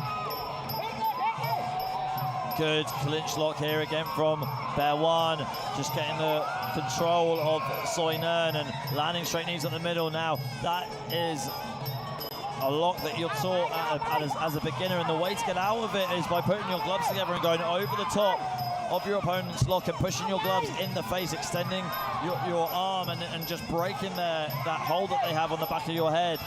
But it looks like Soi Neung isn't very well versed in the defense of that clinch position. Soi Neung really just trying to teep her way away from Pelwan, but Pelwan has eaten every shot, and now they're in the clinch here, Ali, delivering great knees to one another. Yeah, there's that position again, James. Just keeps on landing straight knees up the middle.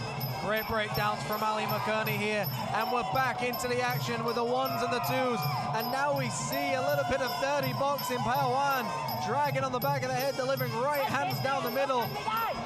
Thing is, Pelwan's found Soi Neung's Achilles heel. It is the clinch, and of course she's going to expose it. Also, she hasn't been defending the punches very well, and that is the end of round two. What a way to solidify the round for yourself. Pelwan landing a very good, solid straight knee in the clinch before the round ended. Here are the replays. We saw that rapid right body kick from Soi Neung at the beginning of the round, and then just winging in these Hail Marys along with the right body kick. But for me, Pelwan just took control of her in the clinch, just getting Soi Neung tangled up in these holds. The simple one of just getting both of your hands wrapped around the back of your opponent's head and just cranking down on the neck, getting full control and landing straight knees up the middle. That's just easy points. That's like taking candy from a baby. It really is so easy to score points there. And you can get out of that position easily, but if you don't know how, you're just going to get stuck. Yeah, it's one of those things that we often watch with Muay Thai, where the Thai fighters be very well versed in the clinch action, and it tends to be foreigners that usually lose against fighters who have a good clinch game, and it's one of those arts where you very rarely see the clinch being used in the Western gyms. I mean, it's being used a lot more now, but to me, that's where the Thai fighters have always been good. I mean, there is that famous story of Buakaw changing the rules of K1. When Buakaw went to kickboxing, they actually changed the rules and did not allow the clinch to be used or any sweeps, because Buakaw went there and dominated the field. So that is just how valuable the clinch is in Muay Thai. But we're seeing it more and more now. But what do you think to Pelwan's game plan so far, just hitting up high and grabbing into the clinch? What can Soi Neung do now to win? I mean, she needs to keep the fight on the outside, use her body kicks, use her teeps, try and use the jab, keep it long as much as she possibly can. It's so hard. When you fight an aggressive fighter, you have to rely so much on your lateral movement and your footwork, and it's incredibly difficult. Yeah, we can see what they're supposed to do from this angle, but when you're tired, you've got everybody watching you, and you're in the infamous Lumpini Stadium. It's very hard to commit to a game plan. Anyways, folks, here we are for the third and final round. Pelwan in the red, Soi Neung in the blue. Thailand takes on Thailand in this Muay Thai affair. Back into the action we go. 1-2 there from Soi Neung. Pehwan also with the heavy hands upstairs, just constantly attacking the head, just constantly moving forward and trying to take the head out of Soi Neung. Yeah, but these are the tactics that Pehwan wants to use. Stay on the outside, pick her off at range. Use that shin block, good. Shin block there from Soi Neung, real good. But Pehwan grabbing hold of her neck again and landing a knee up the middle. Yeah, Pehwan really cranking on that neck, like you mentioned. A big elbow, swings and misses for Soi Neung. I mean, Soi Neung could really land some big shots and big elbows upstairs if she uses Pehwan's aggression against her. Back into the action they go, and Soi Neung dances around into central ring. Yeah, coming up to the 2-minute mark right now. Swing and a miss from both fighters. Soi Neung coming forwards with the jab. See how Soi Neung is just cutting off Pehwan as well, not letting her escape, trapping her on the ropes.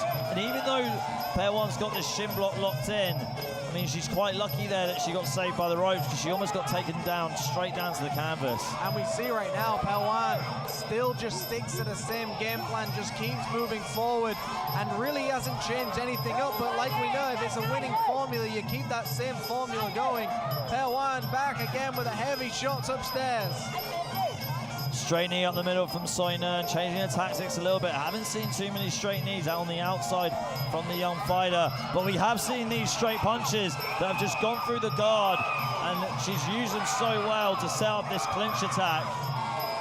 Back into the corner they go, and we are in the final minute of this fight, and it is just a case of who wants it more. It's been a very even, exciting fight so far. A swing and a miss by Soi Neung downstairs, Pehwan with a jab upstairs.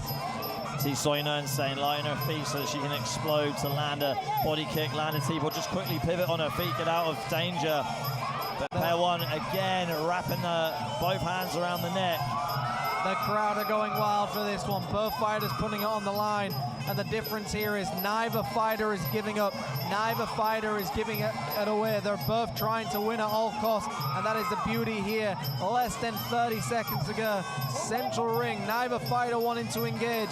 It could be a case of both fighters think they've won it already and don't want to get involved. Low kick there from Pehwan. Going upstairs as well with a two-punch combination.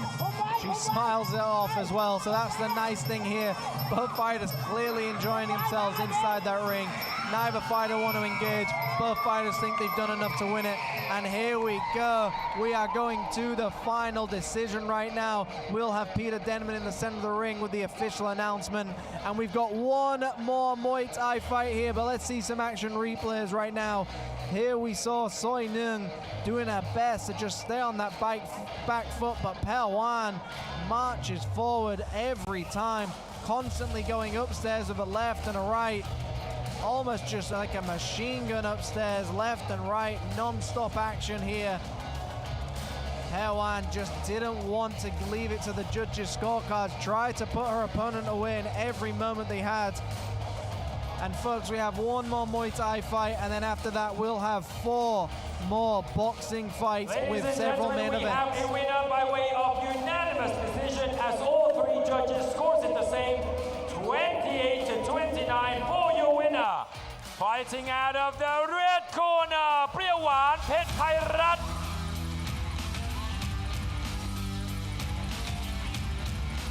เดี๋ยวขอเรียนเชิญคุณชิสายามาเนะนะครับผม WBC มวยไทย International Coordinator นะครับขึ้นมามอบโทรฟี่ให้กับผู้ชนะด้วยนะครับ May I please invite Chisa Yamane, the WBC Muay Thai International Coordinator, to come up and award the fighter with the trophy.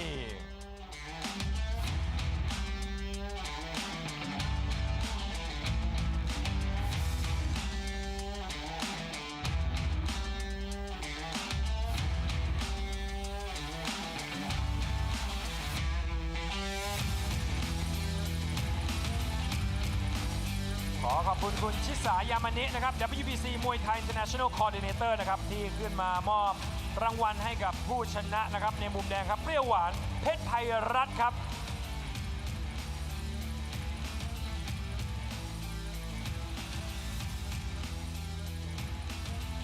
เอาละครับเราก็ชมมวยไทยกันไป3คู่แล้วนะครับมาในคู่ที่4คู่มวยไทยคู่สุดท้ายก่อนที่เราจะกลับไปดูสากลกันนะครับ This bout is scheduled for 3 rounds of professional Muay Thai action at the weight limit of 126 pounds. Introducing to you first, fighting out the red corner, hailing out of and proudly representing Thailand, with a professional Muay Thai record of 6 victories and 2 losses. Ladies and gentlemen, please welcome Phet Chompu Paw Pui Bun Phut.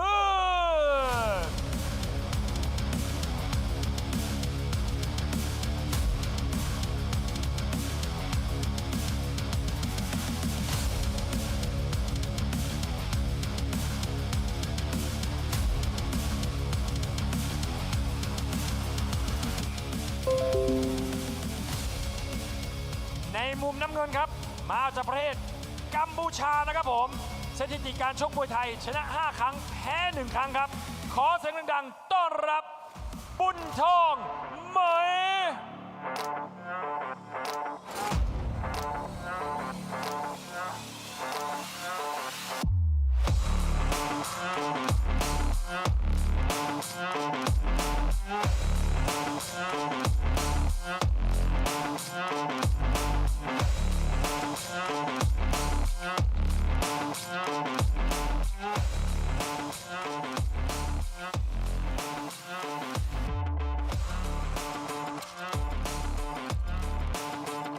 Your referee in charge of the action once it begins, อาจารย์แหลมทองมิสิริ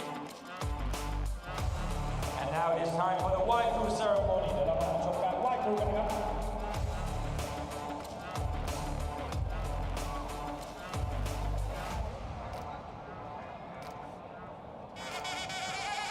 Okay, everybody, here we go.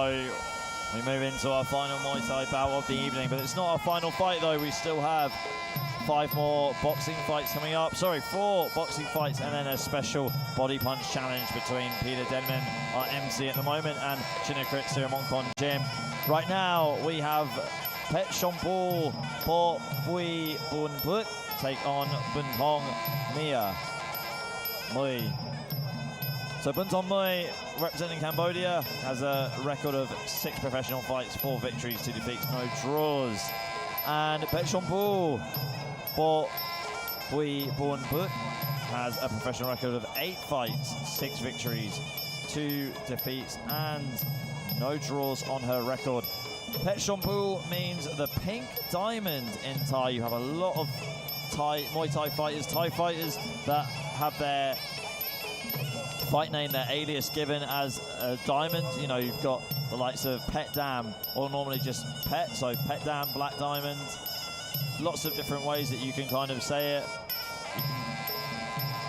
It's quite a nice nickname as well, because, you know, the classic saying is, how do you create diamonds? And that's through pressure. Yep. And, you know, one way to kind of pay your ode to these fighters, they're under so much pressure that they become diamonds, which is a great compliment to anyone who's a fighter. You know, anyone who steps in that ring deserves so much respect. And we're about to witness a fight here where Thailand will be taking on Cambodia. Yeah, we haven't had Thailand versus Cambodia for a very long time. And it's good to see that we have that matchup again at Lumpini Stadium. I mean, Cambodian fighters traditionally aren't the best technical Muay Thai fighters, but what they lack in technique, they make up for in sheer aggression and heart, and they can have absolute wars with their opponents. Yeah, I mean, I've seen several fighters from Cambodia fight here before, and they just relentlessly march forward. They go to the body, and they try and take their opponent out. They try and make it a real fight. So it's always entertaining to see how someone takes on somebody with sheer aggression. I mean, every fight we've seen tonight with the Muay Thai, it's been a back foot fighter against an aggressive fighter. So it's definitely a case of how do they adapt to the situation in front of them. Yeah, that's 100% right. Sally, if you've got an aggressive fighter, what do you do? What are the tactics you use against an aggressive fighter? Well, one of the main things that you're taught in Muay Thai, and that's why Muay Thai is such a great, diverse sport, is you can use the teep, which is a push kick. So you can use that as an offensive and a defensive weapon. It's normally used as a defensive weapon, where you just literally lift one of your legs up and you just effectively push your opponent away, normally to the waist. I mean, the higher you go with the teep, the better, because your opponent can catch the teep if it is at their, if it's thrown to their abdomen, thrown to their waist height. If you throw it a little bit higher, if you aim for the chest, it's a lot more difficult for them to evade it, for them to catch it. So that's normally one way that you can do to avoid to sort of counter an aggressive fight. The other thing you can do, which is harder, is sidestep and use a lot of lateral movement, use a lot of pivots. And also, like we see in boxing, just stick out a jab. Nice strong jab against an aggressive fighter is good. The problem that we have right now is a height difference, Jimmy. Yeah, great analogy, and let's see how it's used as well here. Usually a longer fighter wants to keep at bay and keep those teeps coming as well, so it seems to be working. If you're the shorter fighter, you want to be the explosive fighter on the inside. So here we are, folks, round number 1, scheduled for 3 of the final Muay Thai fight of this evening. After this, we do have some Western boxing. So right now, we have Petchonpu from Thailand in the red, and she is taking on Buntong Mae from Cambodia. Yeah, I mean, Buntong is on the shorter end of a height difference here between these two, and he wants to try and target the lead leg of Petchonpu. Go after that with low kicks and use lateral movement. Don't stay in one place, don't get trapped on the ropes, because Petchonpu, she can just walk straight forward and land a punch, land a straight punch, body kick, land a knee up the middle. You don't want that. You don't want to be in the clinch against Petchonpu either. You want to be on the outside as much as possible. You want to target the body as well with body punches. And we can see with Petchonpu, she's got her hips really far back and she's got her hands in front of her, making it very hard for Buntong to find out when he can engage, because it almost is acting like barbed wire. You know, if you get involved, you're going to get hit on your way in, you're going to get hurt. So great stuff by Petchonpu so far to keep her opponent at bay. And here we are back in central ring. Buntong trying to find an opening, looks very casual, and he nearly tumbles to the canvas there. Yeah, he did. Swing and a miss by Buntong. He's really trying to land that low kick, but keeps on missing. Needs to try and set it up somehow. Touch the glove, use a jab. I mean, jab the gloves, you see it a lot in Western boxing, where they try and find those power shots by just jabbing or punching the guard of their opponent to sort of find the range. Yeah, it's one of those things where you've got to use the gloves as a part of their guard as well, and their target. And a big right hand being landed by Buntong, exactly what we expected. Buntong comes out swinging. He's trying to knock the block off Petchonpu as early as he possibly can, but has she able to weather the storm? Oh, you're absolutely right, mate. You're absolutely right, Jimmy. Thanks, mate. And we're back into the action. Here we go. Petchonpu just on the back foot and definitely feeling the pressure so far of Buntong. Buntong aim alive, and you see outside Galaxy being shown on camera, a big fan of Muay Thai, and obviously used to be a Muay Thai fighter way back until he became a professional boxer, and he always is here supporting Petchonpu. Back in the action, not long to go for round number 1, final seconds, and there we go. We're going into round number 2, but we'll have some action replays with Ali McCoyney. What a round that was. So David versus Goliath. Buntong being David, being on the shorter end of a height difference between these two. So he tried to use a lot of low kicks but missed them a lot of the time. And then Petchonpu coming forward into the clinch. Didn't take too much. Petchonpu close the distance and just land straight knees up the middle. Big right hand there landed by Buntong. I mean, he just came out firing. It was almost, he lulled Petchonpu into believing he wasn't capable of doing anything. And as soon as Petchonpu let her guard go down, he just started wailing upstairs and trying to land everything he possibly could. You can see the corner and the coach of Petchonpu trying to give some final instructions. What advice would you be giving to Petchonpu right now? I'd say just keep going forward, use your straight punches, use straight knees up the middle. You can tell that Buntong can't clinch, can't hack the clinch with Petchonpu, and she needs to capitalize on that. But for Buntong, it's going to be the opposite. As soon as she comes forward, land your low kick, go to the body with some heavy body punches. Try and go upstairs like you did in the first round with overhand rights.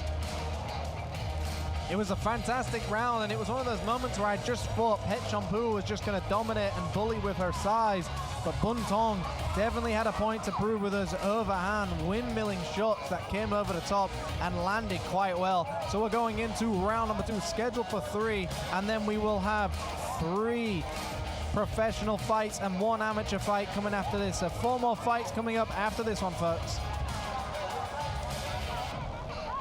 And the final moments by the referee, he wipes the Vaseline off the gloves. The final instructions, and they're going to get involved in round number 2. So Thailand taking on Cambodia. Pet Champu in the red, Buntong in the blue.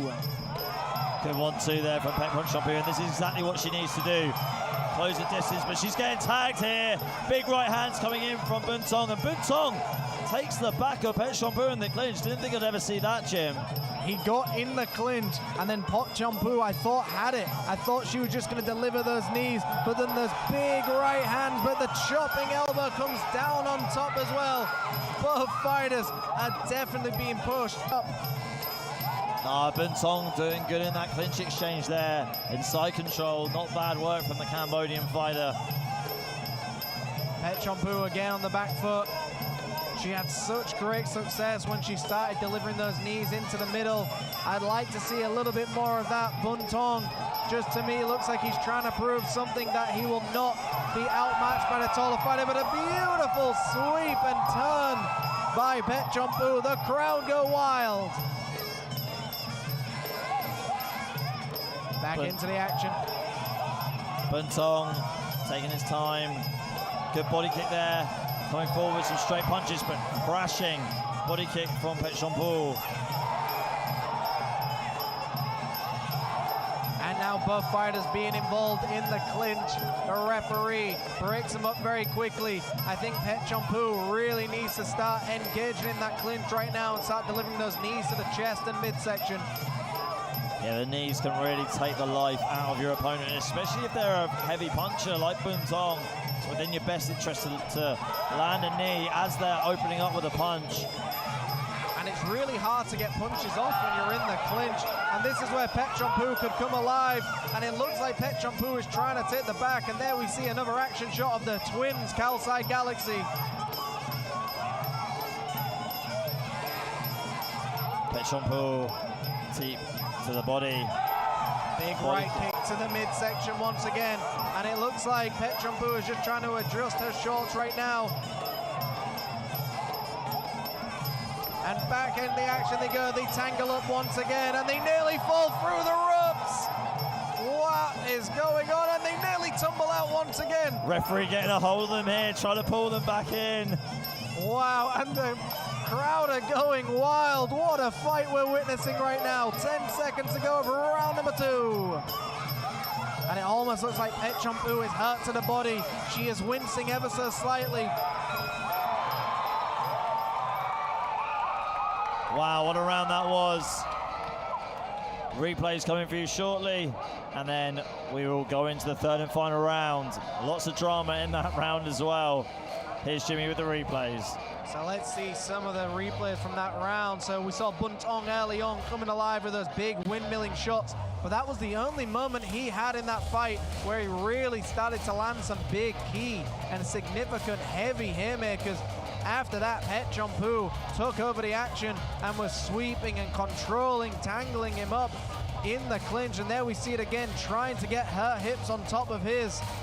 But there was some moments in that fight where Pet Champu was almost trying to split the action and just slow things down after it looked like she was hurt to the body and was just trying to survive. Maybe we can see some of the action replays, and there we see just the inside thigh. So we're going to go into a 3rd and final round here. It's definitely a close fight. Both fighters are going to have to put it on the line in the 3rd round. Pet Champu from Thailand, Buntong from Cambodia. Who will take it? There is a huge scoring section for Pet Champu, which adds to the pressure. Yeah, Pet Champu with so much support in her corner. Lots of VIPs there. She's done well though. She does have a big advantage really with the height advantage and in the clinch too. I mean, saying that, Buntong did have some good moments inside some of the clinch exchanges, just taking Petchonpu's side control clinch.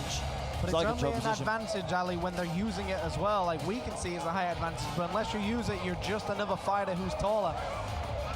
Yeah, very good statement, Jimmy. Thanks, Mitch.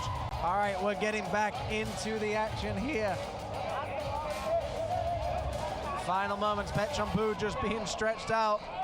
And here we go, final round, 3 minutes to go. Petchonpu in the red, Buntong in the blue. Who will take it? It could be an even fight so far. And that is the bell, 3 minutes. Good body kick there. Oh, it just missed the mark from Petchonpu. Again, see how she was trying to set up that knee right there, but Buntong just got out of the way. That's exactly where Petchonpu wants to be, in the clinch. Buntong just viciously trying to fight his way out of it. Buntong really was in a sticky situation there. Petchonpu landed a nice list to come raining down. Good low kick there from Buntong, but not a lot of power in it. Petchonpu tangling him up in the clinch. Buntong fighting back and going for that side control position just to stall it and try and get the referee to break it up. Back in the central ring they go. Buntong, to me, needs to do something now. He needs to push the pace and try and do something. Otherwise, I think Petchonpu is going to steal this fight away from him. And they nearly go through the ropes once again. Petchonpu holds on and gets the back. So it looks like a dominant position for Petchonpu. Team there from Buntong, better from him. That was a good technique to throw, and now he's got a bit of confidence. Huge clubbing right hand there from Buntong, and good clinch position here from the Cambodian fighter. Good lock. I mean, Petchonpu just extending her arms as the referee broke up the clinch. Petchonpu's got to start using that range and that length to her advantage, because Buntong is starting to chop those legs down, but we're in the final round. Is it a little bit too late here? Buntong goes down low, and he gets teeped to across the side of the ring. Great stuff by Petchonpu. And here comes Petchonpu up the middle with the knees, straight knees going down the middle. And then that's money in the bank right there. Showed incredible amount of effect. And that's really going to hurt Buntong, make him think twice about going into the clinch again with Petchonpu. And Petchonpu just trying to catch that kick, and they get back into the clinch once again. The grip behind his head, trying to just nullify the action here once again. 35 seconds to go of round number 3. A swing and a miss by Petchonpu. She charges him with a kick and a knee. She grabs on the back of the head of Buntong, and then they go to the canvas ever so slightly. Back in the action we go. 20 seconds to go here. Bit of a stalemate between these two. Buntong breaks it by changing his his body kick to a low kick, taking the side here of Petchonpu and landing a few knees to the back before the referee breaks up the action. And that is the end of the third and final round of our final Muay Thai fight. What a load of drama that was between these two. We go to the judges' scorecards for the third time with these Muay Thai bouts. Let's take a look at the highlights real quick. So, bit of a scrappy third round, lots of drama in it. On the outside you saw wild punches being thrown by Buntong, the clinch being just commanded by Petchonpu at times, and these straight knees sucking life out of Buntong.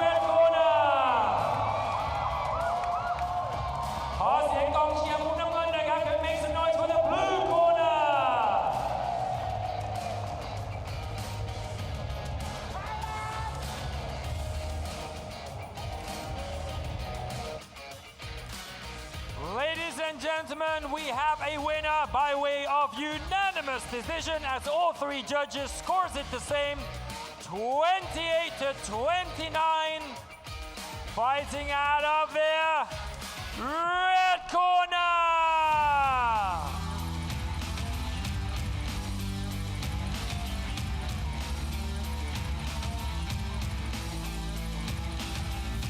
ขอเรียนเชิญพลตรีสาธิตจาตุวงศ์นะครับผมรองในสนามมวยลุมพินีมวยไทยอารีนานะครับขึ้นมามอบถ้วยรางวัลให้กับนักมวยนะครับและขอเชิญคุณสุพนัทจันแรมนะครับโปรโมเตอร์ Thailand Boxing Promotion นะครับขึ้นมาบนเวทีเช่นกันนะครับขอขอบคุณพลตรีสาธิตจาตุวงศ์นะครับผมรองนายสนามมวยลุมพินีมวยไทยอารีนานะครับแล้วขอขอบคุณคุณสุพนัทจันแรมนะครับโปรโมเตอร์ของทาง Thailand Boxing Promotion ครับ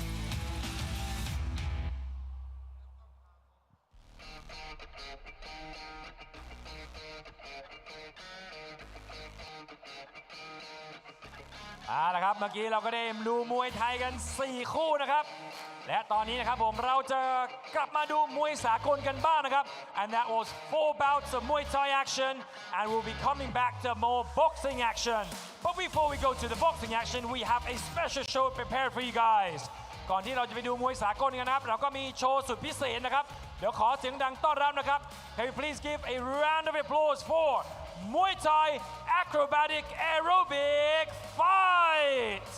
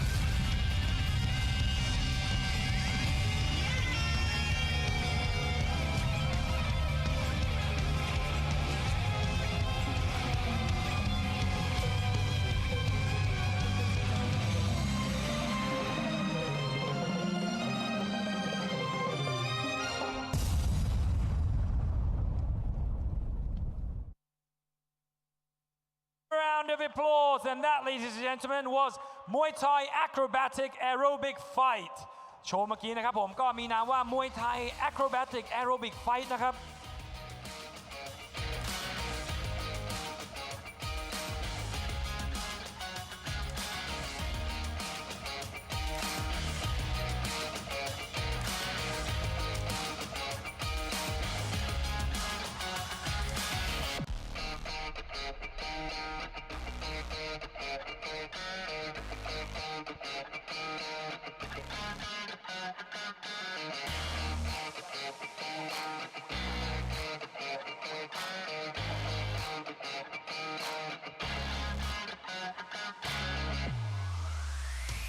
เอาละครับเราก็ได้ชมมวยไทยกันไปแล้วนะครับเราก็ได้โชว์สุดพิเศษไปนะครับตอนนี้ก็ถึงเวลากลับมาในคู่ชิงแชมป์มวยสากลด้วยกันทั้งหมด3คู่นะครับ And now we're back to the boxing action and we'll be looking at 3 bouts and they'll all be fighting for titles. The first bout is scheduled for 10 rounds of professional boxing action at the weight limit of 115 pounds. According to the stage first, from the blue corner, Deborah Anahi Lopez.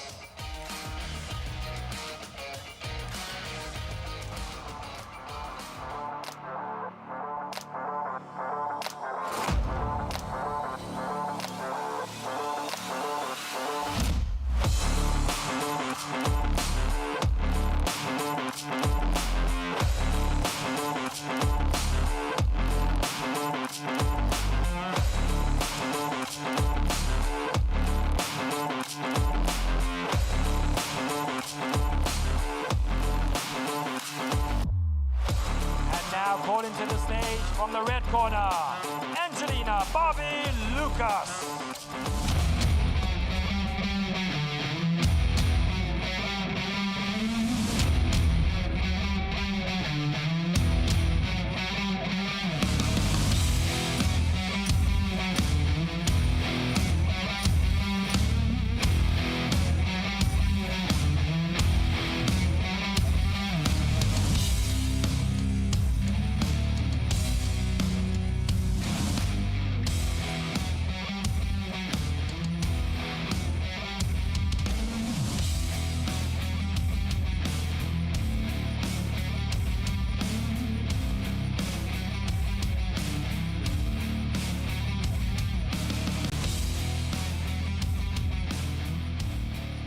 Ladies and gentlemen, this bout is for the IBO World Super Flyweight title. เดี๋ยวขอเชิญทุกท่านยืนขึ้นเพื่อทำความเคารพเพลงชาตินะครับผม May I please ask everybody to stand up and pay your respects to the Thai national anthem, to the fighters' national anthems, I should say.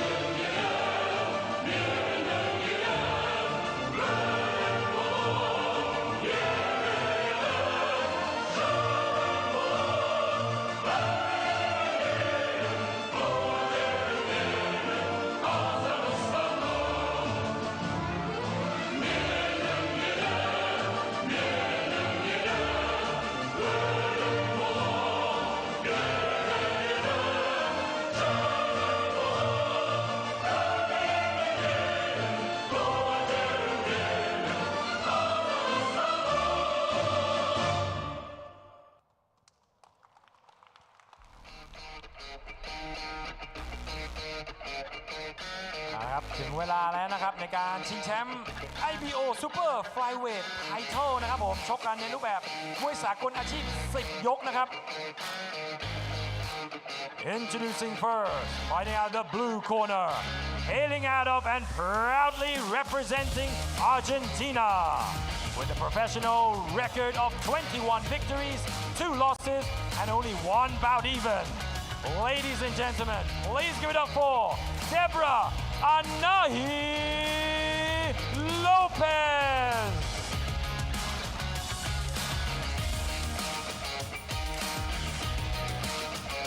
And her opponent fighting out the red corner, hailing out of and proudly representing Kazakhstan with a professional boxing record of 10 victories, 1 defeat, and no bouts even. Please give it up for Angelina Bobby Lucas. And their supervisor, Mr. Justin Kennedy from Australia. And your referee in charge of the action once the action begins, referee Gerald Tomildon from the Philippines. And the 3 judges scoring ringside, Mr. Steve Scott, Mr. Kraisak Tonghok, and Mr. Churchai Shannon Sichera.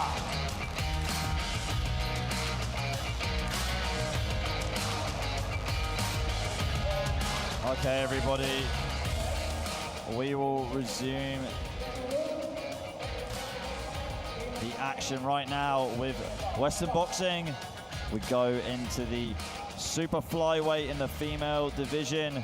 This is for the IBO World Super Flyweight title between Kazakhstan and Argentina. It's Angelina Barbie Lucas in the red corner and Deborah Anahi Lopez in the blue. Lucas just marches out across the ring, starting early, and attempts a big right hand on Deborah. Deborah does a very good job to just stay on the back foot, but Lucas straight into the action for this 10-round affair. Yeah, so Lucas with a 11-fight professional record with 10 victories, 1 defeat, no draws, and Lopez with double the amount of experience, 24 fights on her record, 21 victories, 2 defeats and 1 draw. So straight into the action in no time off, and Lucas just with her very typical style of just marching forward, blitzing her opponent, and just coming forward with lefts and rights from every angle possible, and just constantly stays in your face. And she can do this for an entire fight. So this is the first time she might be up against a boxer such as Deborah, who likes to move around, buy her the time, and you can already see the footwork difference for Deborah. She's being very careful not to engage in action with Lucas.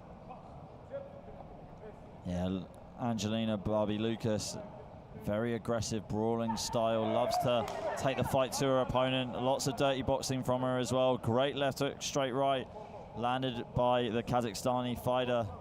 And I've always described Lucas's style as a young Oscar De La Hoya, which is just constantly on the balls of your feet, bending at the knee, and just marching forward with straight punches, almost keeping your hands at your hips, but just marching those punches forward. And it was very common for Oscar De La Hoya to blitz his opponent and really take them out in the 3rd and 4th round, just through sheer aggression and obviously exhausting your opponent. So Deborah has definitely got her work cut out for her.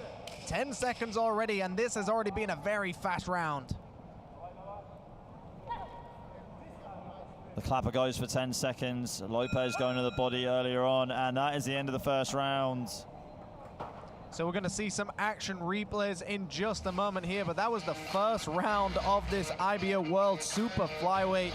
We have Argentina taking on Kazakhstan. So a very typical 1st round for Angelina Lucas. For anyone who hasn't seen her fight before, this is her style. She marches forward and she just does not stop firing.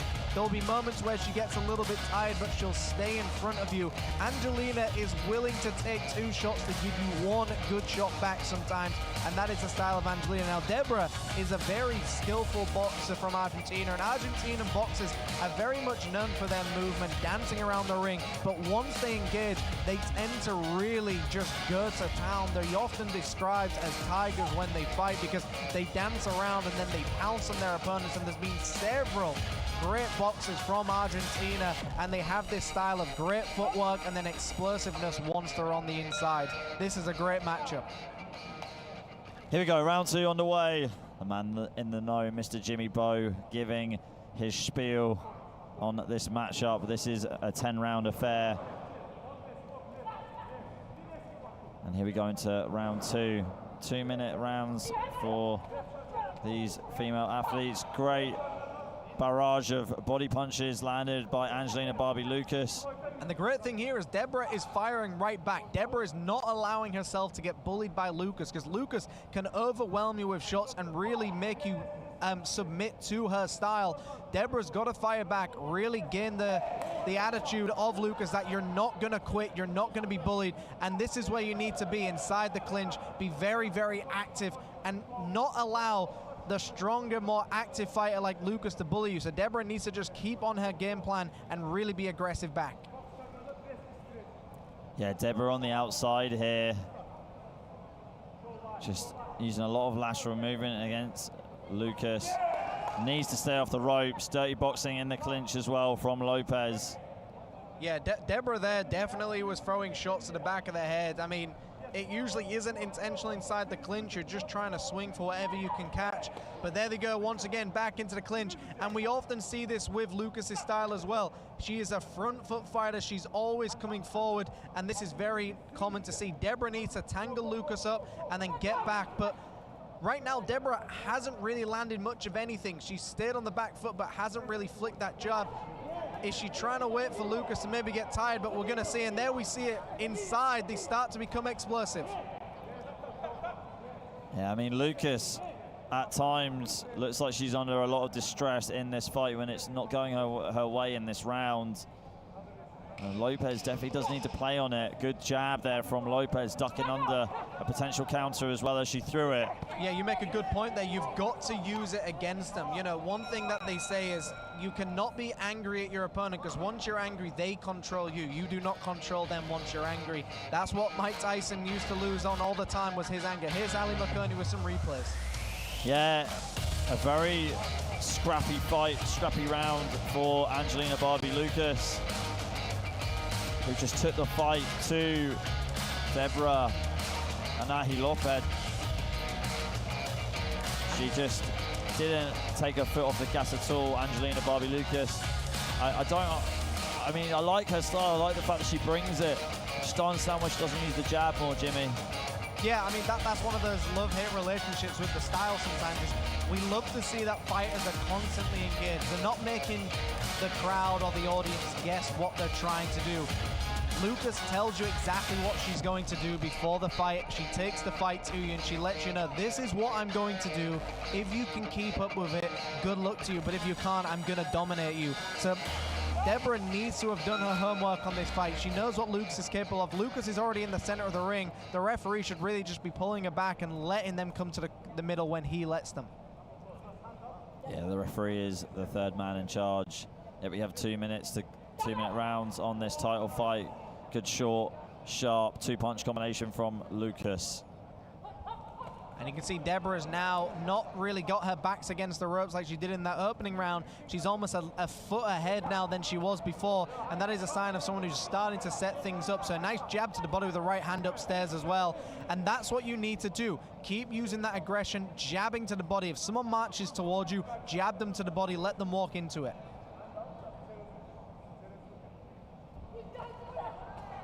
Good right hand there from Deborah. Angelina Lucas has really been controlling this fight a lot with short bursts of getting in and out of the pocket. And Deborah showing a bit of sign of life with her counter game with the right hand and coming in with her own aggressive two-punch combo, but landing with that left hook.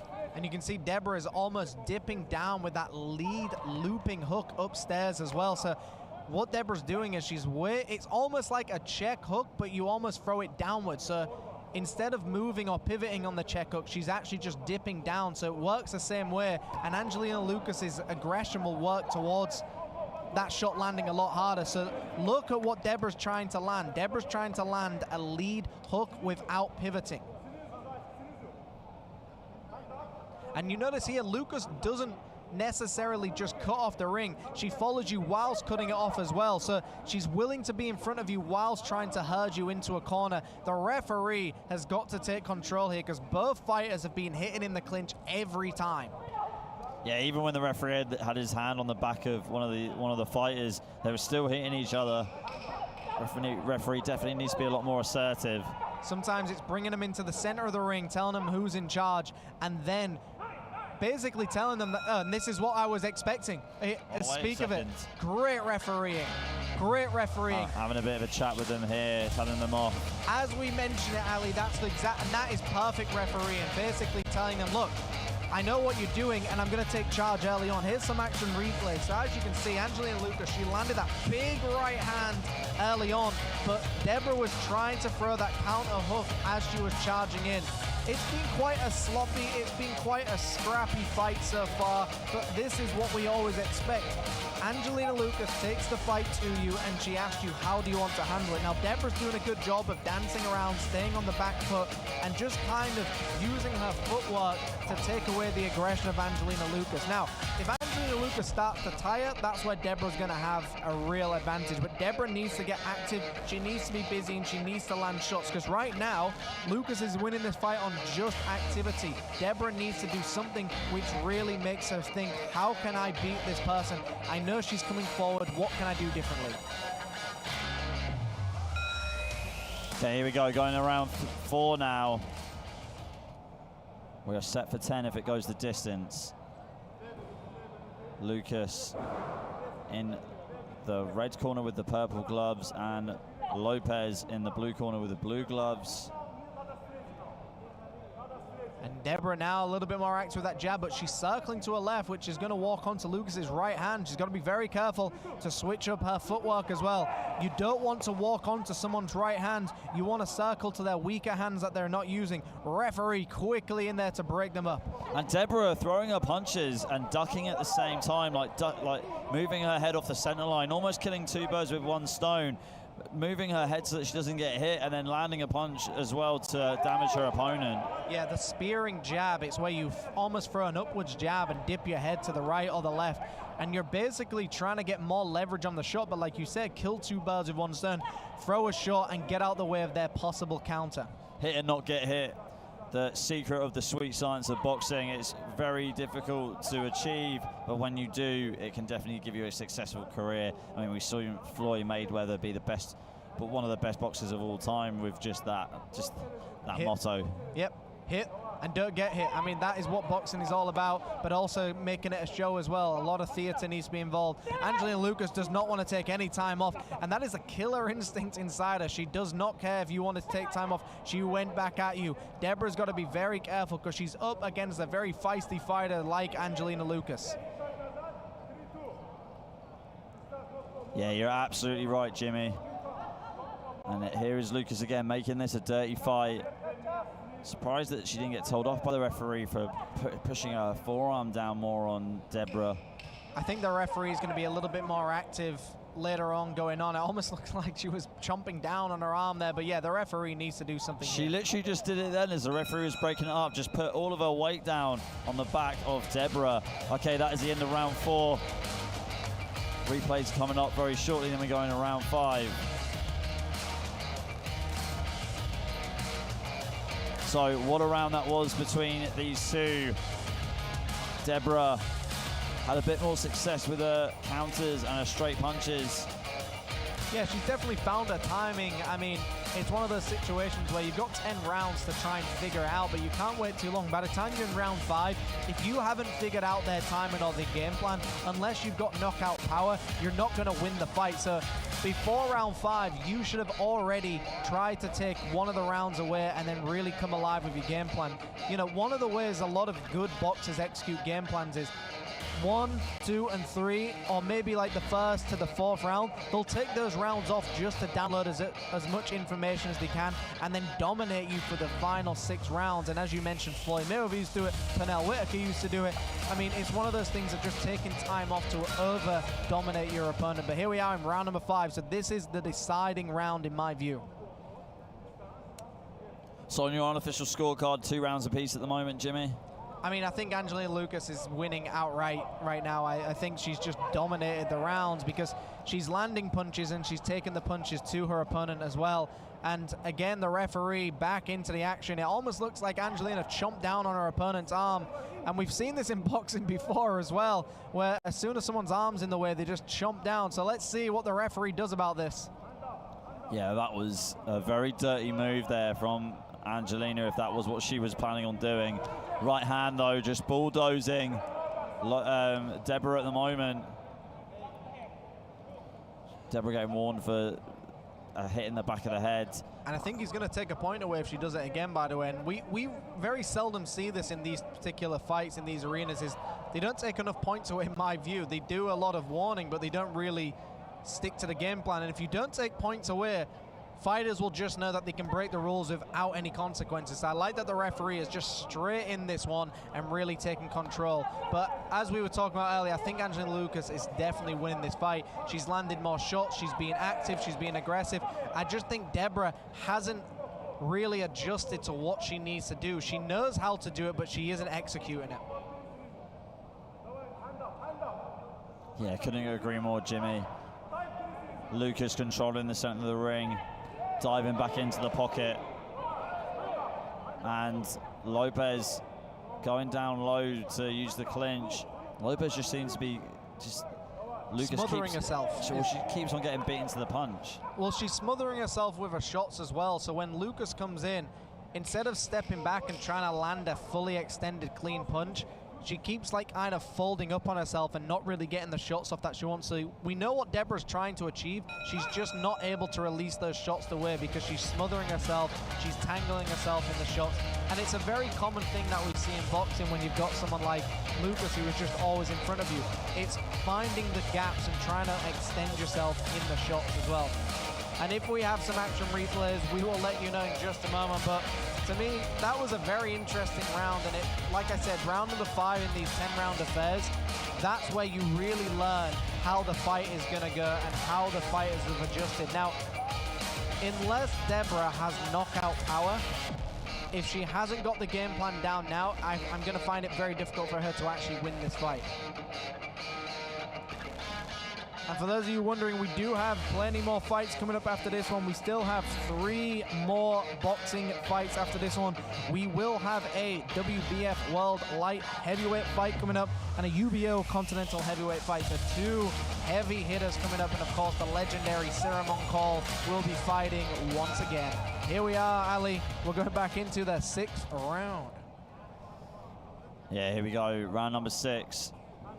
So Angelina Lucas in the red corner with purple gloves, and then Deborah Anahi Lopez in the blue corner with blue gloves.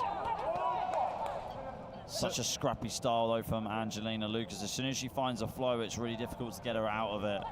Yeah, and it works for her. Like, you know, if you remember Joe Calzaghe would just do the exact same thing in every fight, and it would work for him. He was an unbeaten boxer. He literally told you what he's going to do in every fight, and it was still hard for people to beat him. And that is where the referee should really be warning him now, because that is hitting after the bell, and hitting after the break several times over. All getting a bit heated here. Lopez was able to get out of that exchange and land a few shots to the head on Lucas. She was not happy about that, Jimmy. Deborah needs to go to that 1-2 now. It worked well just then. If Deborah wants to win this fight, she needs to believe in the jab and the right hand. It doesn't even have to land clean. It just has to be active there. That's the one we're talking about. If Angelina's marching towards you, try and time her blitz, try and time her movement, and then throw that 1-2 as she comes in. But that's the only way I think Deborah's going to win this fight, is a constant 1-2 battle. Deborah trying to come upstairs with that right uppercut, but I was missing the mark. She may as well she was just scooping air at that point. Great right hook, though, on the inside, and a referee calling time. Okay, now here we go. Referee taking control, taking a point off of Deborah for hitting the back of the head. He did warn her. That was her 3rd warning. Like Jimmy said, we've been really calling for this. And this is what we needed to see. A big right hand landed by Deborah. Is this the wake-up call she needed? And this is what we needed from the referee, taking the point away, proving to people you cannot get away with breaking the rules in boxing. But Angelina Lucas, to me, is also very close to losing a point. 10 seconds on the clapper, that was one of the best punches. So if she didn't get that point taken away, Ali, she would have won this round. Okay, there you go. That is the end of the round. What a round between those two. Lots of drama. If we get the replays, we will break them down for you. But, I mean, just talk to us about, here we go. Here's the replays right now. Right, so here was Angelina on the front foot, just attacking like she normally does, leading with that overhand right, that right hand. And Lopez hitting the back of the head with that cracking right hand. That's probably the best punch that Lopez has thrown in this fight so far, Jimmy. Yeah, I mean, look, Deborah did a great job of landing those shots, and that was the punch I was calling for, which is the 1-2, and I think it's the only shot that's actually going to work. Now, I'm so happy that the referee is just proving that he's in control of the action. He's not going to let the fighters dictate what the rules are. He's going to tell you what the rules are, and you're going to follow them. And he's also setting the pace for other fighters as well. You can't do this and get away with it. Now, I think the referee might even take a point away from Lucas, and we see this quite often in boxing, which is the balancing effect. He lets them take a point, and then he takes a point from the other one, so it kind of goes even Stevens once again. Yeah, a lot easier for the judges ringside to score the fight. We go round number 7. We are set for 10 if we get that far. So Lucas getting told off in between rounds that she can't push down on the back in the clinch. But we know this is going to happen again, so I'm curious to see how the referee is going to do it. And there we see it once again, pulling down on the back of the head. And I'm very curious if the referee is going to take a point from Lucas here as well, just to kind of set the pace. Deborah's doing a lot better now. We're in round number 7, though it might be a little bit too late because I think she's lost the majority of the other rounds. But at that last round, it was that right hand, to me, that really set the pace. But is it enough? And there's another right hand right there, Jimmy, just as you said that. A great right hand, and that's the punch that's going to win this fight for her. The 1-2, stick to the basic boxing, maybe throw that check hook, and another situation where she pushes down on his head, pushes down on her head. Again, Lucas getting in up close and personal. Whoa, it looked like that she... Did you see that? It kind of looks like it's happening. I'm not sure if that's what we're actually seeing. Let us know in the comments as well. Is that what you're seeing? Yeah, and we see it again. It looks like she's biting her opponent. I've never seen this before. And again, pushing on the back of the head. You've never seen Mike Tyson bite Evander Holyfield? No, I have, but I mean, doing it, calling the fight live. Oh, yeah, I've seen it a few times. I've seen the bite marks on the arms after the fight as well. We've seen it quite often in boxing and in MMA as well. I think it's just one of those natural instincts where someone puts something near your face and your mouth, naturally you bite back. But it's absolutely ridiculous. You're winning this fight. You don't need to do that. You don't even need to push down on the back in the clinch. It's just really dirty tactics from Lucas. Yeah, it's one of those situations where this is what Angelina likes to do. She likes to make it scrappy, and again, hitting after the bell. Now, the referee needs to do something now, because to me, how can you take a point from Deborah for hitting to the back of the head when she's also broke so many rules as well? We're seeing some of these action replays. So there was that right hand from Deborah that started the action. This is where they kept tangling up. I mean, it's still being an entertaining fight regardless of the situation we're witnessing. It's still been a very entertaining fight. There's been a lot of fun punches being landed. There's been a lot of interesting tactics. But we've also got to see, how is the ref going to adapt to this situation now? Because like you said, Angelina's winning this fight. There's no reason to do anything now. You're already winning this fight, and you've already seen that Deborah's best shot is her right hand, and it only lands if you're stepping into it. If you're stepping back, Deborah's probably not going to be able to land a clean shot, so you may as well just win this fight by not doing anything crazy. But again, we like crazy, we like drama, and here we go. Yeah, but I mean, there's just an absolutely ludicrous. Why would you consider biting your opponent? What's the point? You're throwing the fight away. I mean, it's been a very late evening. You might get hungry, you might get peckish. It's one of those things. I just don't know. I don't have a good answer for it. There is no good answer for it, but the surprising factor is the referee hasn't been told about it either. We've seen it several times. And the referee once again bringing him into the center of the ring. But look, every fight is like this with Angelina Lucas. She likes to make it scrappy, and it's entertaining. You know, like we said, boxing is theater at the end of the day, and Angelina is still winning the fight. Ricardo Mayorga used to do this all the time. He used to make it very, very awkward. He used to make it very interesting, but he used to win fights. Right hand there, and Lucas cranking down on the back of her opponent, but referee not saying anything. This is absolutely ridiculous, Jimmy. Well, it's one of those things where we said Deborah lost the point quite early on, which was a fair point to take. And he's warned Lucas several times for the same thing over and over again, but it keeps happening. So it gets to that point where you're just like, what is okay and what is okay for a warning and what isn't. But now he's letting them fight out, and that's where Deborah needs to be. I hope Deborah's corner is telling her that you're not winning this fight. You need to push the pace right now. She just needs to go for broke right now and just attack Lucas. She's been waiting too long on the back foot. The definition of insanity is doing the same thing over and over again and expecting to get a different result, and that is just literally what Deborah is doing. She needs to change things up and just needs to do the complete polar opposite, be aggressive, take the fight to Angelina instead of trying to counter her all the time. Yeah, and she's had success, because usually you expect with Lucas's style that you're not going to win being aggressive, but Deborah's done fantastic going forward and landed some great shots, and there it looks like it again as well. I think it's just an angle. There's clearly something else going on here, otherwise it would just be insanity. It just looks like it. It looks like, you know, there's a lot of people asking me right now, and we're seeing in the comments as well, like about the biting remark. I'm not sure, but here's Ali with the reaction, people. Oh, I think it definitely was. Angelina is very peckish, not just to win that title, but wants a real piece of Deborah Lopez. Here's the replays here. Bit of a better round for Deborah Lopez at the end of the round, landing these check left hooks and right hands. And same old from Angelina Barbie Lucas, just coming forward with her two-punch combinations and roughing up Deborah Lopez in the clinch.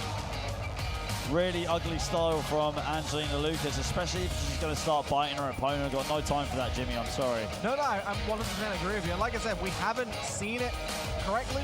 I want to watch this fight back. I want to see some of the replays, because if we see that happening, something needs to be done. I mean, you can't do that. Look, doing it once or twice, it got away with it, but I think it's been nearly 4 times in the fight where it looks like that's happened. But we can't say it's happened for sure. It just looks like it's happening. But we will see, and, you know, we will have the replay of this fight to watch it back. Anyways, here we are, round number 9, scheduled for 10, Ali. And Lucas kicks things off with a 1-2 with her first offense of the round. Good right hook to the body there from Lopez. She gets tangled up in another clinch from Lucas. Back into the action they go. A nice 1-2 being landed as well. So that's the punch combination. That is the winning thing here, but we're in round number 9. We need to do more of that. Big right hands upstairs. Angelina starting to back off ever so slightly, and that's where Deborah should really be setting up that right hand upstairs. And the shot that you use to set up a right hand upstairs is a jab to the body, right hand upstairs. Yeah, I mean, Deborah has 21 fights on her record as victories. Only one of those was a win by knockout, so not a massive knockout winner here, Deborah Lopez. But can she pull off an upset here? She's got a minute to go in this round, and then if we get that far, the next round after this, the 10th and final round. I mean, Angelina Lucas is just a tough competitor. She's always in front of you. She's always coming forward. She's aggressive. She'll do whatever it takes to win the fight. So we will see. We will see what's happening. Again, a lot of people asking what's happening in those replays. We will see later on. You can't hide in the ring. No, you can't, but I think the referee is turning a blind eye to this. Punches in the clinch from Lucas, dirty boxing from the Kazakhstani fighter. As Lopez backs off, trying to land a check left hook, and punch to the back of the head from Angelina Barbie Lucas. Is the referee going to say anything? No, he's not. What are you doing, referee? And a big right hand landed, and Deborah goes to the canvas. Considered a slip. We're back into the action once again. We're going into a round 10 after this. It has been a weird fight is the way I want to describe it. It's just been very entertaining. Here are some of the action replays. Angelina Lucas tangles up with that right hand, and Deborah, as soon as she gets in, we're trying to see the angles of these fights, but again,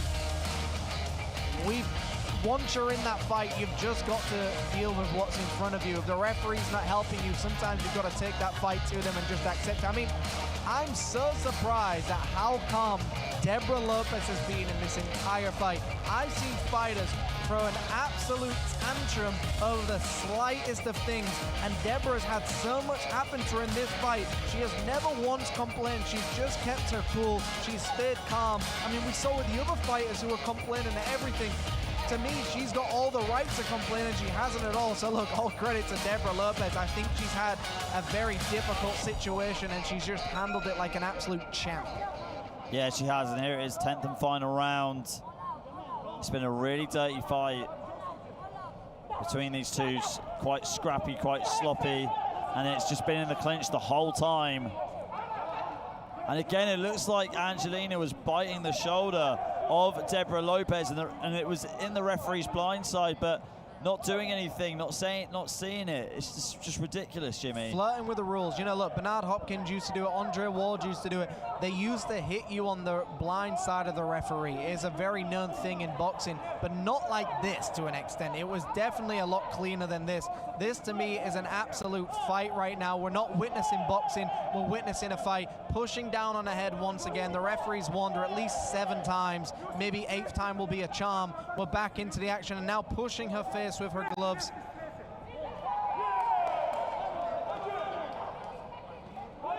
In the clinch here. Lucas lands a right hand as she exits. Lopez tries to land the left hook. Uppercut there from Lopez. Great shot from the fighter in the blue corner. And there we go, tangled once again. And this has just been an absolute clinch warfare for the majority of this fight. Starts off on the out, and a big right hand landed by Lopez there. They tangle up once again. Lopez has just got to give it everything she's got. Less than a minute to go for round number 10. It's now fight or flight. Again, being pushed down on the back of the head, back of the neck. Lucas, the referee not giving any warning. Ridiculous. Absolutely absurd. The referee's there to protect you as a fighter. You can't stop them from pushing your head down. You can't stop them putting an elbow out. You've got to hope the referee saves you in those situations. The referee has done no favors to Deborah in this fight, and look, I think Deborah's gonna win more fans for this fight. But look, a great fight. Both fighters put it on the line. They went toe to toe. They did everything they possibly could to win. Lucas's style was just too much. The smothering style, the blitz, the constant pressure. I think it was way too much for Deborah to handle. And all credit to Deborah, she never once complained as well. We don't have the action replays right now, but here we go. A big right hand from Deborah in that round. And Lucas did what she needed to do. Every time she got in trouble, she wrapped her opponent up, pushed down on the back of the head, and just prayed she wasn't going to get a point taken away. I mean, it was an entertaining fight. It wasn't necessarily boxing. It was more of a fight in my eyes. And sometimes we need to have these fights in between events to kind of just keep the crowd going as well. Entertaining. Both fighters never once gave up. But I give a lot of credit to Deborah Lopez in this fight because so much was happening to her in that fight, and she just kept going. She kept trying. She never once gave up, and she didn't even complain when she should have. But again, Angelina Lucas to me has done what she likes to do, which is just bully the opponent, take it to them, and here we are with Peter Denman.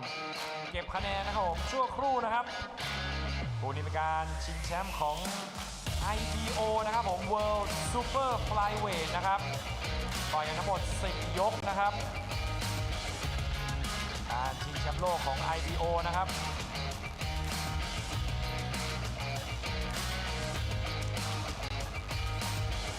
This is for the IBO World Super Flyweight title. 10 rounds of action.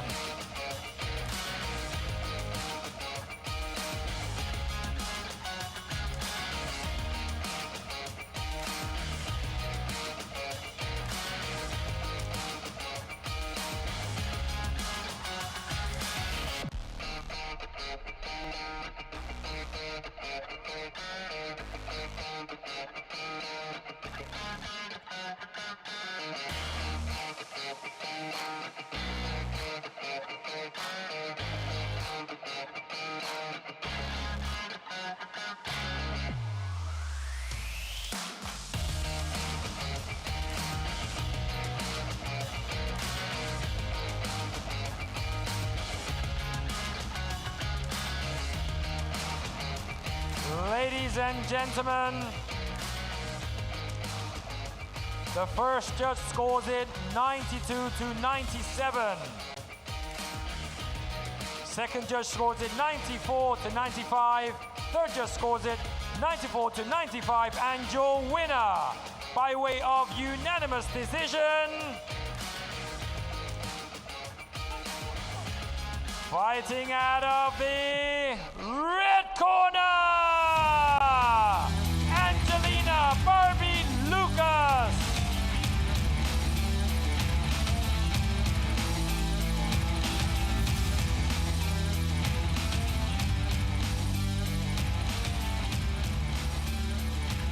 Is the new IBO World Super Flyweight Champion, Angelina Barbie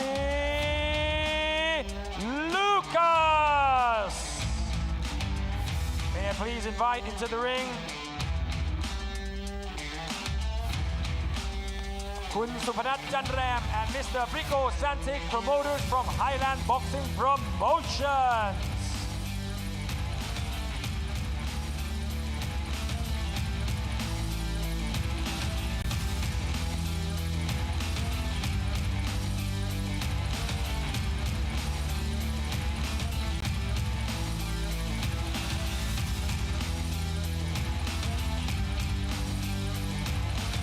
Supervisor for IBO World is Mr. Justin Kennedy from Australia.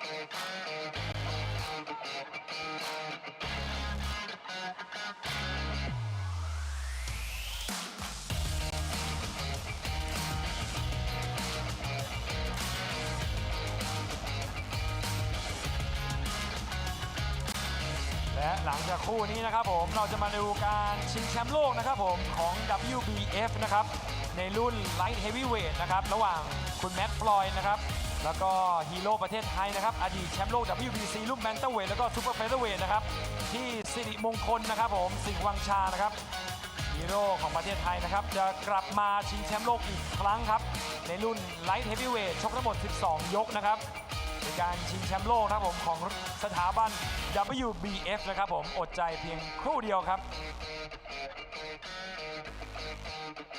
นี่ก็ต้องยินดีกับคุณแองเจลีนาบาร์บี้ลูคัสนะครับได้แชมป์โลกไปประดับอีกเส้นหนึ่งนะครับผมสถาบัน IBO รุ่นซูเปอร์ฟลายเวทนะครับผม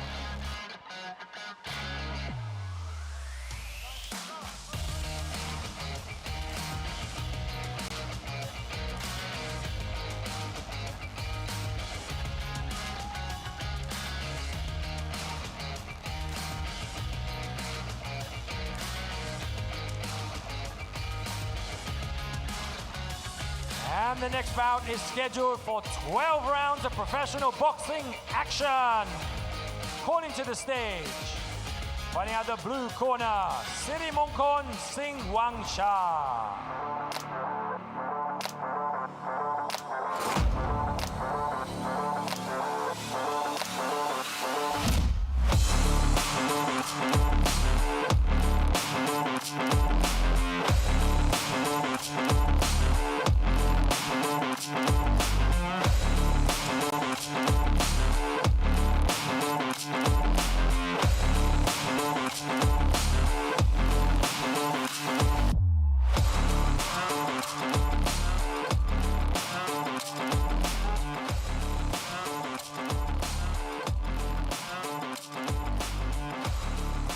Welcoming to the stage from the red corner, Matt Floyd.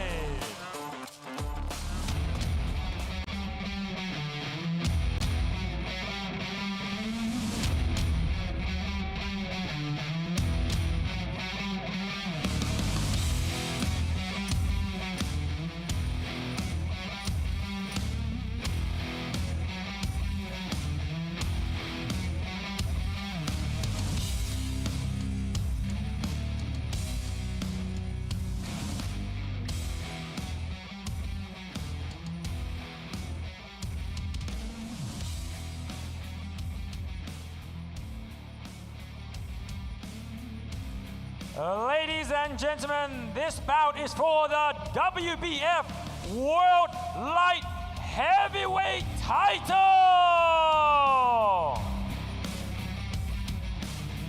ขอเชิญทุกท่านยืนขึ้นนะครับผมเพื่อเคารพเพลงชาติของนักมวยทั้งสองท่านด้วยนะครับ May I please ask everybody to stand up and pay your respects to the national anthem of the fighters.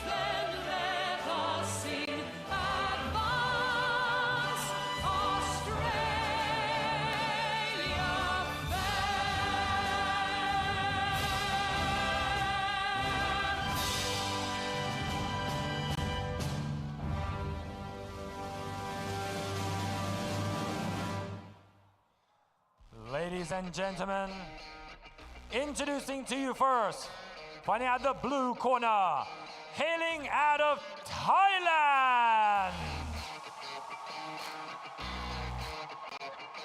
He is a Thailand national hero with a professional boxing record of 98 victories, 5 defeats, and no bouts even. This athlete is a former WBC Bantamweight World Champion, and he is the former WBC Super Featherweight World Champion. Please give it up for Siri Mongkon Singwangcha.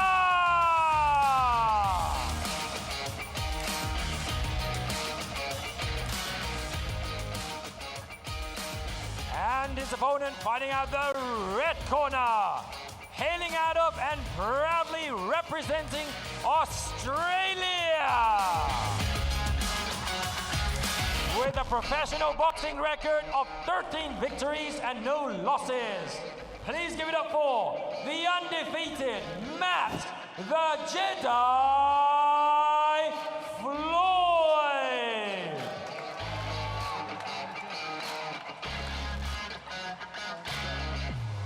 And the WBF supervisor, Mr. Alvin Esco from the Philippines.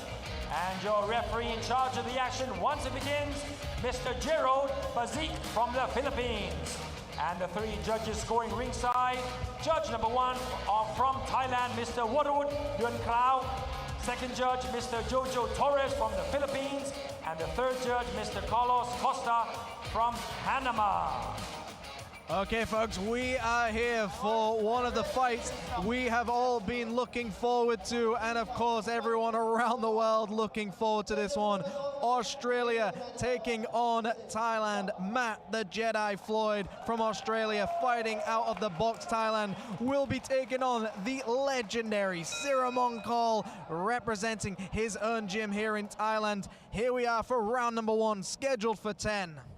Yeah, I mean, Siri Mongkon, an absolute legend in Thailand. Matt the Jedi Floyd really trying to take a huge scalp right here. How does he do it, Jimmy? Well, this is the interesting thing here. We have definitely got a young man against an absolute legend of the sport. Ciaran Cole has had 100 fights in professional boxing. He's had Muay Thai, he's had bare knuckle boxing. For Matt Floyd, he's got to beat him in the first 4 rounds and not let this go full 10 rounds. Because Matt, I don't believe, would have the fitness level to last 10 rounds, but we will see. Floyd keeping it long with his jab, going to the body. Ciaran Kong is just trying to get on the inside, isn't he? Great left hook there from Ciaran Kong. And this is the other thing that we saw. Matt Floyd likes to grab on the back of the head and then starts throwing those uppercuts. As long as he doesn't grab on the absolute back of the head, he can get away with it, but he's got to be very careful here because Ciaran Cole, you don't last 100 fights without knowing every trick in the toolbox. Jab here from Floyd, trying to follow up with the right hand, going to the body, going upstairs with the right hand as well. Floyd looks a lot better in this round compared to his previous fight that we called, Jimmy. And he's landing the punches that he needs to early on. I think this fight is all about 4 rounds. And I think if Matt can do it in 4 rounds, he's got the best chance to win in this fight. And the jab is what's winning it for him. The jab and the rear uppercut. Ciaran Cole likes to get and put his head on the chest of you, and then he starts going to the body and upstairs with winging hooks. His gym is renowned for up-close fighting, as he was obviously trained by Dave Tree as well. Dave Tree is all about constant tempo. Ciaran Cole has a great tempo when he gets going, but it takes him a few rounds to find it, which is why Matt needs to be very active in the first 4 rounds. And this is where Ciaran Cole is dangerous. He's already tagged Floyd with a couple of punches to the head with the left hook. And this is where Matt starts to just pull down the back of your head and really deliver those uppercuts. The referee is going to probably have to look very closely here because all it takes is 1 warning and then you are going to get a point taken away. You do not want to lose any rounds against Ciaran Cole. He will wear you down. He'll dig to the body. Yeah, referee having a real good look at Matt Floyd at the moment. Big left body hook there from Ciaran Kong. And the only way I think Matt Floyd loses is his straight on conditioning. Can he survive the amount of rounds he needs to against someone like Ciaran Cole? Because if Ciaran Cole attacks your body and then you have to go into deep rounds, it's very hard to keep a pace and a tempo up.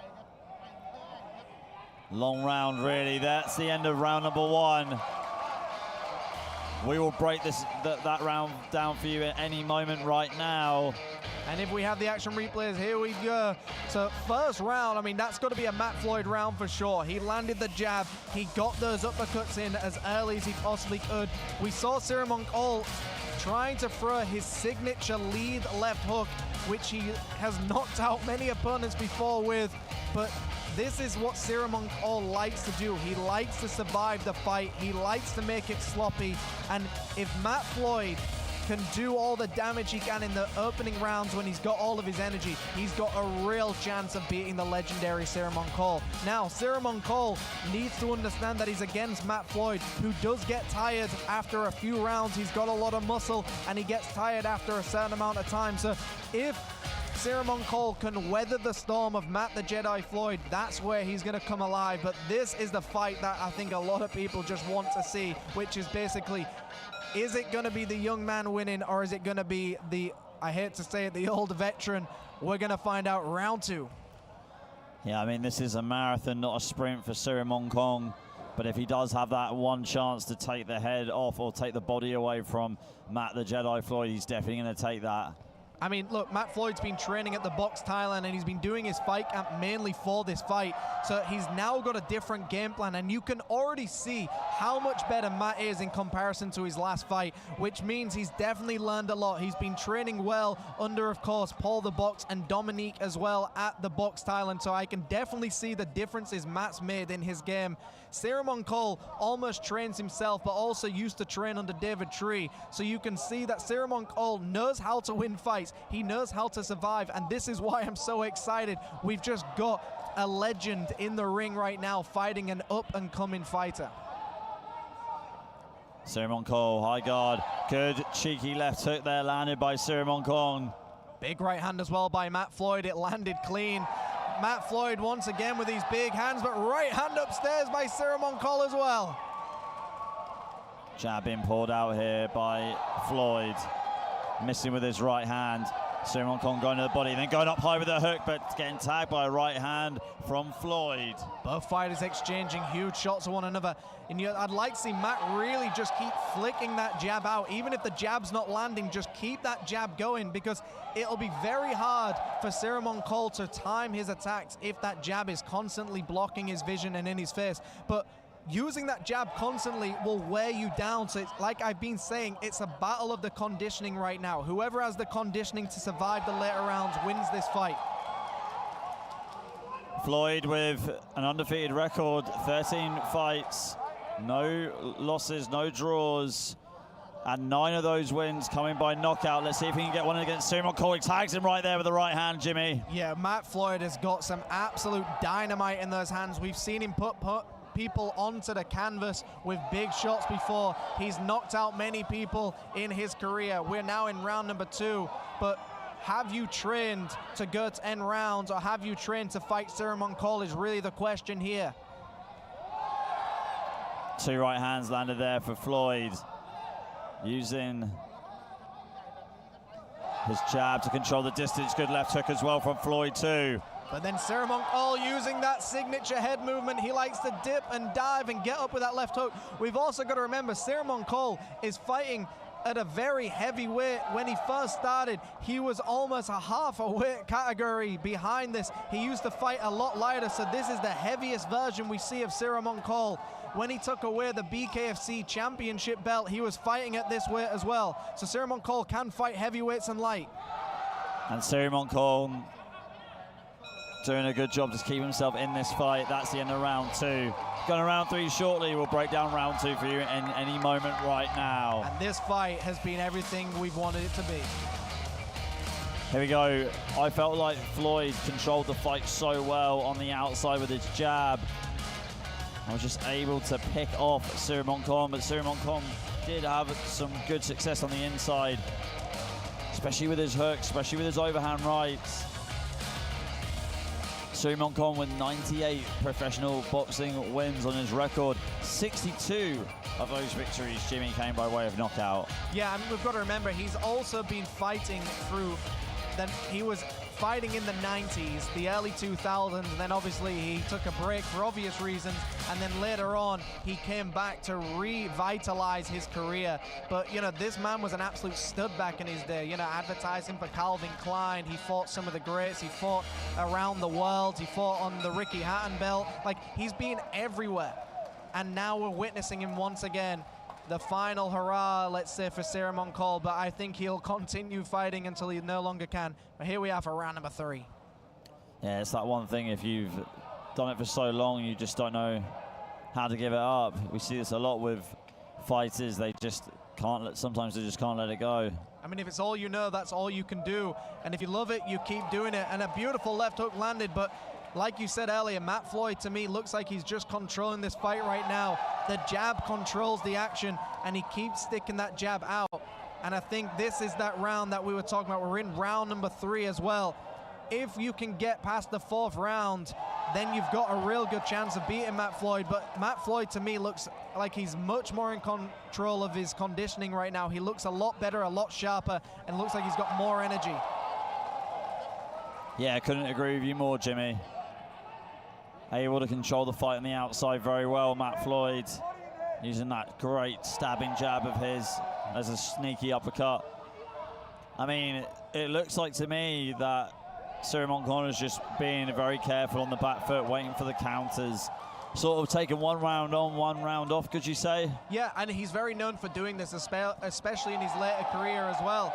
He knows he can go 10 rounds. It's not necessarily a 10-round affair where he's very high tempo, but he can go 10 rounds where most fighters cannot. And when you're in that 10th round as a light heavyweight, you've really got to wonder if you've got the power in your hands anymore, because fatigue is the one thing that will knock people out a lot harder.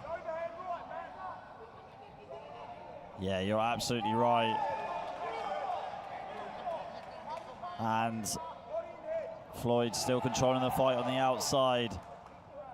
I mean, it's talking about pacing yourself, like, you know you can fight the full distance, but it's just making sure that you pace yourself correctly to do so. And that's exactly what it is. He knows he can go 10 rounds, but it's how much energy do you have in that 10th and final round? It's one of those situations where commit early, try and put your opponent away, but if they're not going away, then you've got to wonder if you've punched yourself out for those later rounds. So Matt Floyd, to me, his pacing right now is fantastic. Matt Floyd is doing exactly what he needs to do, which is just control the pace with a nice jab. But Ciaran Cole, we've seen time and time again, people count him out and he always comes back. This is a great fight so far, but Matt Floyd, to me, is still winning it. And it has to be down to the Box Thailand. I mean, you've got Paul Windsor was probably with such a good game plan to beat Ciaran Cole, and you can see that in the game plan being executed by Floyd.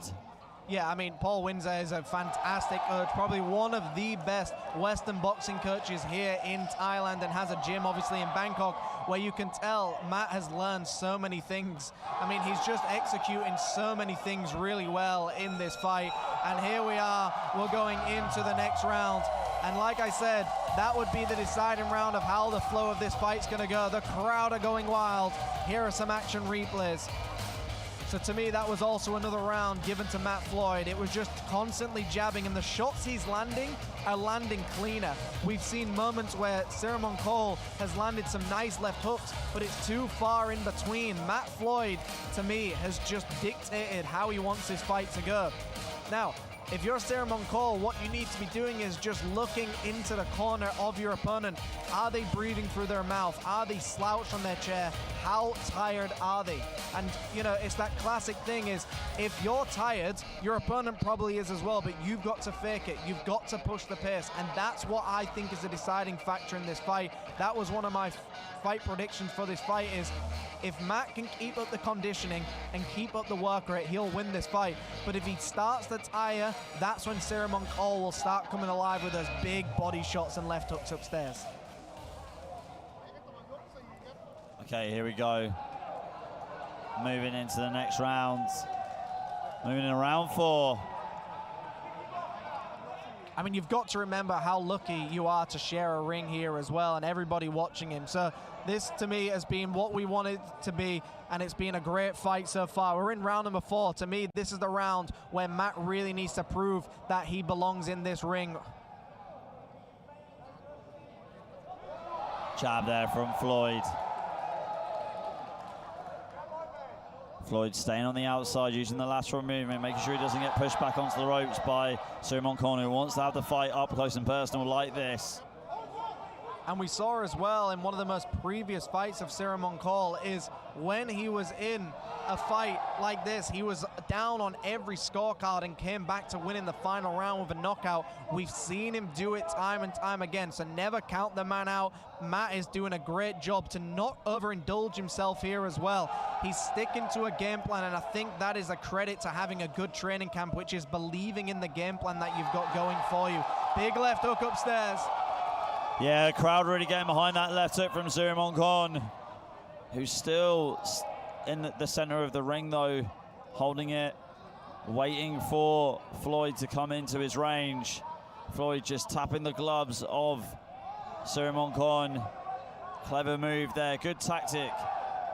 I mean, Ciaran Cole's making Matt charge him down. He's making him follow him, which is the interesting thing here, because usually Ciaran Cole's the guy who just pushes you down to the ropes, to the corners, and then starts unloading on your body. So this is a different version of Ciaran Cole, but like I said, I think this is part of the game plan. Left hook downstairs and upstairs, great move.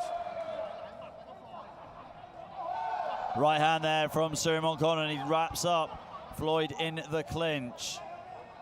Floyd looks like he's complaining about being wrapped up, but you know, Matt also grabs on the back of the head, very common. I don't think you can necessarily throw stones if you live in a glass house here. You've just got to keep going for it. Jab there from Ciaran Cole. Floyd though, 4-punch flurry landing for him. Great combination by Matt Floyd, just straight down the middle, 1-2, 1-2, a very classic move, and it landed clean. And Matt is just closing the gap here and really putting on a great performance. But this is that dirty boxing we were talking about, and he hits him after the bell, after it. And the crowd are going wild, a dirty move. Yeah, that was really foul play from Matt Floyd. I'm surprised the referee didn't take a point off on the spot there and then. I'm surprised the referee didn't give any injury time. If you hit somebody after the bell or you've done something after the clinch, you can deem it a foul, and then you can give that opponent some time to recover. It was a dirty move, and the referee should have done more there. That was the incorrect move by the referee. Look, in the heat of a moment, I understand what Matt did. He just hit on that break. Take a look at the replays here. So, Cyril Moncol wanted to have a fight in the phone booth, but Matt Floyd wanted to control the fight on the outside. Jab there down the middle from Floyd. Really doing a good job on the inside too. I liked how he landed his right uppercut a few times on the inside, Floyd. Here's the dirty boxing in the clinch. Are we going to see that illegal punch? No, we're not. Yeah, I mean, look, this is what I've mentioned before in previous fights. You don't want to give the fight away by doing something ridiculous like doing a foul shot. Now, do I think he just did it on purpose? Probably not. In the heat of the moment, you just throw shots after a clinch. You're in a fight after all. It happens very often. But I think the referee should have gave some injury time. Now, the one thing you've got to probably remind Matt is 80% of this crowd in the arena are supporting Cyril Moncol, and everyone watching online are supporting Cyril Moncol. The last thing you want to do is foul him. Yeah, 100%. Here we go, round number 5. It looks like he's recovered fine, though. Back into the action. I think this is where Cyril Moncol should really be picking up the pace, because it's really hard to argue whether or not he's won those first 4 rounds. And now it's just a case of, can Cyril Moncol push the pace to Matt Floyd?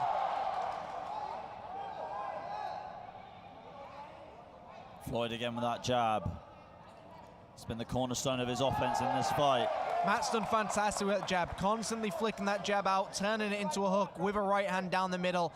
And we really haven't seen the Cyril Moncol we've expected, which we've seen the left hooks, but we haven't seen the pressure that he usually likes to do. So we've got to keep Matt just on the back foot here if Cyril Moncol wants to win, but I think Matt is just really charging in and out-maneuvering and out-muscling Cyril Moncol at this moment in time. Again, Matt Floyd cutting down the distance there with a jab and then landing a couple of punches in the clinch.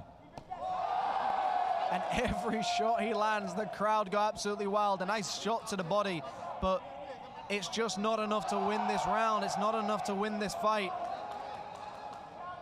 Backhand there from Matt Floyd. The referee did warn him. And then a great shot, and he gets out of danger. Halfway through this round already and halfway through this fight. I feel like Floyd is just losing his head a little bit in this fight, getting signs of frustration. I mean, it's one of those things where you've given every shot, every powerful shot to your opponent, which in his career, he usually knocks opponents out with those punches, but he's unable to stop Cyril Moncol. He's unable to put him down. He's up against a man that will not quit. He's too prideful. Pushing down on the back there in the clinch. Final minute of round 5. Great hook there from Cyril Moncol. Surprised Cyril Moncol doesn't go to the body more, James. I'm surprised too. That's usually his style, to really just kind of push you against the ropes, go to the body, and just start digging you as much as you can. I mean, he's got 2 styles. It's either go to the body and outwork you, or just keep jumping up with those left hooks. Yeah, I just don't think he's going to be able to cause too much damage with those left hooks, but maybe I'm wrong. Yeah, I mean, look, Matt's taken these left hooks like an absolute champ. None of these shots have really rocked him either, so Matt's chin's definitely being tested, but he seems fine as well. Matt's boxing incredibly well at the moment, just sticking behind that jab, and a big left hook once again. Well, that one definitely did hit the mark. Clock is winding down now, 9 seconds of this round, and that is the end of the round. And it's very hard if you're against the fighter where the crowd are cheering for every shot you land, because it definitely sways the judges. Shots that didn't really connect will appear like they've hit hard just because the crowd are going wild. So that's what we're witnessing right now. So let's see some action replays here. So you see that moment where Matt tried to push Cyril Moncol away. Cyril Moncol just got out and tried to dodge a right hand upstairs, and it's not landing that clean. But the more tired you get, the more fatigue you get in a fight, the shots that you wouldn't think land hard are the ones that hurt the most, and that could be the deciding factor in the later rounds. But if Matt can survive into these 10th rounds, the 8th, the 9th, and the 10th are the real test fights. He's already gone past that 4-round mark, and to me, Matt has still got the energy in the tank. It's now a case of, can he stick to the game plan? Can he stay to that game plan he's been told to use? Seems like he's been losing his head a little bit, though, especially in that previous round. The backhand, also hitting on the break on the previous round before that in round 4. We will see. And here we are. How much energy has he got back from that round? But there we are, that jab just being flicked out. And like I said, it doesn't have to land clean. It just has to be in the face of Sirmoncoll. And if Sirmoncoll can't see you, he can't hit you usually. Floyd changing up now with his attacks, using the right hand to open the guard up of Sirmoncoll. Great hook to the body there from Sirmoncoll. That is a good tactic to use against a taller fighter like Matt Floyd. Chop him down while you can. Jumping left hook is that signature move we spoke about as well. But is it enough? We're in round number 6. We're scheduled for 10 rounds.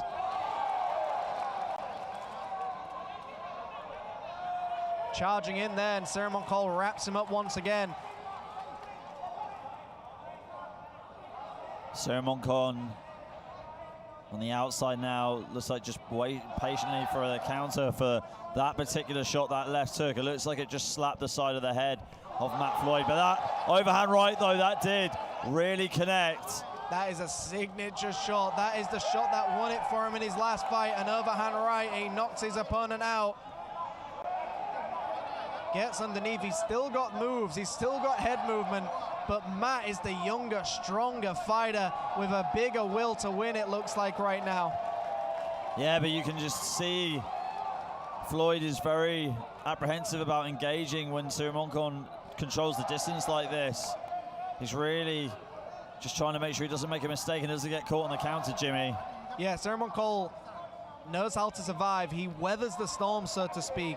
And to me, this is just one of those fights where he's going to weather the storm. And in the later rounds, as long as his corners told him to do so, he can come alive and just hope Matt is tired. But at the moment, Matt is putting on a great display and looks like someone who's trained really hard for this fight. A big right hand jumping in the air. Yeah, well timed there by Sirmoncoll. That's what he wants to do. That's his tactics in our books anyway. Snipe on the outside and then rip it to the body on the inside as much as you can. Yeah, I expected Sirmoncoll to be jabbing, really roughing up Matt Floyd against the ropes, and he just hasn't done it. It looks like he's trying to headhunt with one of those big jumping left hooks or overhand rights. Good overhand right connects there for Sirmoncoll. The crowd got behind that shot, Jimmy. That was a fantastic, and again, we've seen Sirmoncoll knock people out with that overhand right several times over. He jabs you down to the body and then just throws that hammer of a right hand upstairs. And there it is again, a right hand. And he pushes Sirmoncoll to the canvas. He's going to throw it again. There it is. That was probably his best round, Ali. Yeah, it was for Sirmoncoll for sure. Okay, here come the replays from that round. And what a round it was. It was such a better round for Sirmoncoll. He was so accurate on the outside, just able to land these looping overhand rights and very well timed left hooks. And also we had an uppercut to the body from the Thai legend too. I mean, that was a difficult round for Matt Floyd. He just wasn't able to control the distance very well. And this is what I was expecting. Later rounds favors Sirmoncoll. Early rounds favors Matt Floyd.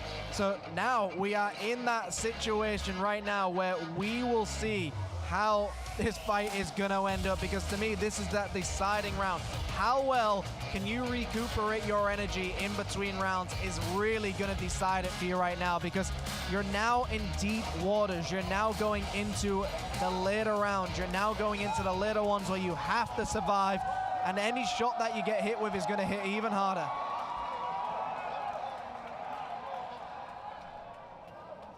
So here we are, round number 7. Matt Floyd from Australia in the black takes on Cinnamon Call in the white and gold from Thailand. It's Legend B up-and-comer right now, and right now the up-and-comer seems to be winning the majority of these rounds. We'll see the comeback now from Cinnamon Call, the veteran, just knowing exactly what he needs to do to win. There's that great left hook, just jumping straight in there. And it must be crazy because Matt usually knocks people out with these shots that he's throwing. Cinnamon Call is still just walking towards him, and he eats your jabs and he just marches forward to that overhand right. And Cinnamon Call knows he has to wait. He has to wait until you're tired. In the last 30 seconds, you'll see Cinnamon Call really start throwing those big shots. Floyd's popping out that jab, not landing it though. Cinnamon Call really has got his footwork dialed in. He's just been running rings around Floyd for this round and the previous rounds. Crowd going wild. They're now starting to boo. And like I said, the last person you want to fight dirty against is Cinnamon Call, who is probably one of the biggest names in boxing, probably one of the biggest names in athletics in any sport in Thailand is this man right here. So you got to be very careful. Uppercuts in the clinch here from Floyd. Hitting as well. Huge left hook there on the break from Cinnamon Call. Matt Floyd getting a taste of his own medicine. That was a great shot. And this is what I've been saying all along. These are the rounds that will decide it for Cinnamon Call. The referee's just got to let them fight on right now. The more tired you get, the harder these shots are going to land. Another big right hand. Dirty boxing by Matt Floyd. Again, the referee not doing anything. And we saw this in Matt Floyd's previous fight. He drags on the back of the head and throws an uppercut. The crowd are going wild once again. One more warning and the referee is forced to take a point off of Matt Floyd for that foul. Let's see if the referee does that. Jumping right hand. And he's doing it once again. The referee needs to tell something. It's such a dangerous move in boxing. He gets underneath these shots once again. Referee is getting frustrated though. But notice how Cinnamon Call doesn't kick up a fuss. He just keeps on fighting. He keeps on going. Matt Floyd with a nice jab as well, trying to follow it up.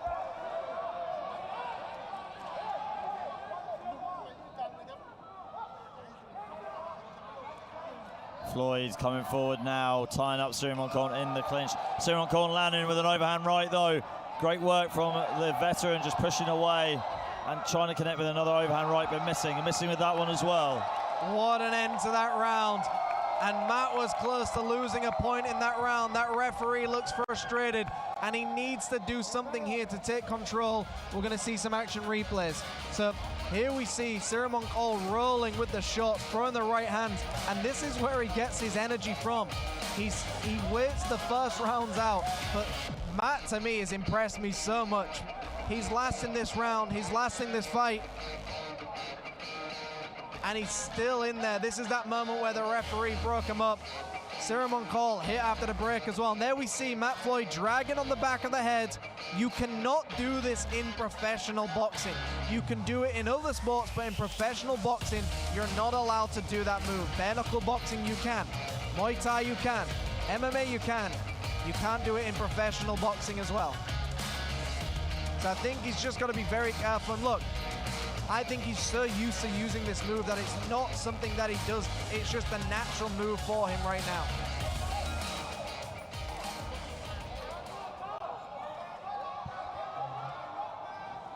And here we are, round number 8. Cinnamon Call from Thailand in the white with the gold trim takes on Matt the Jedi Floyd in the black and purple. Matt just keeps flicking that jab out, making it very difficult for Cinnamon Call to get any timing with that right hand. I mean, Cinnamon Call shouldn't be charging that right hand in the center of the ring. He needs to get his opponent away from the center of the ring. While Matt Floyd is in the center of the ring, he is not going to take a big right hand. It's easy for him to step back. Big jab and a right hand landed by Cinnamon Call. 1-2s here from Floyd, putting the pressure on Cinnamon Call.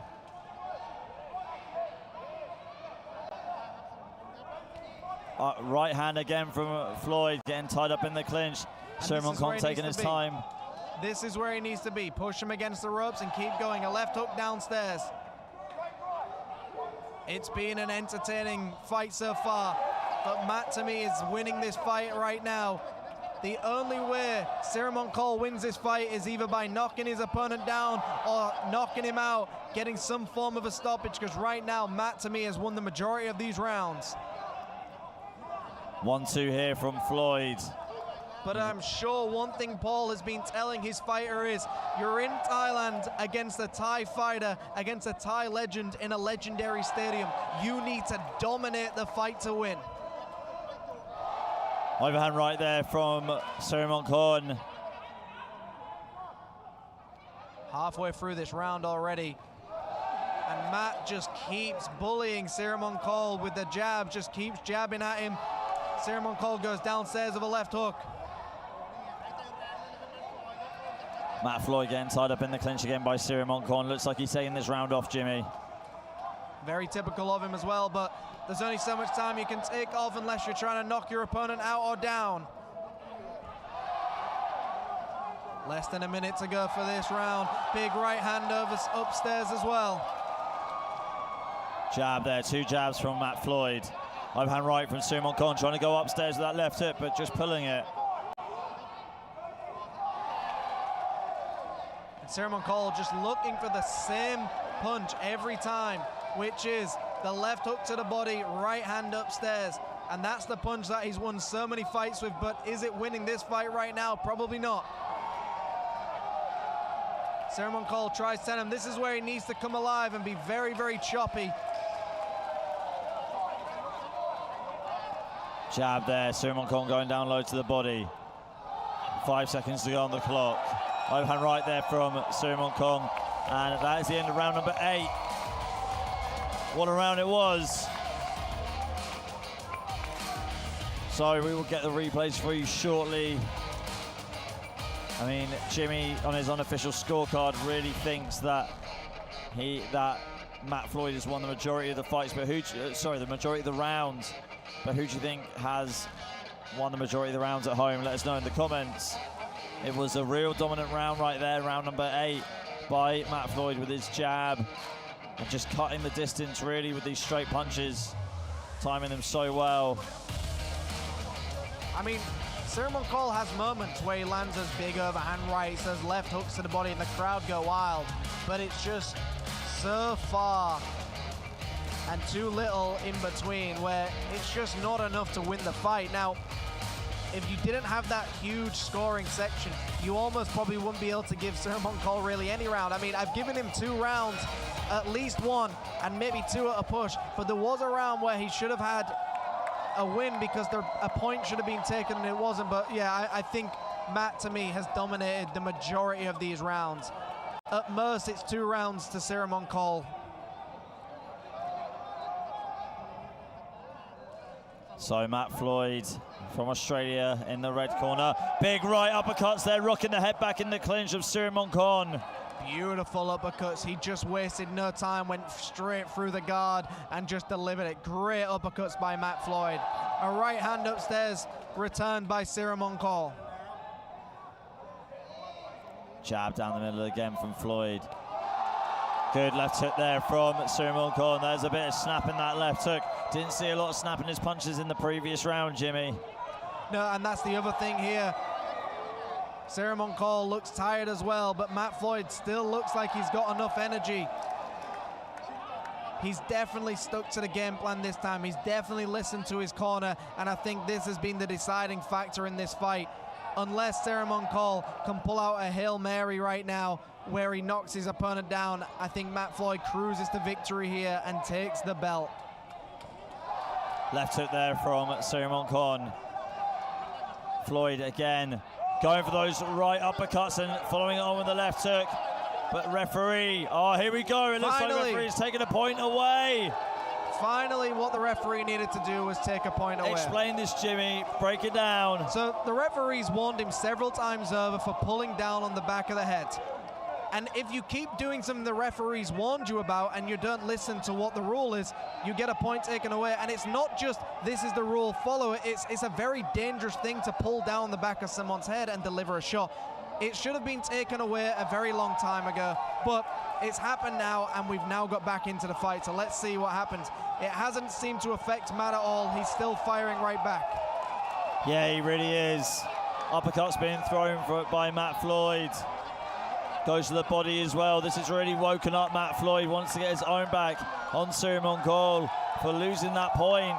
And it's also one of those situations where if you know you're a point down, you know you're losing the round, and you know you're in Thailand against a Thai fighter, you don't want to take any chances at all. You've got to do everything you possibly can to win. You don't want to give it up.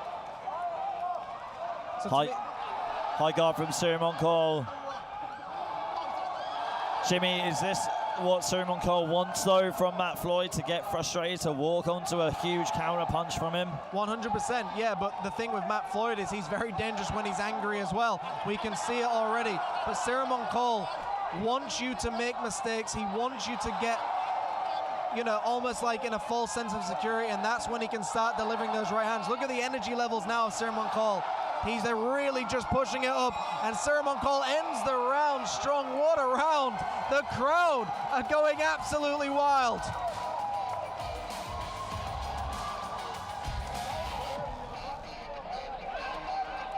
Here we are, some action replays. There was this uppercut getting through the guard of Cyril Moncol, and it was a beautiful uppercut by Matt Floyd.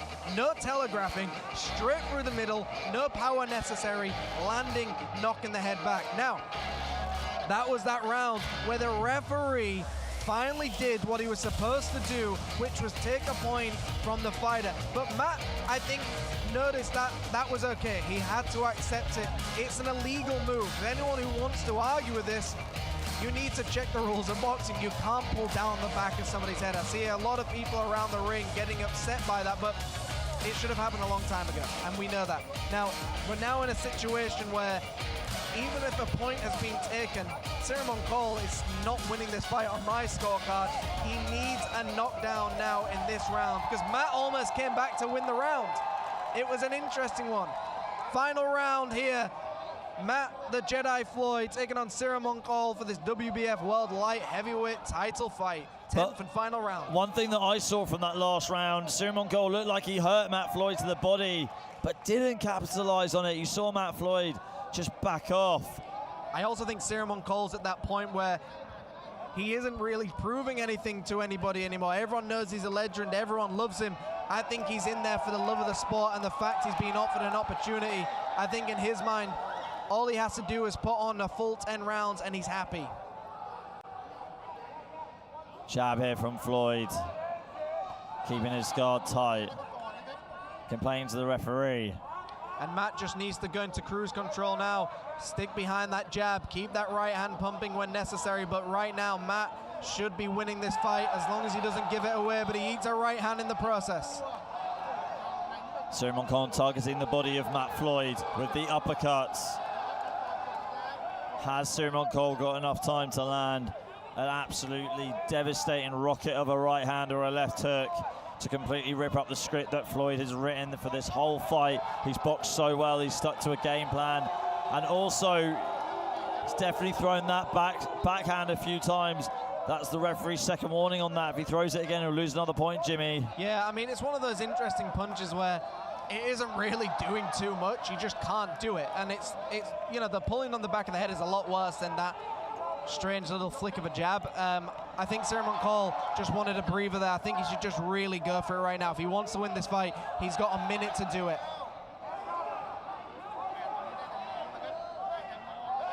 Jab there from Floyd. Floyd, right hand. Controlling the clinch here, Floyd. The referee breaking up the action. We're approaching the final minute of round 10. And this is probably the most valuable round right now in the final minute. Cyril Moncol needs to do something. You can't rely on your fighter to do something dirty and lose a point. You've just got to try and put them down once. And I think Cyril Moncol has given it everything he's got, but Matt has done a great job to keep that jab pumping. You can tell Matt stuck to the game plan and listened to his corner in this fight, and it's really paid off for him. Crowd going wild again for that random jab, but again, it doesn't really do anything. Even if the shot landed on Ciaran Cole, it wouldn't hurt him. He should just carry on fighting. Jab here again from Floyd. Straight punches there from Floyd on the outside. We're approaching the final 10 seconds of this round. And here we go, folks, the final 10 seconds. You're witnessing a legend in the making here. Matt Floyd has taken on Ciaran Cole for a full 10 rounds, and he has definitely proven himself in the professional boxing world. He has done everything right. Okay, we are going to go into round 11 shortly. So on our sheets, we've been told this is a 10-round fight, but we are now being told it is now 12 rounds. We're now going to 12 rounds. This favors Ciaran Cole massively. This favors Ciaran Cole massively. If it goes another 2 rounds, all he's got to do right now is try and do anything he can to put Matt away, because, Ali, we're now in that situation where if Matt throws out one of those random spearing shots and he gets another point deducted, and then Ciaran Cole could not, it's one of those situations right now where Matt can easily win this fight by sticking to a jab. Don't get caught up in a warfare. Ciaran Cole wants the warfare. We're going into it an 11th round. Yeah, here we go, round number 11. Straight right from Floyd and a short left hook. Right hand there from Floyd. And you can see there's a flurry from Matt Floyd, and he's giving it everything he's possibly got right now. He's doing everything he can, and the referee once again warning Matt Floyd about something. I'm not clear what it was on, but we're back into the action once again. Matt really went for a flurry right there. A big left hook by Ciaran Cole. Ciaran Cole just keeping himself in this fight with great counters. Well-timed counters from Ciaran Cole. Overhand right there. Ciaran Cole doing everything he can right now to just try and put Matt away, but Matt has just proven time and time again he can take your best shot and keep standing. Back into the clinch they go. Shovel uppercut there from Floyd. Ciaran Cole dives into the pocket with a left hook to the body. These could be the final deciding rounds as well. Round 11, big right hand upstairs. Both fighters are involved in the clinch once again, resting on one another. Really has been a stalemate with the tactics between these two. They've both stuck to their guns. Floyd with the straight punches, Ciaran Cole with the counter left hooks and overhand rights. Yeah, Matt has just done a great job here, sticking behind that jab, and he's also landed some great flurries in this round as well. I'm not sure where he's got the energy from. Even a slight tap to the chin, the crowd are going wild for Ciaran Cole, but this is still a Matt Floyd round right now. We've got a minute to go, Ali. Ciaran Cole looking like he's trying to load up that overhand right, but can he find the target? Matt Floyd's walking into his right hand. Those left hooks tend to set up a right hand. Keeps on missing the mark here with these right hands. Ciaran Cole, here he goes, right hand to the body this time. And when he goes to the body, you know it's coming upstairs as well. It's a tactic he always moves. Down to the body, and he'll go upstairs with a big chopping right hand. Overhand right there from Ciaran Cole. Jumping left hook as well. Fighters get wrapped up once again. Back to the ropes to go. Referee pries them apart. 20 seconds to go of round number 11. Uppercut there from Floyd again. He had a lot of success with that punch in previous rounds. And there's a overhand right from Floyd. Sorry, from Ciaran Cole as they exit the clinch.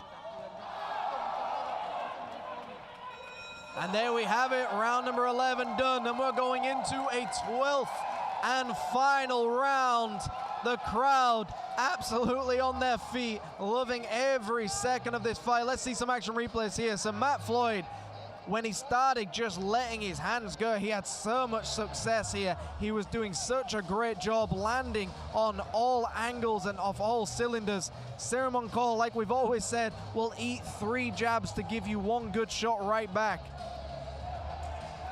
And here we are, 12th and final round. I hope it's the final round. Well, it used to be back in the day where championship rounds, championship fights used to be 15 rounds long, but they cut it down to 12. Yeah. More so for the safety of the boxers, right? Safety of the boxers, absolutely. 15 rounds, but I mean 15 and 12 rounds don't make much of a difference. I mean, fights used to go until somebody quit as well, so it's getting less and less. Here we are, 12th and final round. Matt the Jedi Floyd taking on Ciaran Cole, the legend. And you've got to tip your hat to Ciaran Cole. At his age, the amount of experience he's had to be able to just have a fight like this, the longevity of it. He's been fighting for 30 years. To continue fighting for 30 years, all credit where credit is due. But to fight a younger fighter like Matt Floyd and be able to hold his own against him for 12 rounds now, it's such a good, it's brilliant. I tip my hat to him. What a legend. Legend, absolutely. I mean, yeah, Matt hasn't been able to put him away. He hasn't been able to make him quit. He's stayed in there. So Matt, you know, credit to credit, because Matt has really stuck in there with a good game plan. But at the same time, he hasn't been able to put this older veteran away as well. Jab there from Floyd, right hand down the middle. The crowd, just all the crowd for Ciaran Cole are just standing right now. They want to see their man win this fight, but I just don't think they're going to get it, to be honest. I just don't think they're going to be able to get the victory that they want. But again, we're not judges, Ali. But I mean, it's been great support here by the fans of Ciaran Cole in the corner and in the stadium as well, in the seats. I've loved every second of this round and this fight so far as well. And we're in the final moments of this fight. Ciaran Cole hitting after the bell one more time. You can't do that. I think it's payback from that first time. But back into the action we go.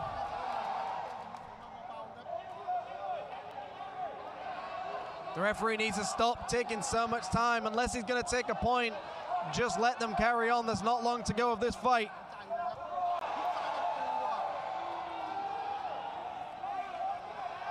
Ciaran Cole just marches forward now. Matt Floyd wraps him up here. Matt Floyd again with those uppercuts straight through the middle. Oh, but these uppercuts dig into the body though from Ciaran Cole, making a bit of a rally here in round number 12. Less than a minute to go on the clock. Matt Floyd looking tired. Ciaran Cole is more tired. It is just a classic situation. Who wants it more in the final round? Matt probably doesn't need to even do this or even engage in this, but he is. Ciaran Cole going out off all cylinders, just giving it everything he possibly can. Never once taking a back foot in this fight, constantly marching forward against the younger man, Matt Floyd. Ciaran Cole coming alive here. Doesn't look like he doesn't want the fight to stop. Taking another point. Hitting up for holding and pushing down. Something that we should have seen in the previous fights was the pushing down. Look, at least this referee's doing something about what he's seeing. And now Ciaran Cole has a chance. He needs to do something here. Matt Floyd again comes alive. What a fight, what an action sequence. Both fighters giving it everything they got. Like Evander Holyfield against Burt Cooper. Neither fighter stopping.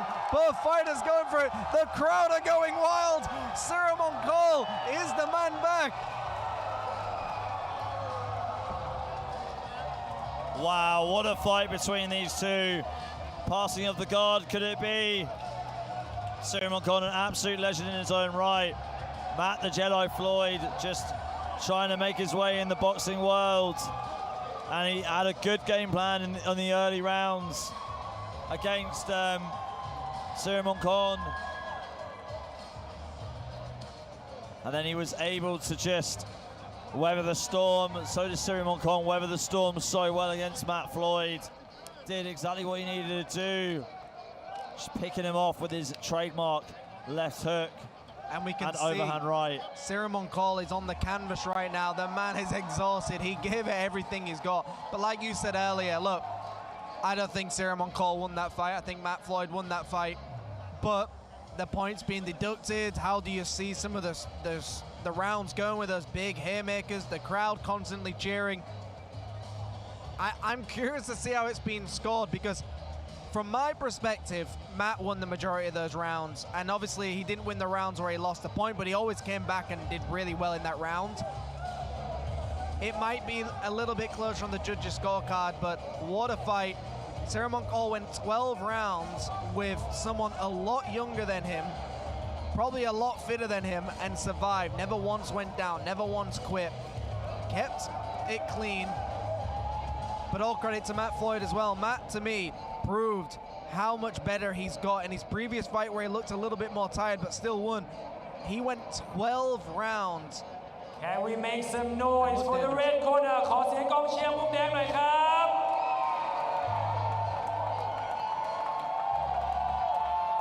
Can we make some noise for the blue corner? ขอเสียงกองเชียร์มุมน้ำเงินหน่อยครับ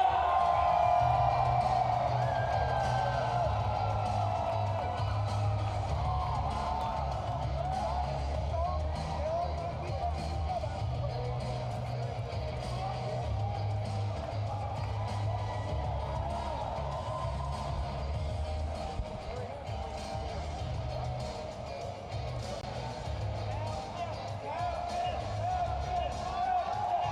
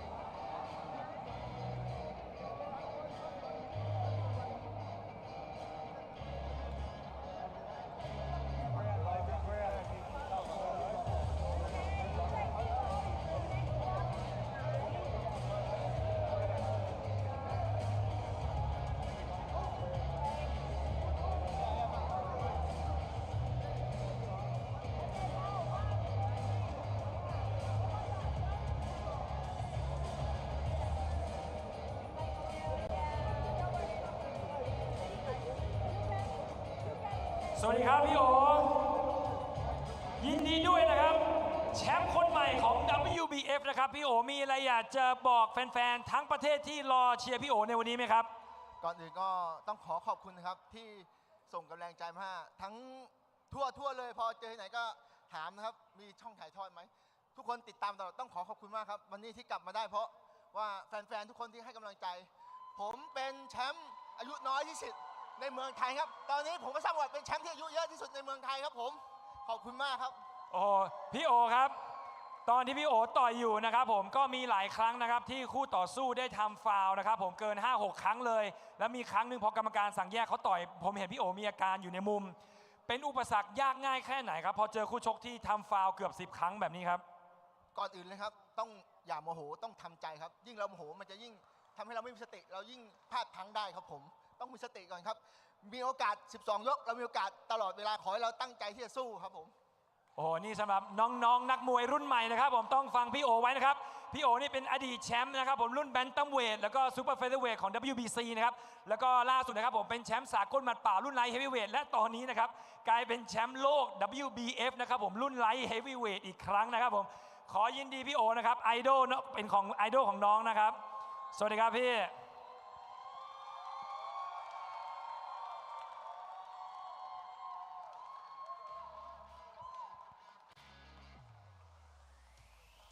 ก่อนไปพี่โอขอเคล็ดลับหนึ่งอย่างครับทำยังไงถึงเป็นยอดมวยได้ขนาดนี้ในวัย 47 ปีครับขอให้เรายังมีความมุ่งมั่นและตั้งใจว่าเราทำได้ไม่เกินอุปสรรคที่เราทำขนาดผมไม่ชอบมวยผมยังทำได้แล้วคนที่ชอบมวยทำไมจะทำไม่ได้ครับผมสิริมงคลสิงห์วังชาครับต้องรอดูนะครับว่าพี่แกจะป้องกันแชมป์เมื่อไหร่นะครับแต่ตอนนี้ให้พี่แกไปสนุกนะครับผมกับเข็มขัดเส้นใหม่ก่อนนะครับขอบคุณแทนประเทศไทยด้วยนะครับพอเรามาสัมภาษณ์กับคุณแมตต์ฟลอยด์นะครับ Hi there Matt Floyd I thought you did great you had a great jab but it just wasn't your night what happened I don't know I think it was a great fight by him good on him like he won that I felt like I won the fight but good on him like he won so I'm happy for him and there were many times there were lots of fouls going on from the both of you Was it like out of frustration or just muscle memory? What happened? No, when he was holding, I was just holding back, and that's pretty much it. I was telling the ump that he was holding every time I was called for holding, but the umpire just called me twice instead of him. When he hit you with big right hands, it didn't look like you felt it. He was a former bantamweight. How was his power? I don't think I've ever felt.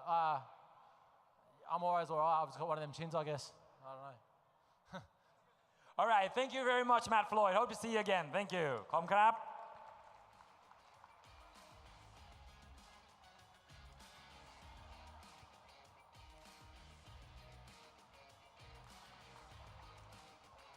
เอาละครับเมื่อกี้ประวัติศาสตร์ก็ได้ถูกสร้างไปนะครับผมพี่โอนะครับสิริมงคลสิงห์วังชานะครับก็ได้กลายเป็นแชมป์โลก WBF นะครับผมในรุ่น Light Heavyweight นะครับผมในวัย 47 ปีแล้วครับเรามาดูคู่มวยถัดไปกันบ้างนะครับอันนี้ก็จะเป็นการชิงแชมป์ UBO รุ่น Continental Heavyweight นะครับ The next bout is scheduled for 10 rounds of heavyweight action. Calling to the stage first out of the blue corner, Yuskom Karada.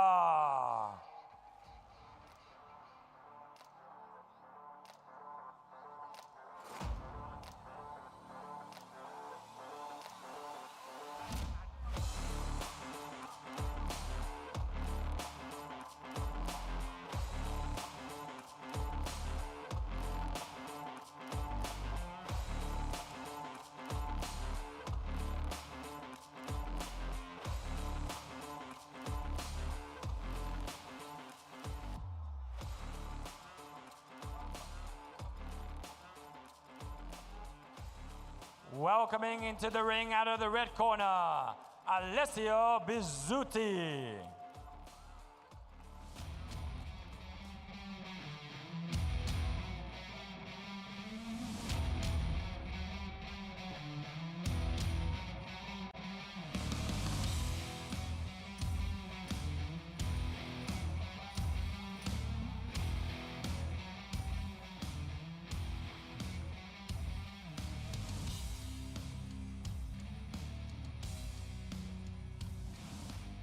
Ladies and gentlemen, this bout is scheduled for 10 rounds of action at the heavyweight division, and this is for the UBO Continental Heavyweight Championship.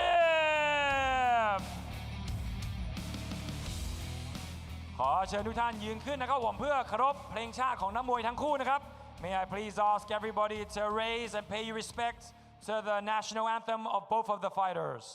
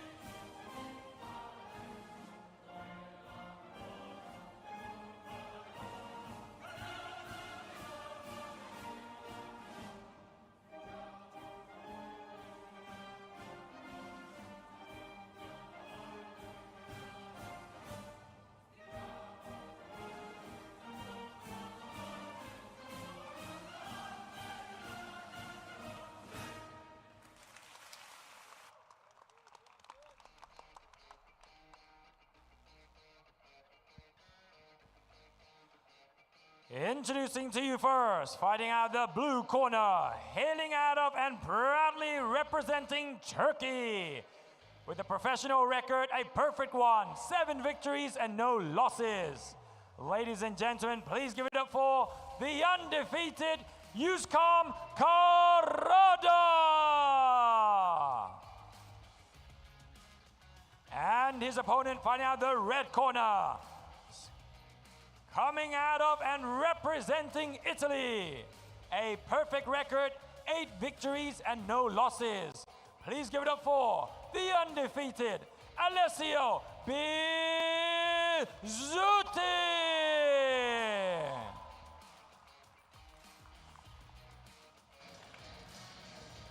And the UBO supervisor, Mr. Suraport Pongji Vanish. And your referee in charge of the action once it begins, Mr. Waterwood Duan Krao. And the 3 judges scoring ringside. Judge number 1 from Thailand, Mr. Thanakon Kantong. Judge number 2 from Thailand, Mr. Pimai Pongsuwan. And the 3rd judge also from Thailand, Mr. Chulaton Tarakacha.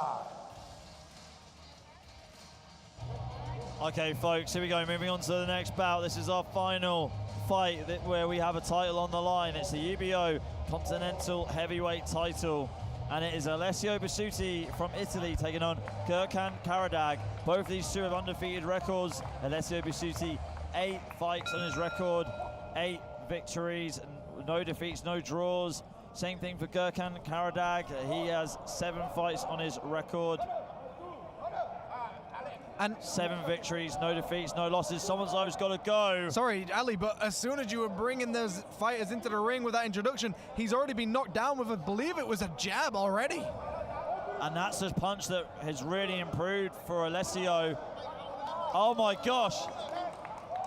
It's over within 20 seconds. What is going on there? That's got to be the quickest stoppage we've ever had on Highland and FCC Boxing Promotions. Here it is in the replay. We're going to see it now. Left hook. So, wow, that left hook just went straight through the guard and cut him in half. I mean, it's one of those shots where when you don't expect it and it hits you, you go to the canvas. The referee still in the ring, I'm not sure what's happening. And look, when someone gets in the ring and they try and put on a performance, they've trained for a fight, and then suddenly the fight has just been called off within seconds of it happening, you've got to be very disappointed. I mean, the hook, I think, hit him, and then I think when he hit the canvas, it's what's injured him here. I think something's knocked the wind out of him. And your winner at the time of 0.27 seconds, winning by first round TKO, fighting out of the red corner, Alessio Bisutti. I mean, look, we're confused as everyone watching it, but look, we've also got to accept if you get hit and your guard's up and you're not expecting it, it does hit you. It was still a punch. It was just one of those where we're just kind of unsure what was going on. Yeah, that was unbelievable. I don't think I've ever seen anything like that before. I mean, credit where credit's due. Alessio Bisutti goes up to 9-0. The Hammer, as he's known, the UBO Continental Heavyweight title stays with Alessio Bisutti. I mean, one of the quickest probably knockouts he's ever had, and maybe one of the quickest we've seen in this arena. I mean, apparently 27 seconds was the knockout, but I think it was a lot sooner than that. I think that was just how long it took for him to call off the fight.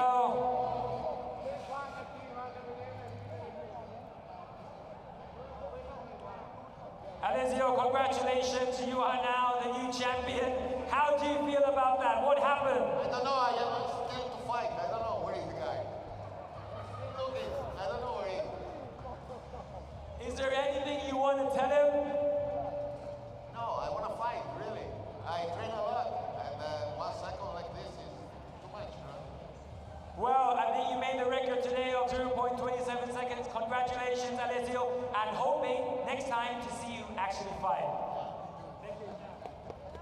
Always a class act, Alessio Bisutti. He's always smiling, he's always giggling, and you can see all the people behind him, basically his team, his training camp, and everyone around him who have also been competing. And it's just one of those situations which are so bizarre. I'm trying to explain what we've just witnessed, and I think it's just one of those situations where he walked into it, he got hit with a shot, and as he tumbled, I think he looked up and realized, wait a minute, I am not prepared to take on such a man like Alessio Bisutti. I mean, when you stand next to Alessio, especially when he's in his fight mode, he is a very intimidating man to be around, and he's trying to take your head off.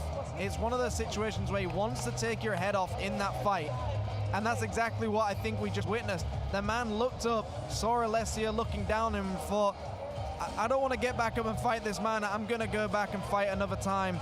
So Gurkan Karadag has lost his perfect record.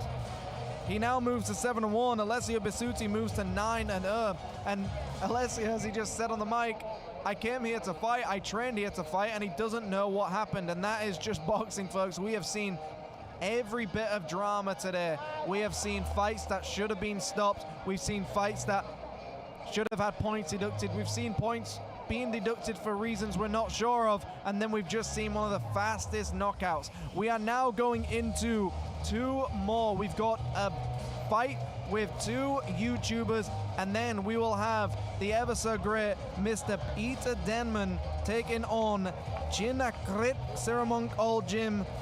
in the body punch challenge, where both fighters will have 3 punches on one another's abdomen, and if they survive the 3, it's almost a draw, but if someone quits after before 3, then the other person wins. But thank you everyone for joining us so far for the FCC Highland Boxing Promotions, the FCC 7 Double Impact 2, live at Lumpini Stadium, where we've had a mixture of Western boxing, we've had Muay Thai, we're gonna have an amateur boxing fight now. Next fighter out of the blue corner, Anuson Chanton.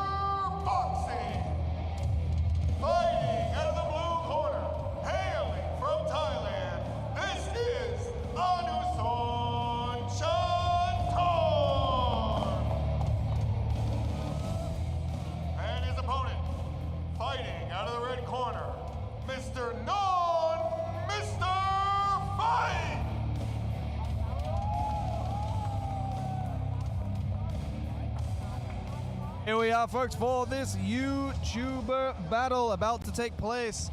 We will have non-Mr. Fight taking on Anuson Chanton, both fighters from Thailand, 3-round affair. This is a YouTuber battle. Mr. Fight in the corner, one of the most famous fight channels here in Southeast Asia.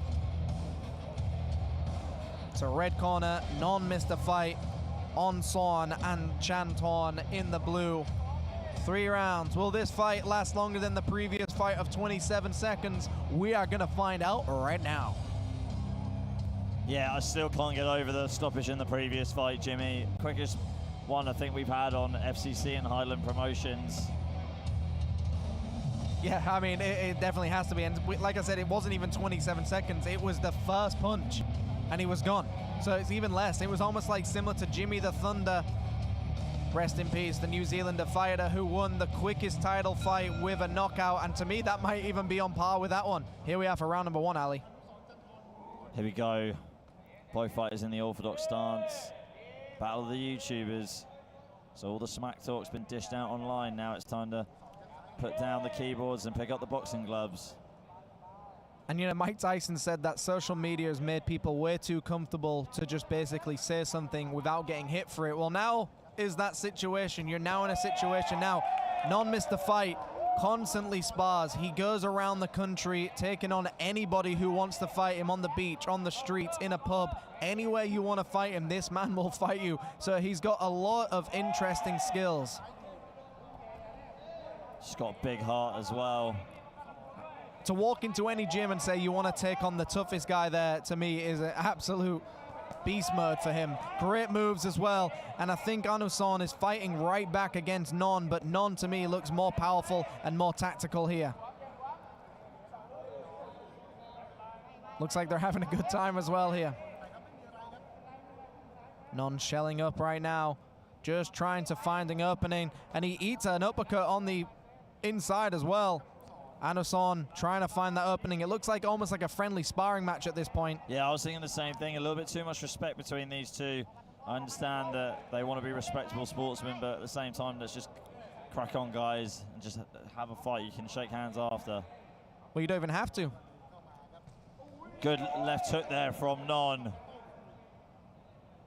Non is very, very aggressive. When he gets you against the ropes, he really comes alive with those big right hands and those big left hooks. And of course, Peter Denman is in the corner of Mr. Fight. Jab here from Non, Mr. Fight, missing with a hook. Trying to go with a 2-punch combo to the body, but missing with that as well.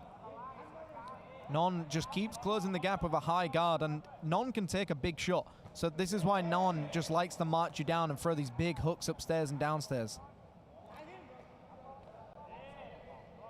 Jab down the middle from Non. That's better from the fighter in the red corner.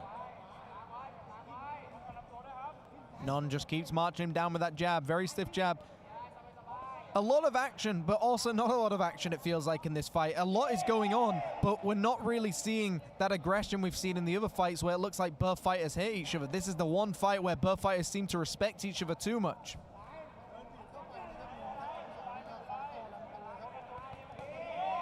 Good left hook to the body there. Great rip by Non. Anderson really needs to wake up a bit and start throwing his own offense. And Anderson knows that Non is going to allow him to hit to the body and to the head. He knows that Non doesn't mind being hit, and both fighters starting to tee off here. That is the timer for round number 1. Right hand connecting, and so did the uppercut for Anderson. That is the end of round 1.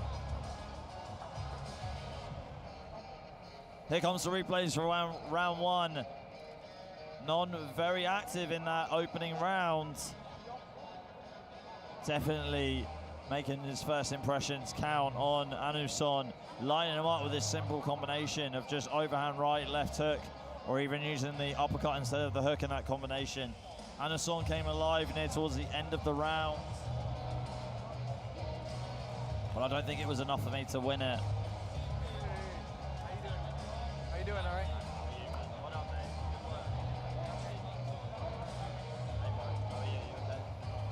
When do you go?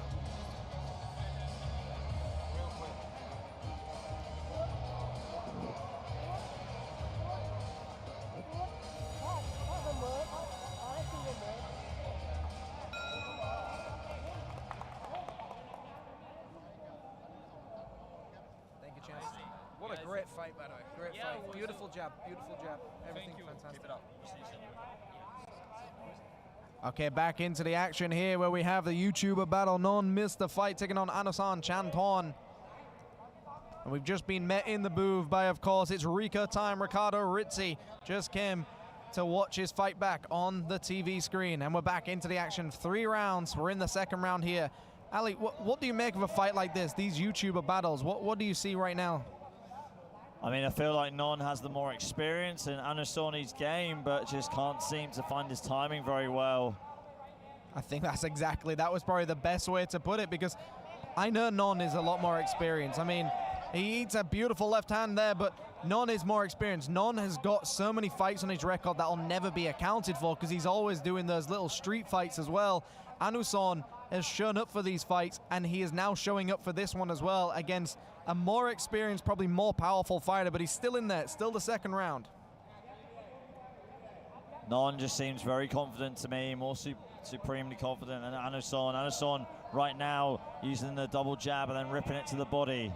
I kind of believe that Non is almost just playing with his food a little bit. Like, at any point, I feel like he could really turn up the tempo and just really end this fight, but he's choosing not to.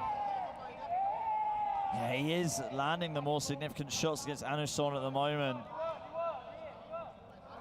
Non with a nice jab, just constantly going into him. Both fighters, clearly they're friends outside of the ring. This is one of those classic situations where it's almost like a competitive sparring match where there is a result. Obviously in sparring, win or losing doesn't really mean anything.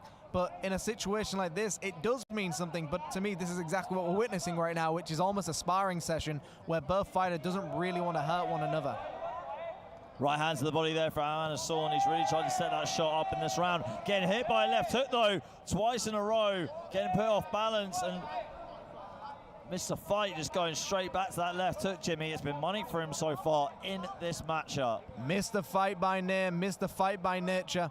And he just keeps going. I mean, look, you could go onto their YouTube channel, their TikTok, Facebook, or whatever, and you can see how many fights these guys have. They will literally put a ring anywhere. I've seen them do it on the beach. I've seen them do it on the pavement, outside a nightclub, Khao San Road, Phuket.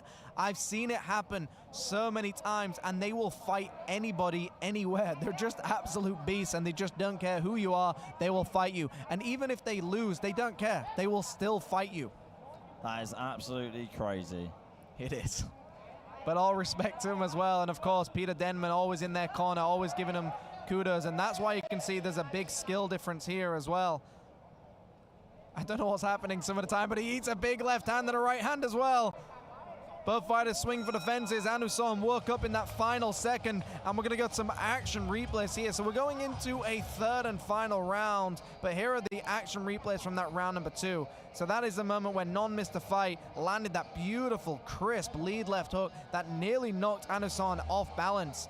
And then we see that right hand get through clean. Now, Non missed the fight has the power. He has the technique, which to me is far superior to Anuson Chanton right now. But Anuson Chanton hasn't gone down. He hasn't taken a knee, and he hasn't given up. So this is one of those situations where he's taken your best shot, it looks like, and he's still standing. But I also feel Non missed the fight is just taking his time, and he could end this fight whenever he chooses to. I feel like he's in 100% control of how this fight goes.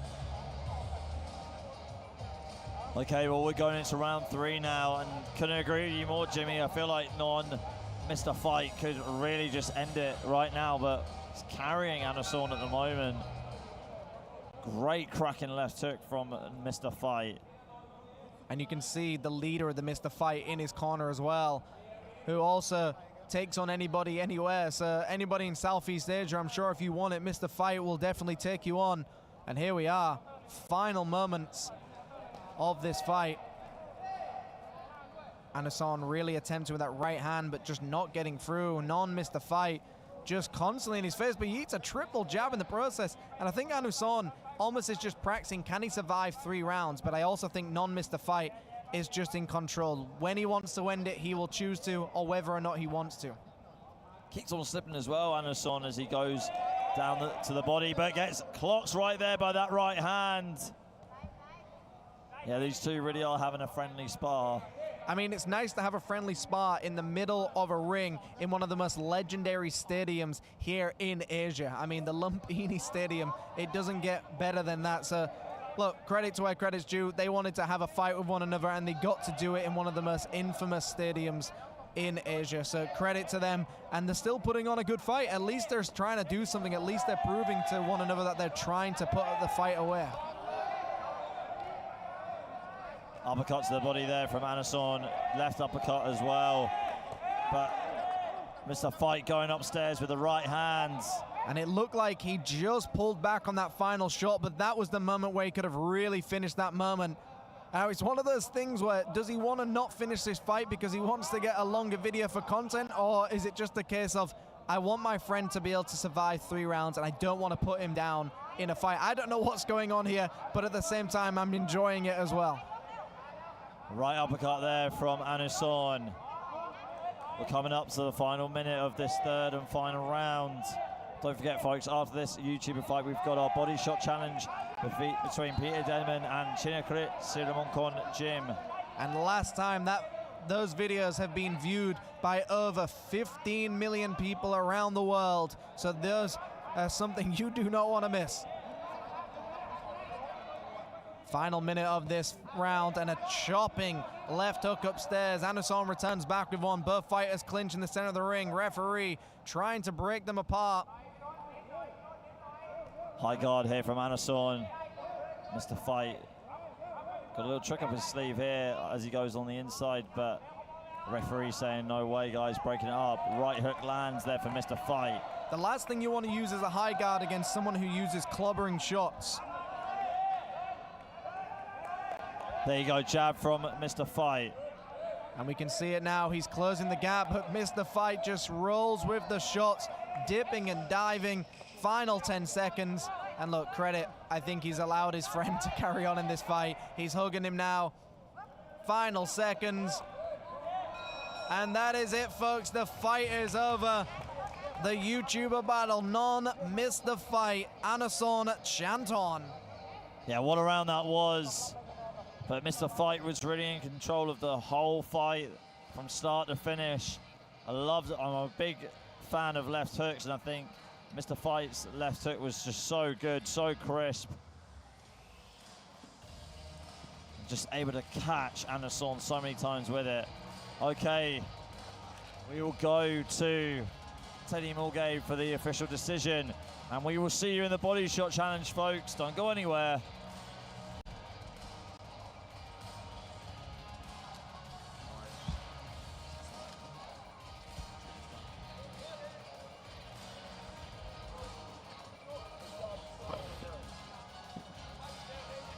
Ladies and gentlemen, after Right, I think.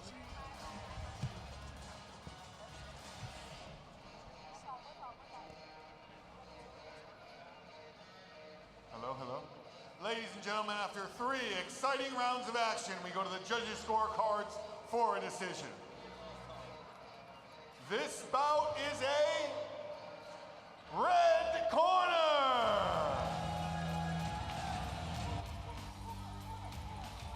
Your winner, Mr. 5.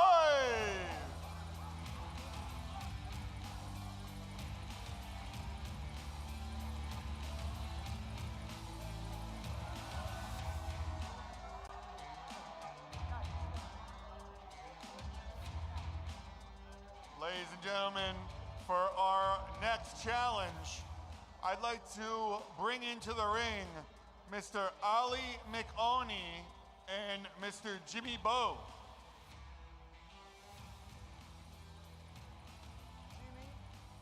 One more. Ali and Jimmy, where are you guys? Oh, there they are. No worries, guys, it's all good. Grab some microphones. Grab some microphones here. For those who don't know, Jimmy and Ali are the ones commentating these fights. They're the ones that you hear when you're watching it on television. There he is, Mr. Jimmy Bowe. All right, we have a body punch challenge coming on here with world famous Peter Denman against Chin Nakrit. Now, would you like to take us through? Yeah, absolutely. I mean, this is something that has just been making the waves around TikTok. It's been making its waves around YouTube, Facebook, Instagram, every social media. And all it takes is Peter Denman to travel around Thailand and let people hit him to the stomach for charity. Now, he said, if you beat me, you get 100,000 baht. But if I beat you, you have to donate to a dog charity, a cat charity, but something for the animal. So Peter Denman is just doing this all for charity. He's got abs of steel. I don't think anyone has been able to beat him. Maybe Ali, you could beat him. Maybe, possibly could, but I'm going to leave that to Chinakrit, who's taking him on tonight. Chinakrit, very confident in his abilities, feels like he can take a body shot from Peter Denman and thinks he can put him down, Jim. Well, we're going to find out about that very, very soon. Hello? Okay. All right, please welcome our first body punch challenger, Chin Nakrit, Siri Mongkol Jim.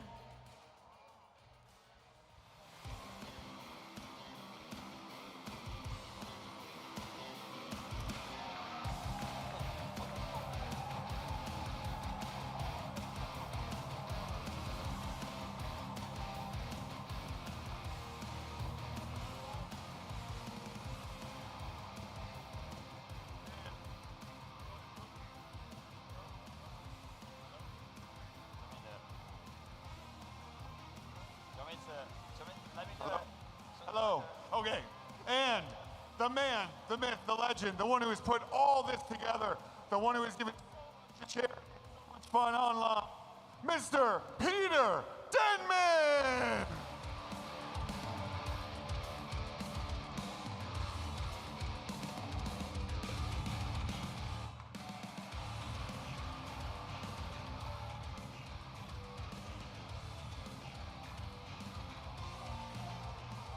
We are going 3 rounds. 3 rounds. Hello, hello. Okay, folks, here we go. This is the body shot challenge. We have Chinakrit from Thailand taking on Peter Denman, also from Thailand. So, James, just go through the rules really quickly of this body shot challenge. Okay, folks, this could not be any more simple. These two fighters are gonna punch each other in the midsection. Now, if I can use you as an example, you can only hit from here to here. You cannot go any lower and you cannot go any higher. There will be 3 rounds. Now, If somebody gets dropped, they go to the canvas, they've got 10 seconds to recover. If they cannot recover, then they are out and the other fighter wins. Now, if they both keep going and they both survive 3 shots, well, it's just considered a draw and both of them are champions. So, we're gonna have Peter Denman taking on you, and we need to decide who goes first. So I think the best way to do this, Ali, is rock, paper, scissors. What do you think? Yeah, I think so too. Come on, guys. Rock, paper, scissors to decide who's going to win. Well, who's going to go first? All right, you can decide. Do you want to hit? Go first? Miss. You want him to go first? Okay. All right. All right. Okay. Yep. Chinakrit. So line up. 1 shot. 3, 2, 1. Go. Oh, what a shot! Peter Denman still standing. All right, we're gonna now do it the other way around. So Peter, when I say 3, you can hit him, okay? Folks, are you ready? The legendary Peter Denman. 1, 2, 3. A big shot! How are you feeling after that one? Good boy. Good boy, okay. Ali, you call it. Okay, on 3. 1, 2, 3, go! Oh! Whoa! What a shot! Peter doesn't even flinch. Abs of steel. Okay, on my count, Peter. Are you ready? Do you want to carry on? All right, we're going in for the second shot, ladies and gentlemen. On my count. 1, 2, 3. Oh! What a shot! You can hear that shot around Thailand. What a shot. Peter, do you want to carry on? All right. All right. This is the 3rd and final round. Let's see if Chinakrit can drop the legendary Peter Denman on 3. 1, 2, 3, go! Oh! The final shot. Now, do you want to continue for the final one? Peter, are you ready? Yes. All right, on my count, on the circle, the final shot. 1, 2, 3. Oh!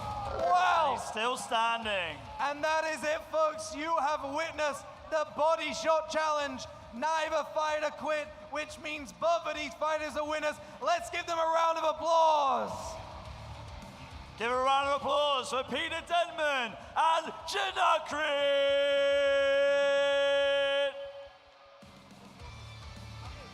All right, Ms. From Highland and FCC coordinator, Ms. Jitapa, please. Please come on up, hold it, yep.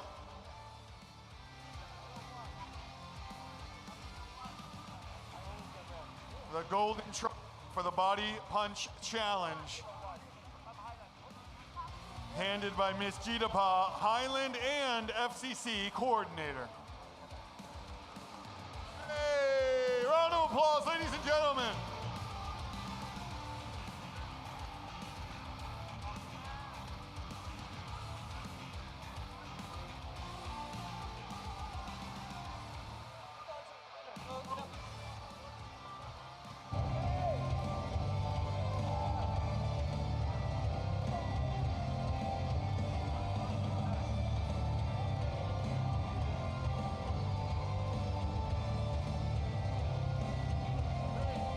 Beautiful, awesome, so exciting.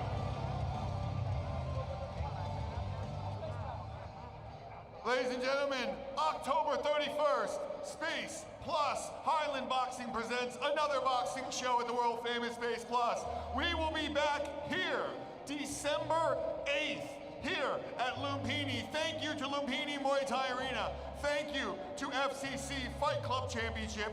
And most importantly, thank you, Highland Boxing Promotions. We'll see you right here, December 8th. I'm Teddy Mulvey. We're out.